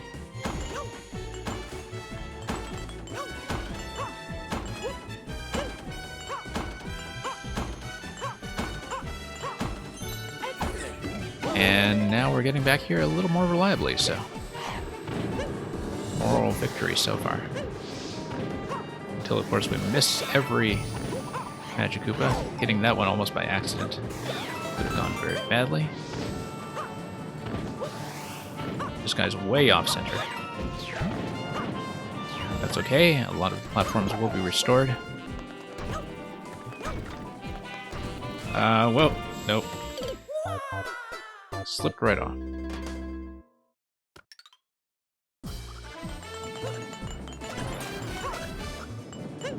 And Electric Dude, what is the reason that you don't play rank? Yeah, if you're on a really big slide.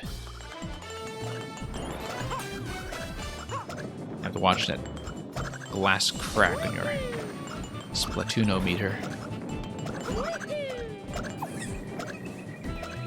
You know, when it threatens to drop you in the current rank. I definitely...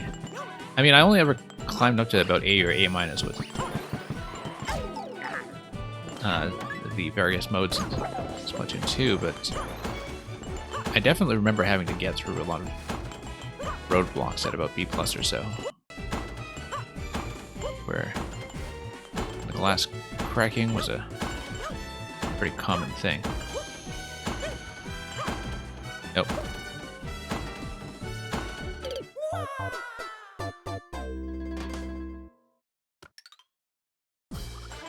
And your sister is a noob? Well, everybody has to start somewhere.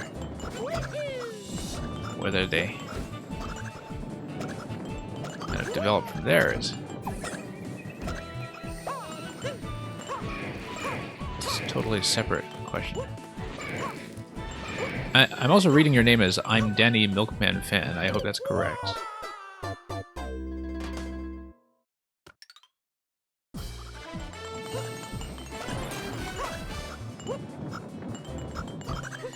The one end zap that's good in zones. You're not talking about the orange duck hunt one, though, right? The brown one?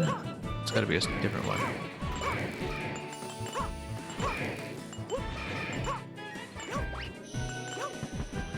Okay, here we are.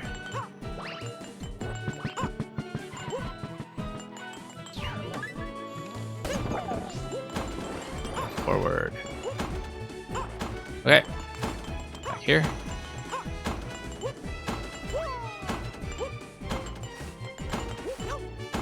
Nope. It's okay. That's salvageable.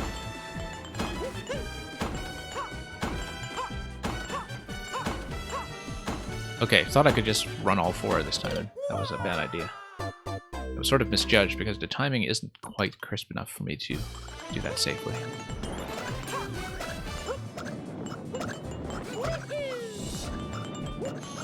It's okay, just need to back there and really commit to a good set method that I can execute reliably.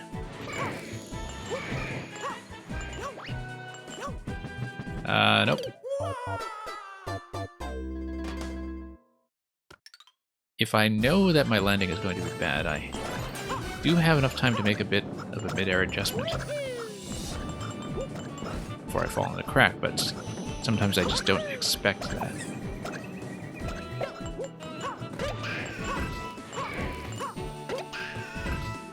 Yeah, kind of nice to see that Splatoon 2 still has a pretty active ladder by the sounds of it. Sheldon's picked the one with the rain and the sprinkler. Okay, I see.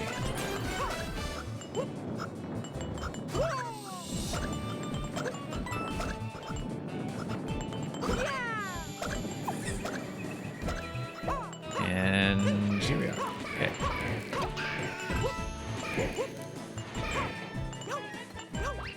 Yeah, I really do have to go back to Splatoon at some point, but just too much else to play.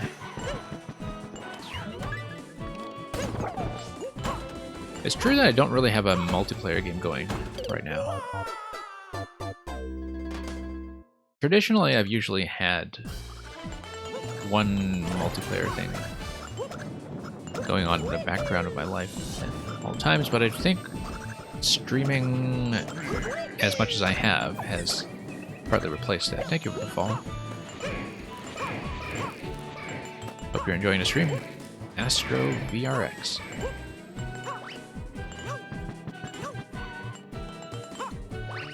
And let's move forward here.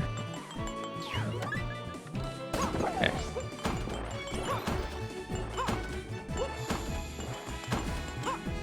But yeah, definitely the amount of time I spend streaming has eaten into what would have once been time for working on multiplayer games, I think.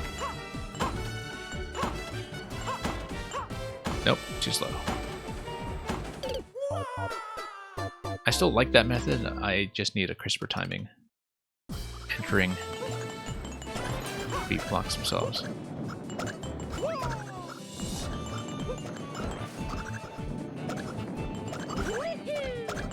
I can never remember if it's beep block or beat block, because I feel like those are two different things.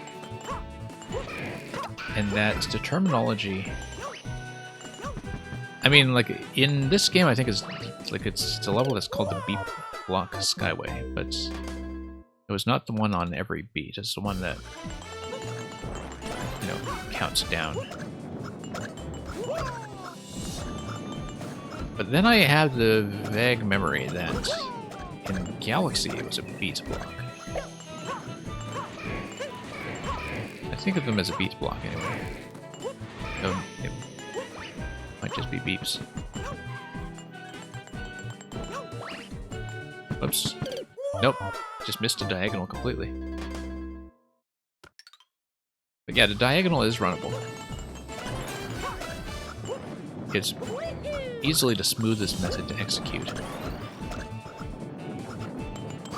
Just to avoid the problem with the gaps. And that is coming back to me now that that was my original method for chucks. Okay. There we go. Yeah, nice, smooth diagonal. You jump over all the chucks easily.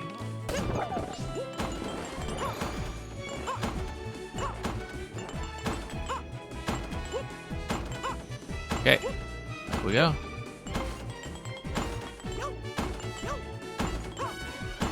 No. Too much hesitation there. Miraculously salvaged. Okay, let's not get hit. And let's not die. Catch a Koopa on this side. It's fine. Great, great. Safest run we've had there yet.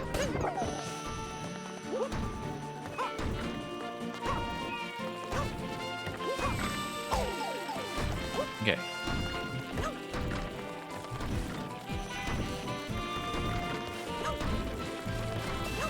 Okay.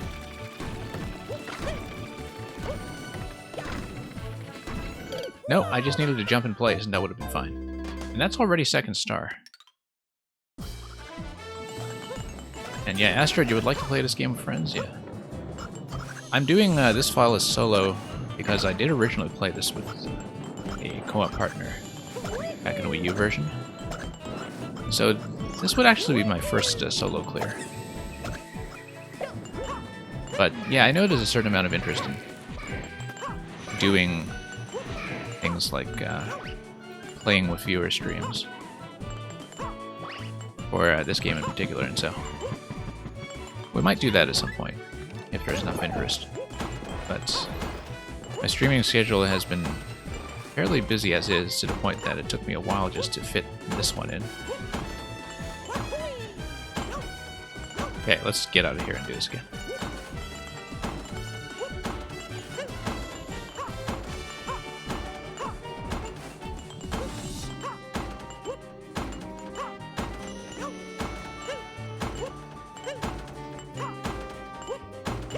Okay, there we go. It's feeling better and better every time. Left side first. This guy, second. This guy, third. Looks like the spawn locations that time were actually consistent, so I'm liking that as a method in the longer term. Oh no! Do need to fix up the pattern in that segment though, but that's already getting up to the second green star, which is really quite quick. I didn't remember the second star coming quite that early. Lots of stuff coming afterwards though. There's the Piranha Creeper climb, there's the water block segments. There's of course the absolute madness with dash panels near the end.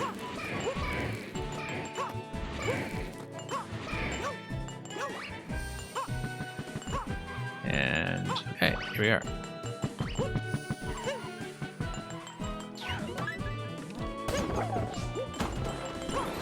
Okay, that went badly. Poorly estimated.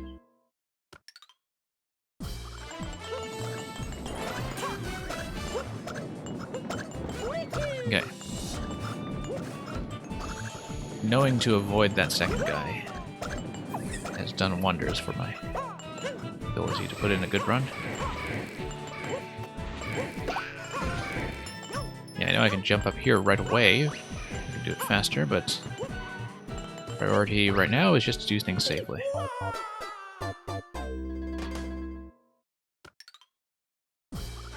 You got a game last Sunday and everyone stopped playing it? That's a pity. As in everybody in your social circle, or... I know that a lot of people have drifted off this on Twitch as well, but there are very often some people who do playing with viewers. But I don't know how good their connections are for that sort of thing. But yeah, definitely a game you want to experience in co-op at some point. It is one of my favorite co-op experiences.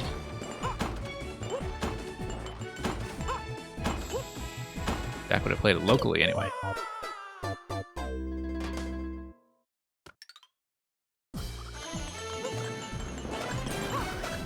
Okay.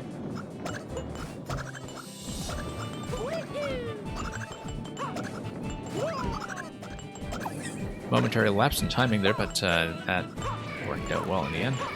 Well enough, anyway.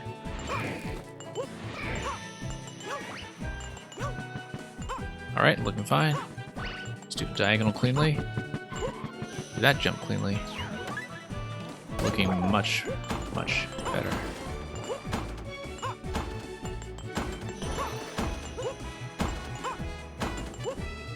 Okay, there we go. Some of the early stuff is going quite a lot better now.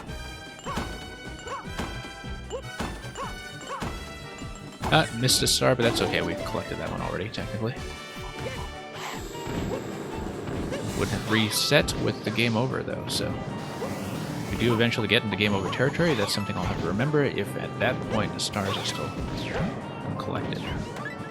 And afford the easy misses like that.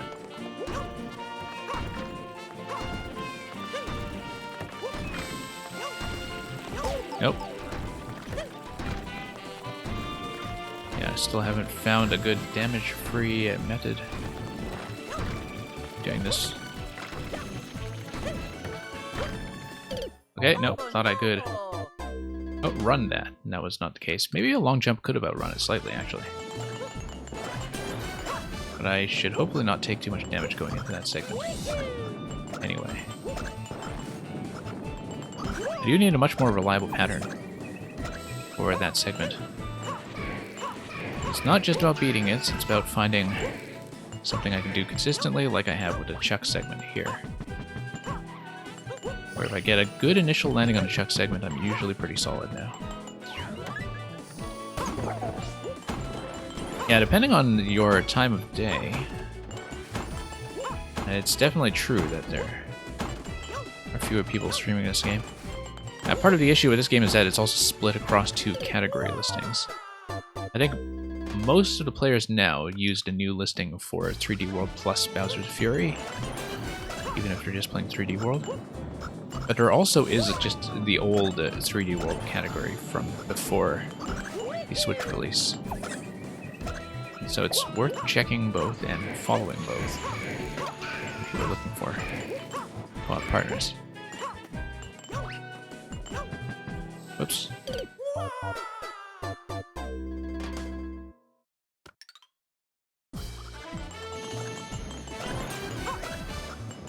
Yeah, hopefully you get that matchmaking sorted out. Find somebody to play with.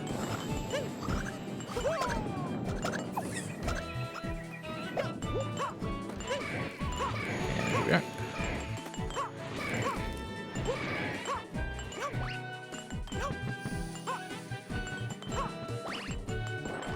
I don't even know what people are necessarily playing on Twitch these days. It's not like there has been any big new Nintendo release since then, except, of course, if you count Capcom bringing in Monster Hunter Rise, which I understand is fairly popular among parts of the Nintendo crowd.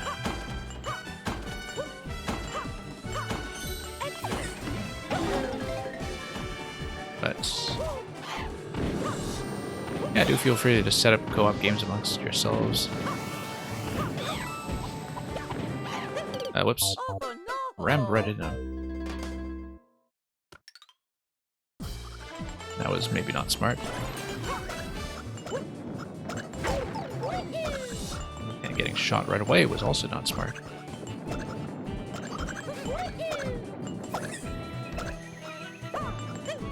And up we go.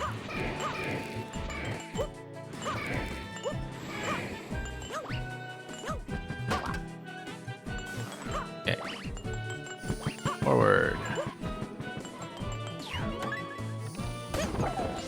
Well, Luigi the real deal, I can't imagine what character you like to play as.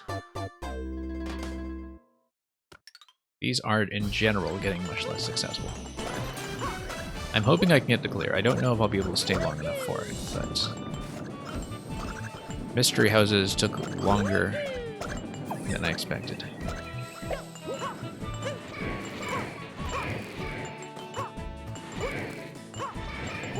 Still a very valuable warm-up, though. And as you can see with the Chuck segment, some things are going much better.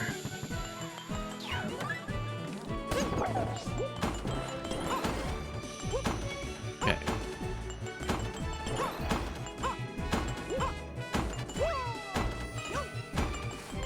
Now I just need to watch my step here.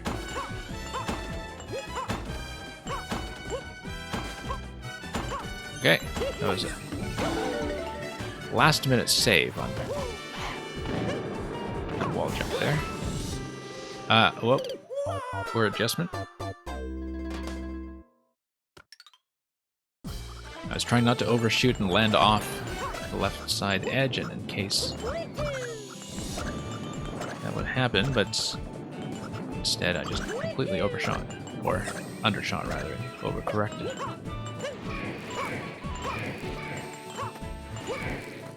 So, this may take some work, but we'll do it. Eventually, somehow. Not sure if it'll be today, but feels like this has been significant progress so far. In terms of getting some technique back.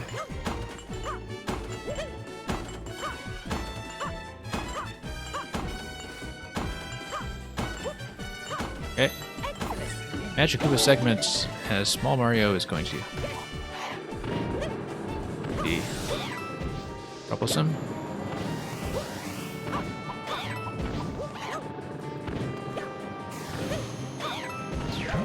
Okay. Yeah, I believe the way the multiplayer works in this game is that one person just has to host save file. Okay, got this down for once.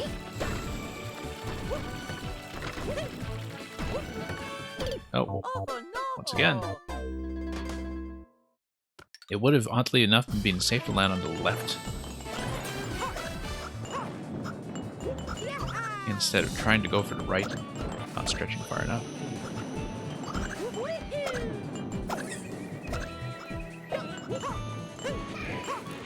Okay, got this.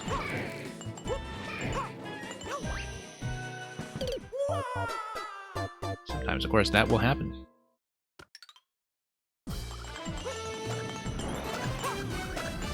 So yeah, I eradicated about half my bank of lives so far. I started off in the 140s, I believe. And I'm already way down. Didn't feel like I'd spent that many attempts on it, but...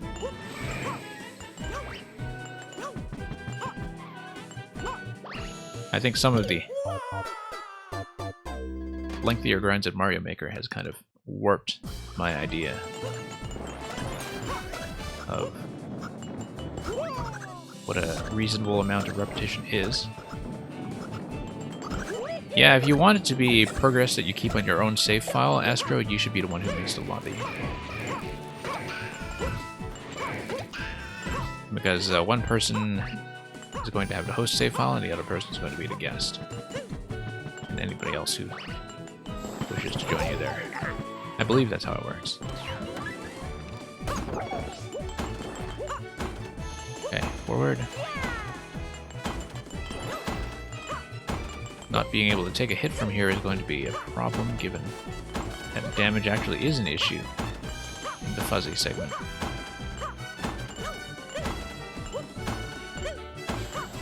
Okay. All the way back up. Left first. Yeah. I like how consistent their position is when I do that. If I go for them in the same order every time, I actually do have a safe pattern on the left side that always leads me back towards the center.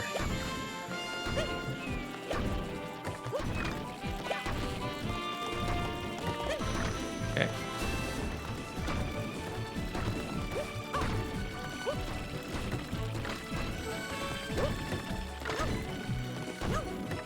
Nope. Should have just gone for it. I would have been able to do so safely.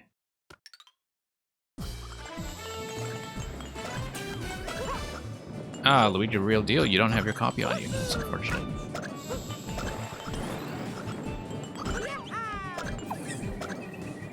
Yeah, I got mine digitally. And...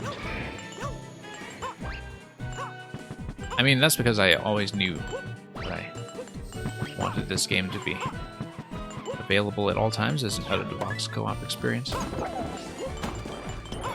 But...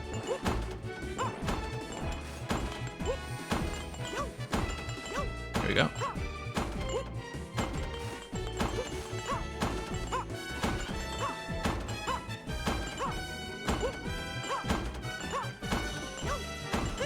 Okay. So far so good. Still keeping the mushroom going into the Magic Koopa segment. Once again, left first. Then we go for this guy. Oh, took a hit. Okay. Then we go center. That will be the pattern every time. And... nope. Too slow.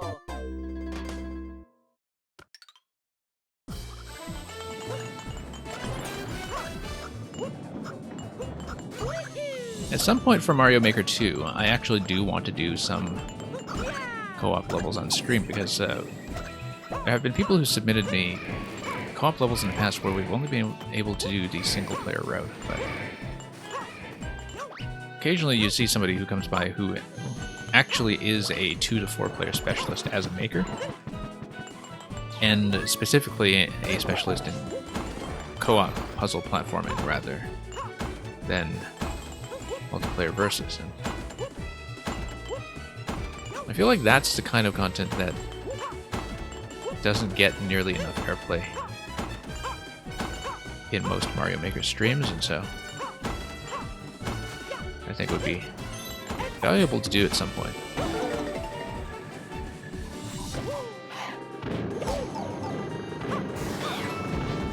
Second crack. What kind of second crack, Electric?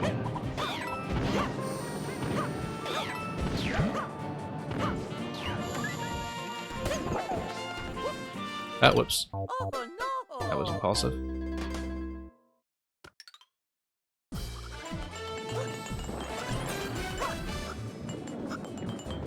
Oh, crack in the rank bar. Yeah. Well, sometimes it just goes like that.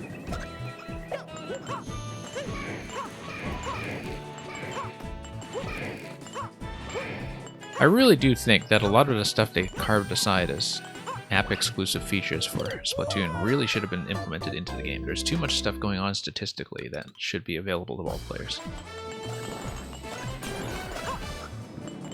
But, you know, initially they were trying to push the Nintendo Switch Online smartphone platform, and I feel like that's just wound up being underdeveloped. Maybe Smash players use it, maybe, for some of the content sharing, but feels like there is that substantial body of information that really should be accessible in-game to Splatoon. You know, to map statistics and other things.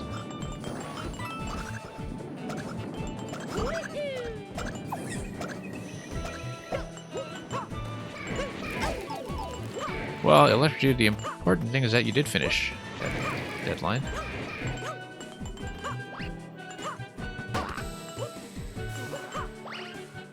I mean, what else are you going to do with your time, right? Luigi the Real Deal is working on a super world with story. Interesting.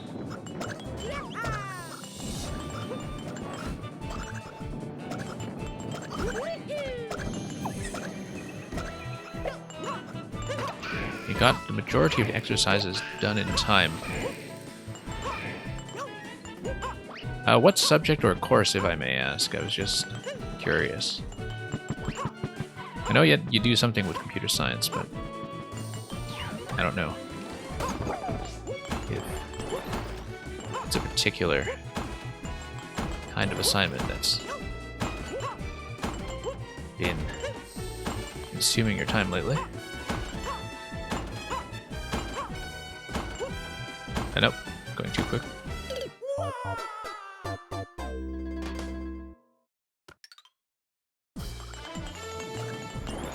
And here we go.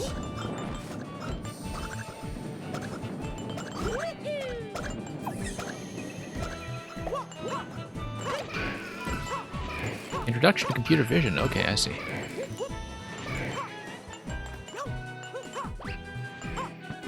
Yeah, it was a fairly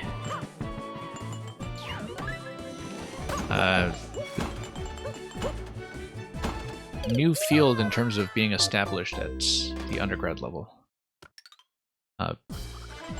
Back when I was paying attention to this sort of thing, so not something I know a great deal about. But there was a lot of interest in it, of course, among people who were working on things like robotics, but now you've got so much stuff in computer vision that's just being fed by machine learning, right? Like, yeah, I only sort of understand computer vision problems on the very general, abstract level.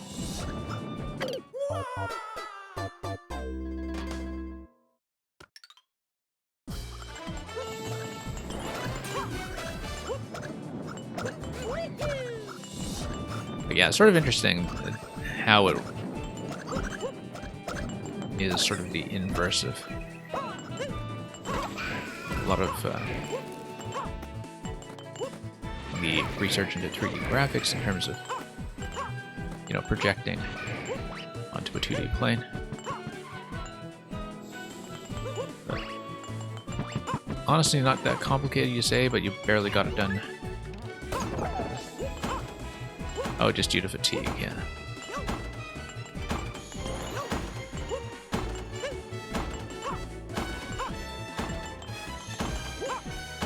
I mean, I don't know if you're still in a region that's still mostly doing distance-based learning. I would assume you are in the Netherlands, but don't know much about the pandemic situation there. But I know that there definitely has been a great divergence between people who do better under pandemic conditions and people who don't in terms of their ability to focus on tasks like homework. You get tired really quickly due to your autism? Yeah, that's understandable. Like if, you know, you only have a kind of limited bandwidth for a lot of demands on your attention.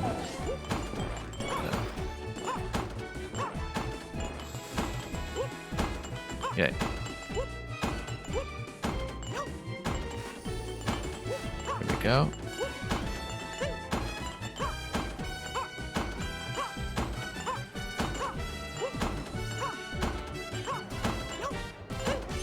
And then forward.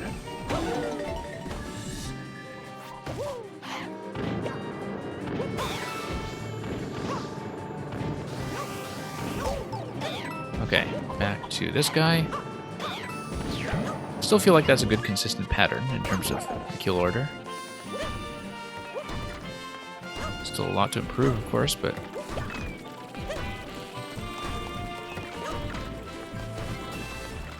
let's see here.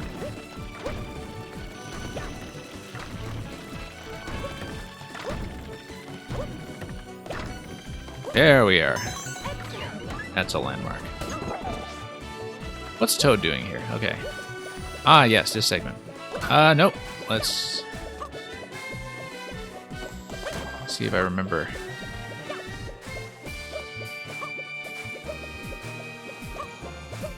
I feel like I should bounce on top of these guys, actually. That was a bad way to go. I'm trying to remember what I did here. I know you're supposed to bounce on top of the ants, but I don't remember if that was actually my method. I'm pretty sure you are supposed to bounce on the ends, and that's not just wall jump central. Yeah, you bounce on the ends until you're near the top of the column, I think, and then you attempt a wall jump. Anyway, we reached a landmark in terms of getting 2 stars. Third one, I believe, is not until after the dash panels.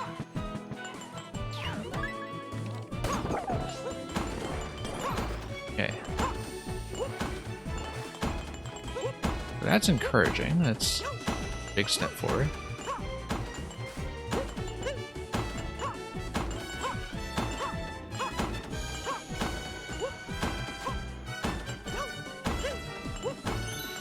Then here we are. Yeah, bounce on top and a wall jump. That's right. I very faintly remember some of this. Okay, saved by the platform respawn, only to squander that advantage.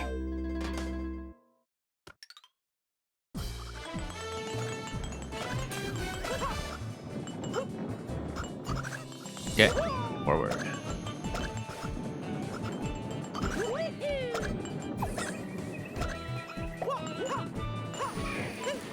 And up we go.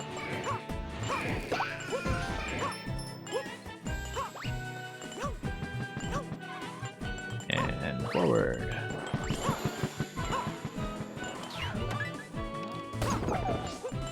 Okay. All of this is going a lot smoother in general, which is always a good sign.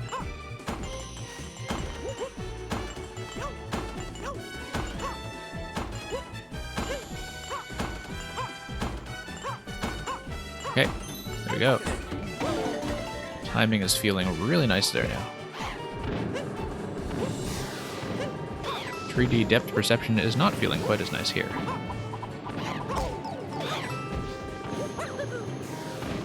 It's actually quite challenging. Oh no! In terms of being able to estimate my landing location while the platforms are also dropping.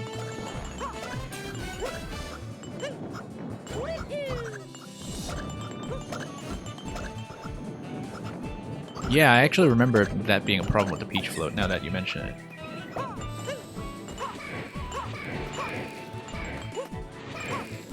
But it's been a long time since I've looked at that. Whoops.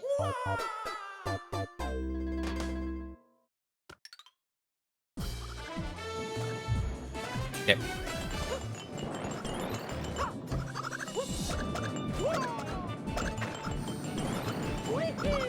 Everything fine here so far. Still a lot of familiar trouble spots, but we can do it.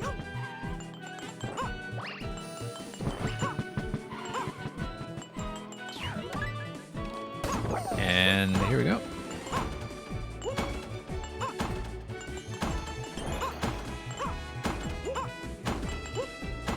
All right.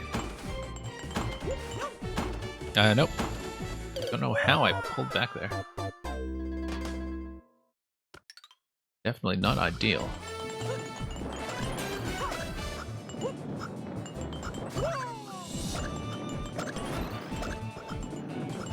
Okay, forward.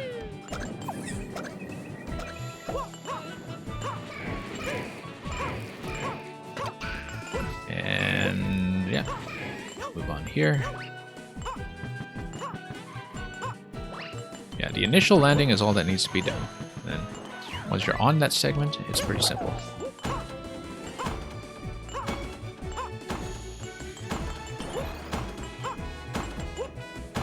Okay, this is also not too bad.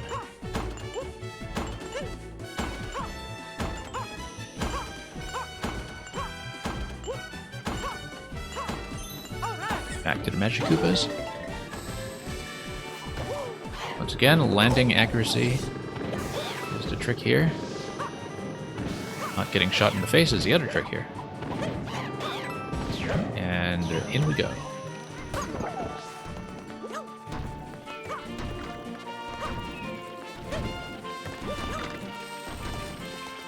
Yeah, moving forward onto the moving platform works just fine.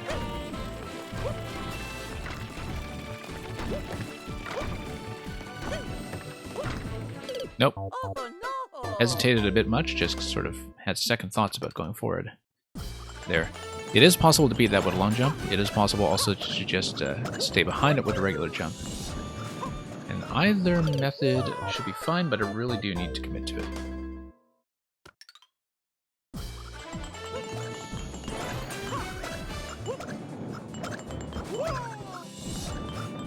Yeah, I guess I could have dived.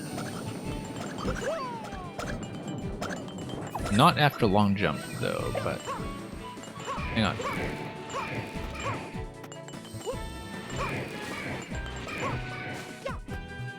Well, see, I just don't have muscle memory yet for the dive move.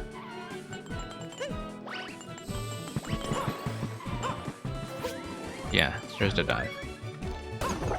Not likely to do that on the fly, simply because I'm not used to it. I think trying to do that intentionally is going to throw me off quite a bit.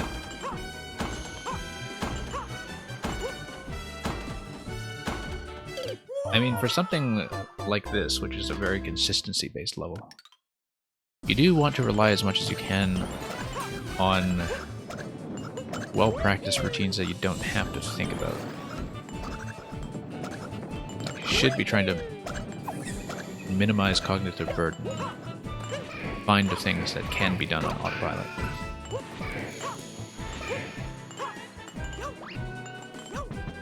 In a way that this shuck segment now feels very non-technical, since I have a good dashing pattern. happen.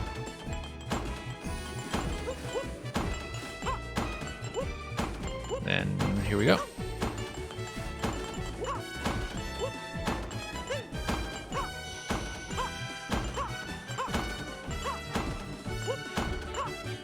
I know. I was trying to go for the wall jump, didn't have enough of a press there. Let's make that happen as a last minute rescue.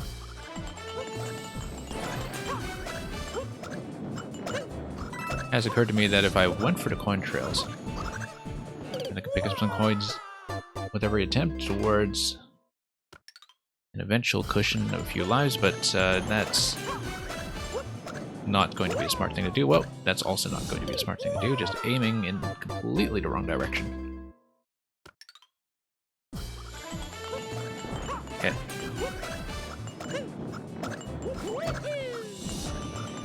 Well, I hope I can get it today.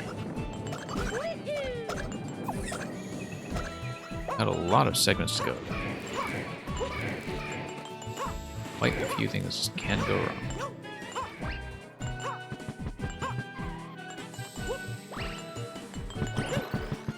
Okay, forward.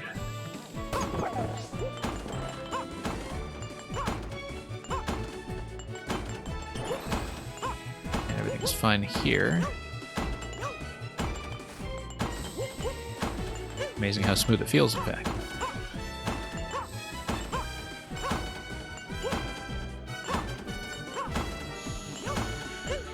Nope. I knew I was going to be a little bit late.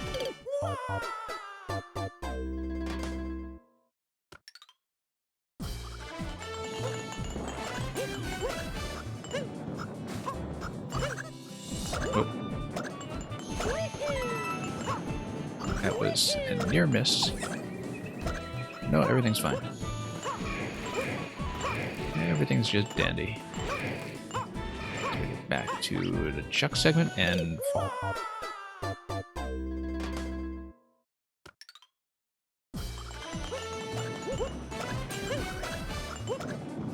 You'd have to think that people have been going for zero-depth save files. Simply because there is save file tracking, like naturally the challenge of doing a zero-depth save file presents itself. And you'd have to pity the person who... I mean, they just saves come out of it, but if they come all the way to Champions Road and take a death from just falling into the cracks between the chats. If you are serious about creating a zero-depth save file, though, I think you would just reload from file. Unless you were specifically going for some kind of single segment category.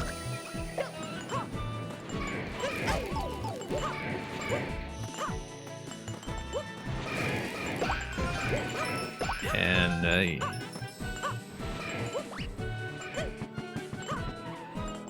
yeah. I mean, I'm not saying I would do it. I definitely wouldn't, in fact. But yeah, exactly. I like experimenting. And with this game in particular, where the moveset is so expressive. And the levels are just so good across the board when it comes to giving you tons of flexibility.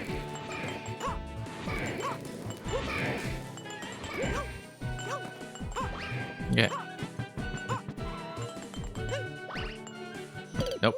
Starting to slip here. I think I will need to set some kind of threshold for when I decide to bail for the day. I will absolutely be sticking with this project of trying to get all 5 clears on Champions Road. This may be a longer term project than I bargained for.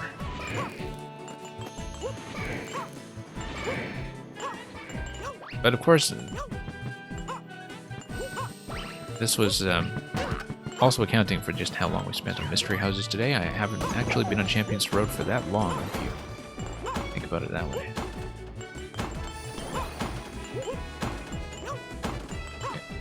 Okay. Here.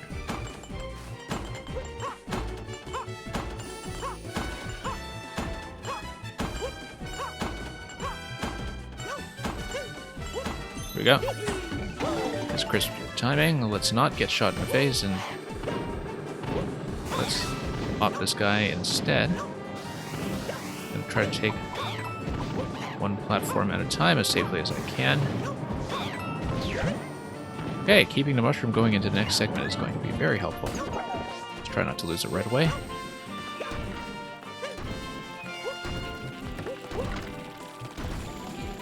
Okay. I can't quite tell with the height of the fuzzies there whether I did need to duck under there, but I thought it was important to do so for safety. And of course the one time that I keep the mushroom going into that section, we just take a fall of death anyway.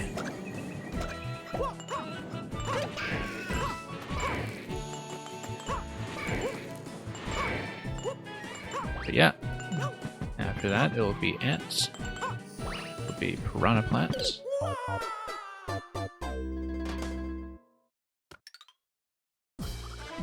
It'll be the water block.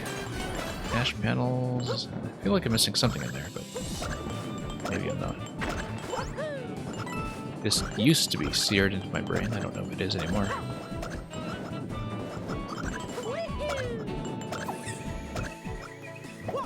Okay, up we go.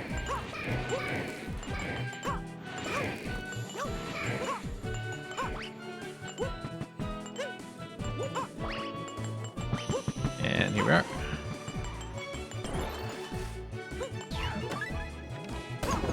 Now, if you'd like to try a funky speedrun strats, naturally the thing to do is play the new funky mode in the Switch port of Tropical Freeze.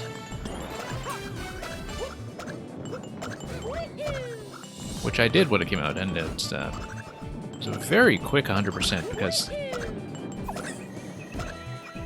it's a mode of the game that it actually kind of simulates being a really sloppy speedrunner, where you're allowed to take hits, but you just kind of ride out your momentum the whole time. Oops.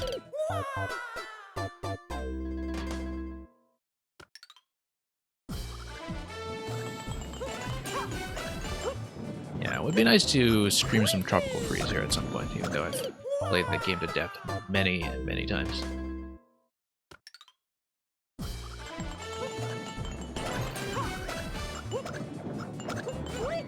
But it is such a marvelous work of platforming that quite a lot about it deserves to be shared. Okay. When it's smooth, it's smooth. When it's not smooth, too bad.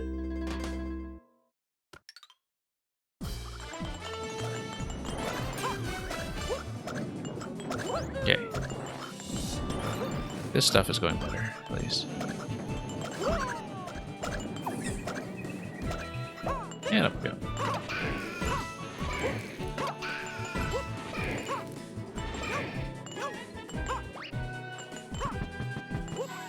Okay. Let's see what we can do here.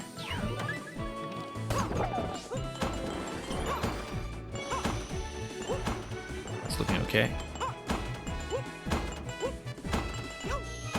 Yeah, up we go.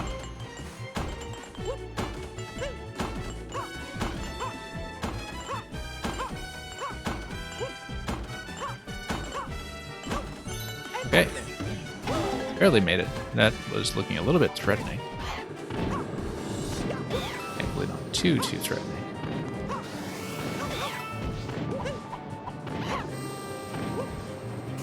Nope. Okay, saved by the wall jump. Once again. Well, a win is a win. I mean, that was very untidy. That was also untidy.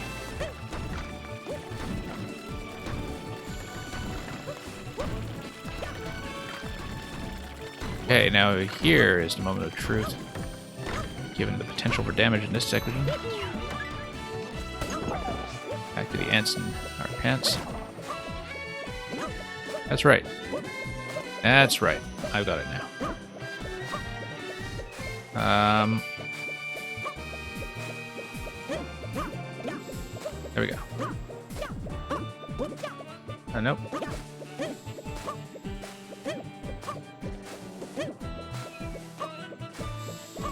Not liking the positioning there. Nope.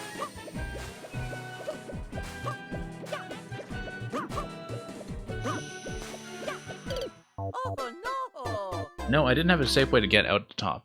I really should have pushed forward at the top segment.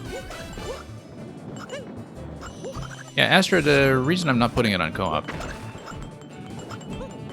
unless you're talking about your own Mario Maker game going on right now, the reason I'm not putting it on co-op is because I have done this on co-op.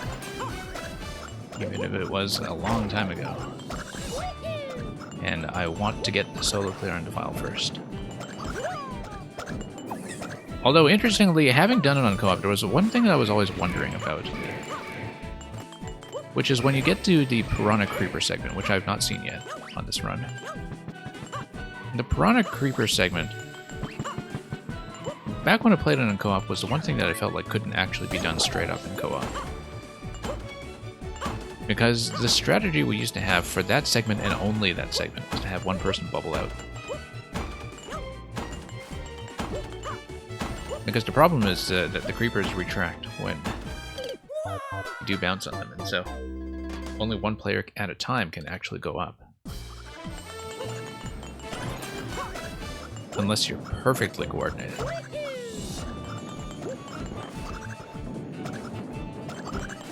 But it was the one section of this level that felt like it was sort of designed for single player only. And of course, when we get back to the Piranha Creeper segment, which may or may not happen today, that's something I'll have to keep my eye out on. It's fairly soon after the Ant Tower.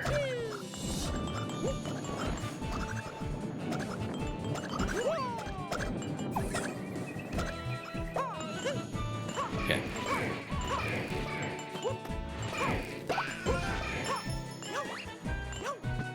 That's looking smooth. That's not so smooth. Particularly with adjusting to that location while the camera is panning up as you enter that zone where the chucks start charging in.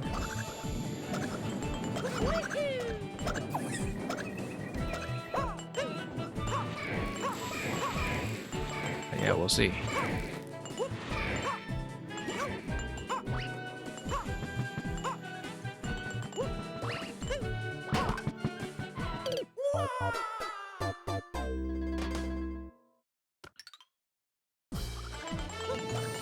Now, I may be having to bail on this fairly soon, but if I do, it will continue later on in the week.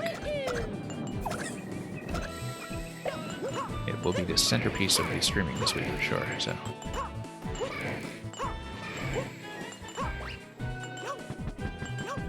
Unfortunately, exiting at this stage does mean we lose the green stars, but the green stars you're going to get pretty much all the time when you arrive at that part of the level anyway, so no harm done.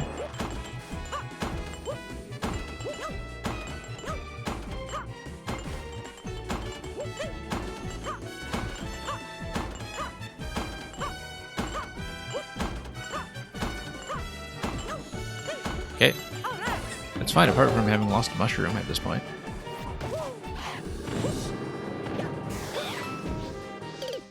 Yeah, thought the fire bar was going to be a problem there, and of course it was. Down to 30, okay.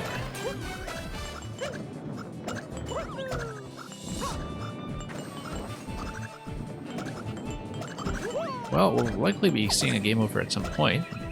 Don't know if I'll stay long enough to do 30 more attempts today. Given that my intention is to play this and complete it with all 5 characters, not necessarily in one day, but given that that's the intention, whoa, that's something we'll keep in mind.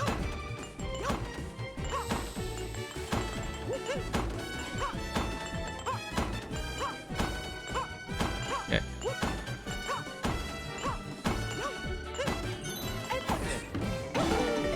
Before we go, and back to this guy. These little miscreants here. Trying to work their stage magic all over the place. Yeah, it was out of position on that wall jump. Couldn't quite get back upstairs with that.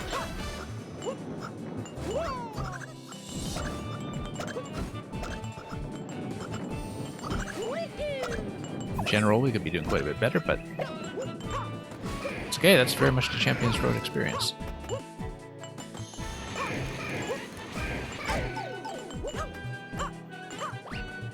And here we go. Oh no! Yeah, it's starting to slip a bit here.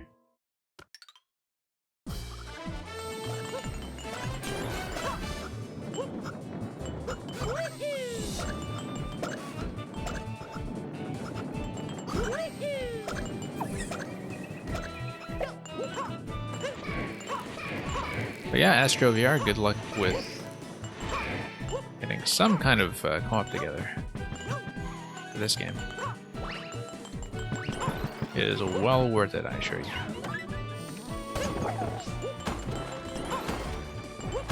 Also well worth it to do 100% because this is one of the best 100% experiences in Nintendo games. You do not want to just see the end credits. You will miss a significant amount of game if you do.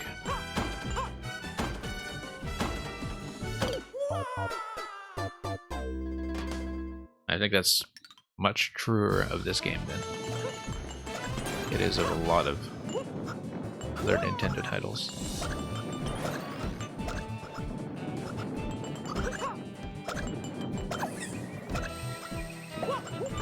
Okay, here we are.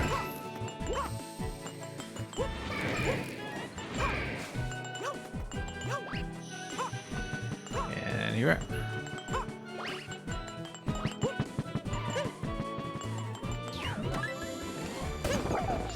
Okay. Some of this stuff is practically automatic right now.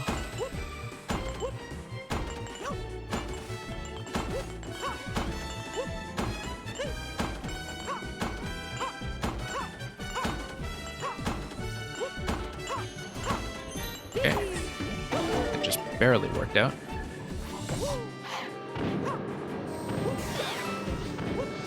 Okay, this guy's gonna go left position, center position.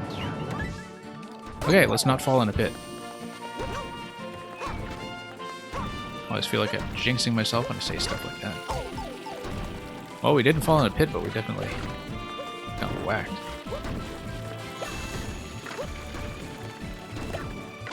Nope, poor timing.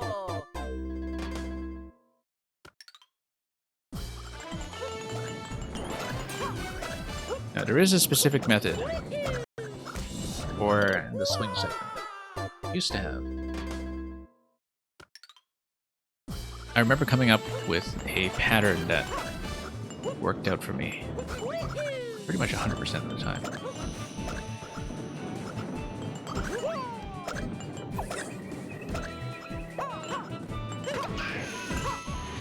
We'll see. I would like to get back up to the green star, at least for sure, the second green star. And have a fair effort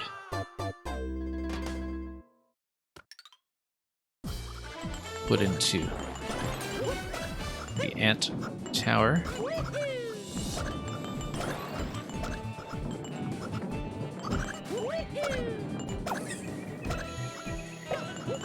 Okay. Yeah.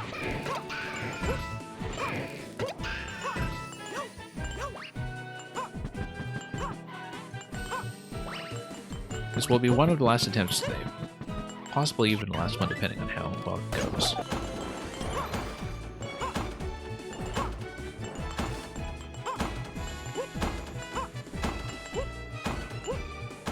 Given that it's fairly clear to me that it will not finish this sitting. There's too much we haven't seen in practice yet.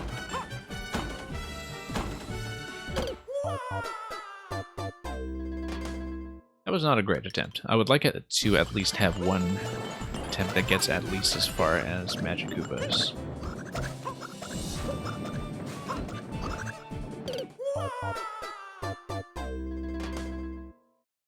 And then if we do that, we'll probably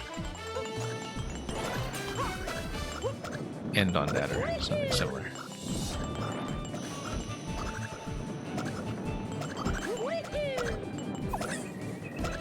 Okay, forward we go.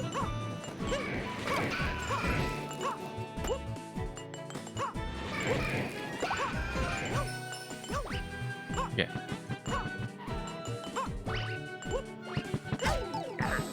Yeah, taking an early hit here, not a great idea.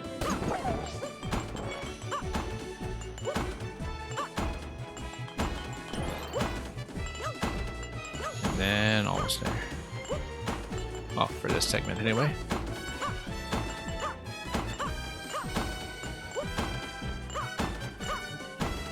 Nope. Slipped up on the corner.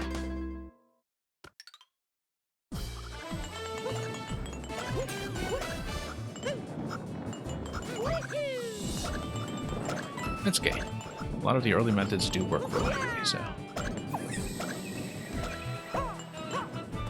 I haven't had too much trouble with the early segments, at least. It went down relatively quickly.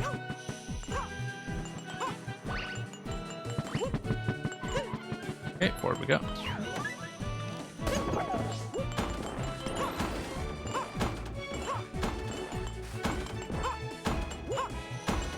And then all this timing is going to work out pretty well.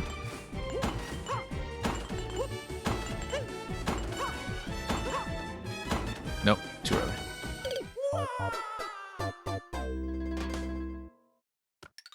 Yeah, a bit of a risky method for the beat block staircase, but Mario can have a bit of a hard time there, so we just make do with what we can.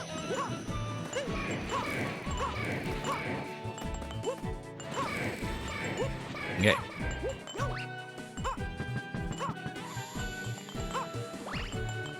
And such a satisfying diagonal to run across. You would see the platforms light up under your feet. You leave a trail of smoke and fire. Or acceleration alone. I don't know why I went for that. I think I am slipping.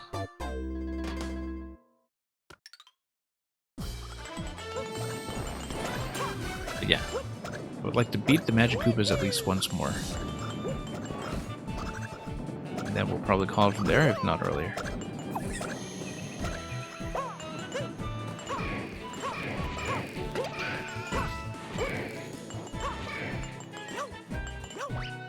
That's how I hedge against miraculous things happening. Instead, you know, rather than saying last attempt, I always persuade myself to say last and good attempt.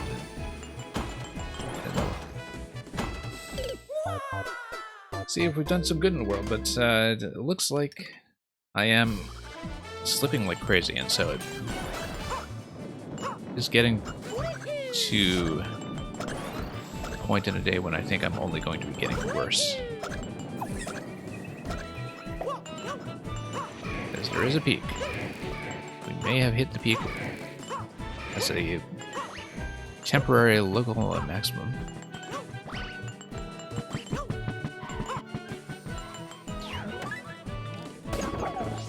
And we go.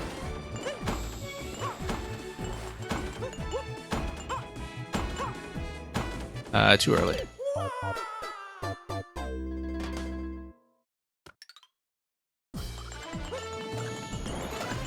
Alright. Maybe setting the Magic Koopas as a milestone was more ambitious than I thought it would be. Quite possibly, we're just going to underdeliver.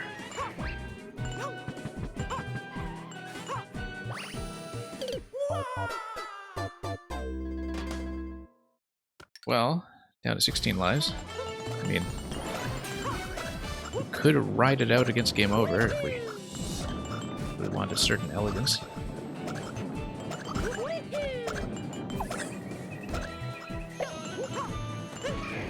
But whether that will be a good idea, something we'll have to find out shortly enough.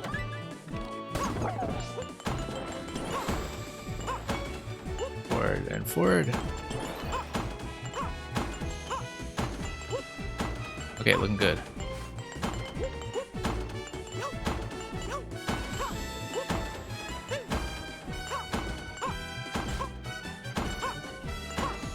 There we go. Salvage, but just barely. Here's the Magic Koopa segment. Let's try to pass it. Let's try to pass it cleanly. I said let's try to pass it cleanly. Now it's a disaster. Oh, absolute catastrophe, in fact. Haven't gotten a single kill yet. Oh no! Well, I think that is actually a cue to stop. So, we will be back. We will be trying this again. And that's going to be a reset on the green stars as well, with 15 lives remaining, but... yeah, we're not done with this by any means. But, a fair amount of progress today. Got the Toad level done. Got all of this completed, which was something that took some time. And yeah, stream is going to be ending Luigi the Real Deal because I have been on for about 5 hours. I am not done, of course, with the effort to wrap up all of Champions Road with all 5 characters. I will be streaming that as my midweek feature for as long as it takes to get it done. And then we will be back to Mario Maker for the weekend. So, any additional scheduling information that people might be curious about is going to occasionally go up on our relatively quiet Discord. And in the meantime, I will scan around for a raid while you can all listen to the lovely, lovely Comet Observatory music. That is our guide here in Shiny World Crown. So, I do have to go. That will be all from me for now. We'll pass you on to somebody interesting. But in the meantime, thank you so much for watching. Thank you for the number of follows that I received today. And do have a great time. And Astro, yeah, nice meeting you as well. And hopefully you do manage to get that co-op game together. I'll perhaps look into doing co-op with viewers here at some point. But not until I've done the capstone content. So, once again, thank you for watching. Enjoy the music. Enjoy the raid. And other than that, just generally have a good day, wherever you are, whatever time zone you're in, and fare thee well.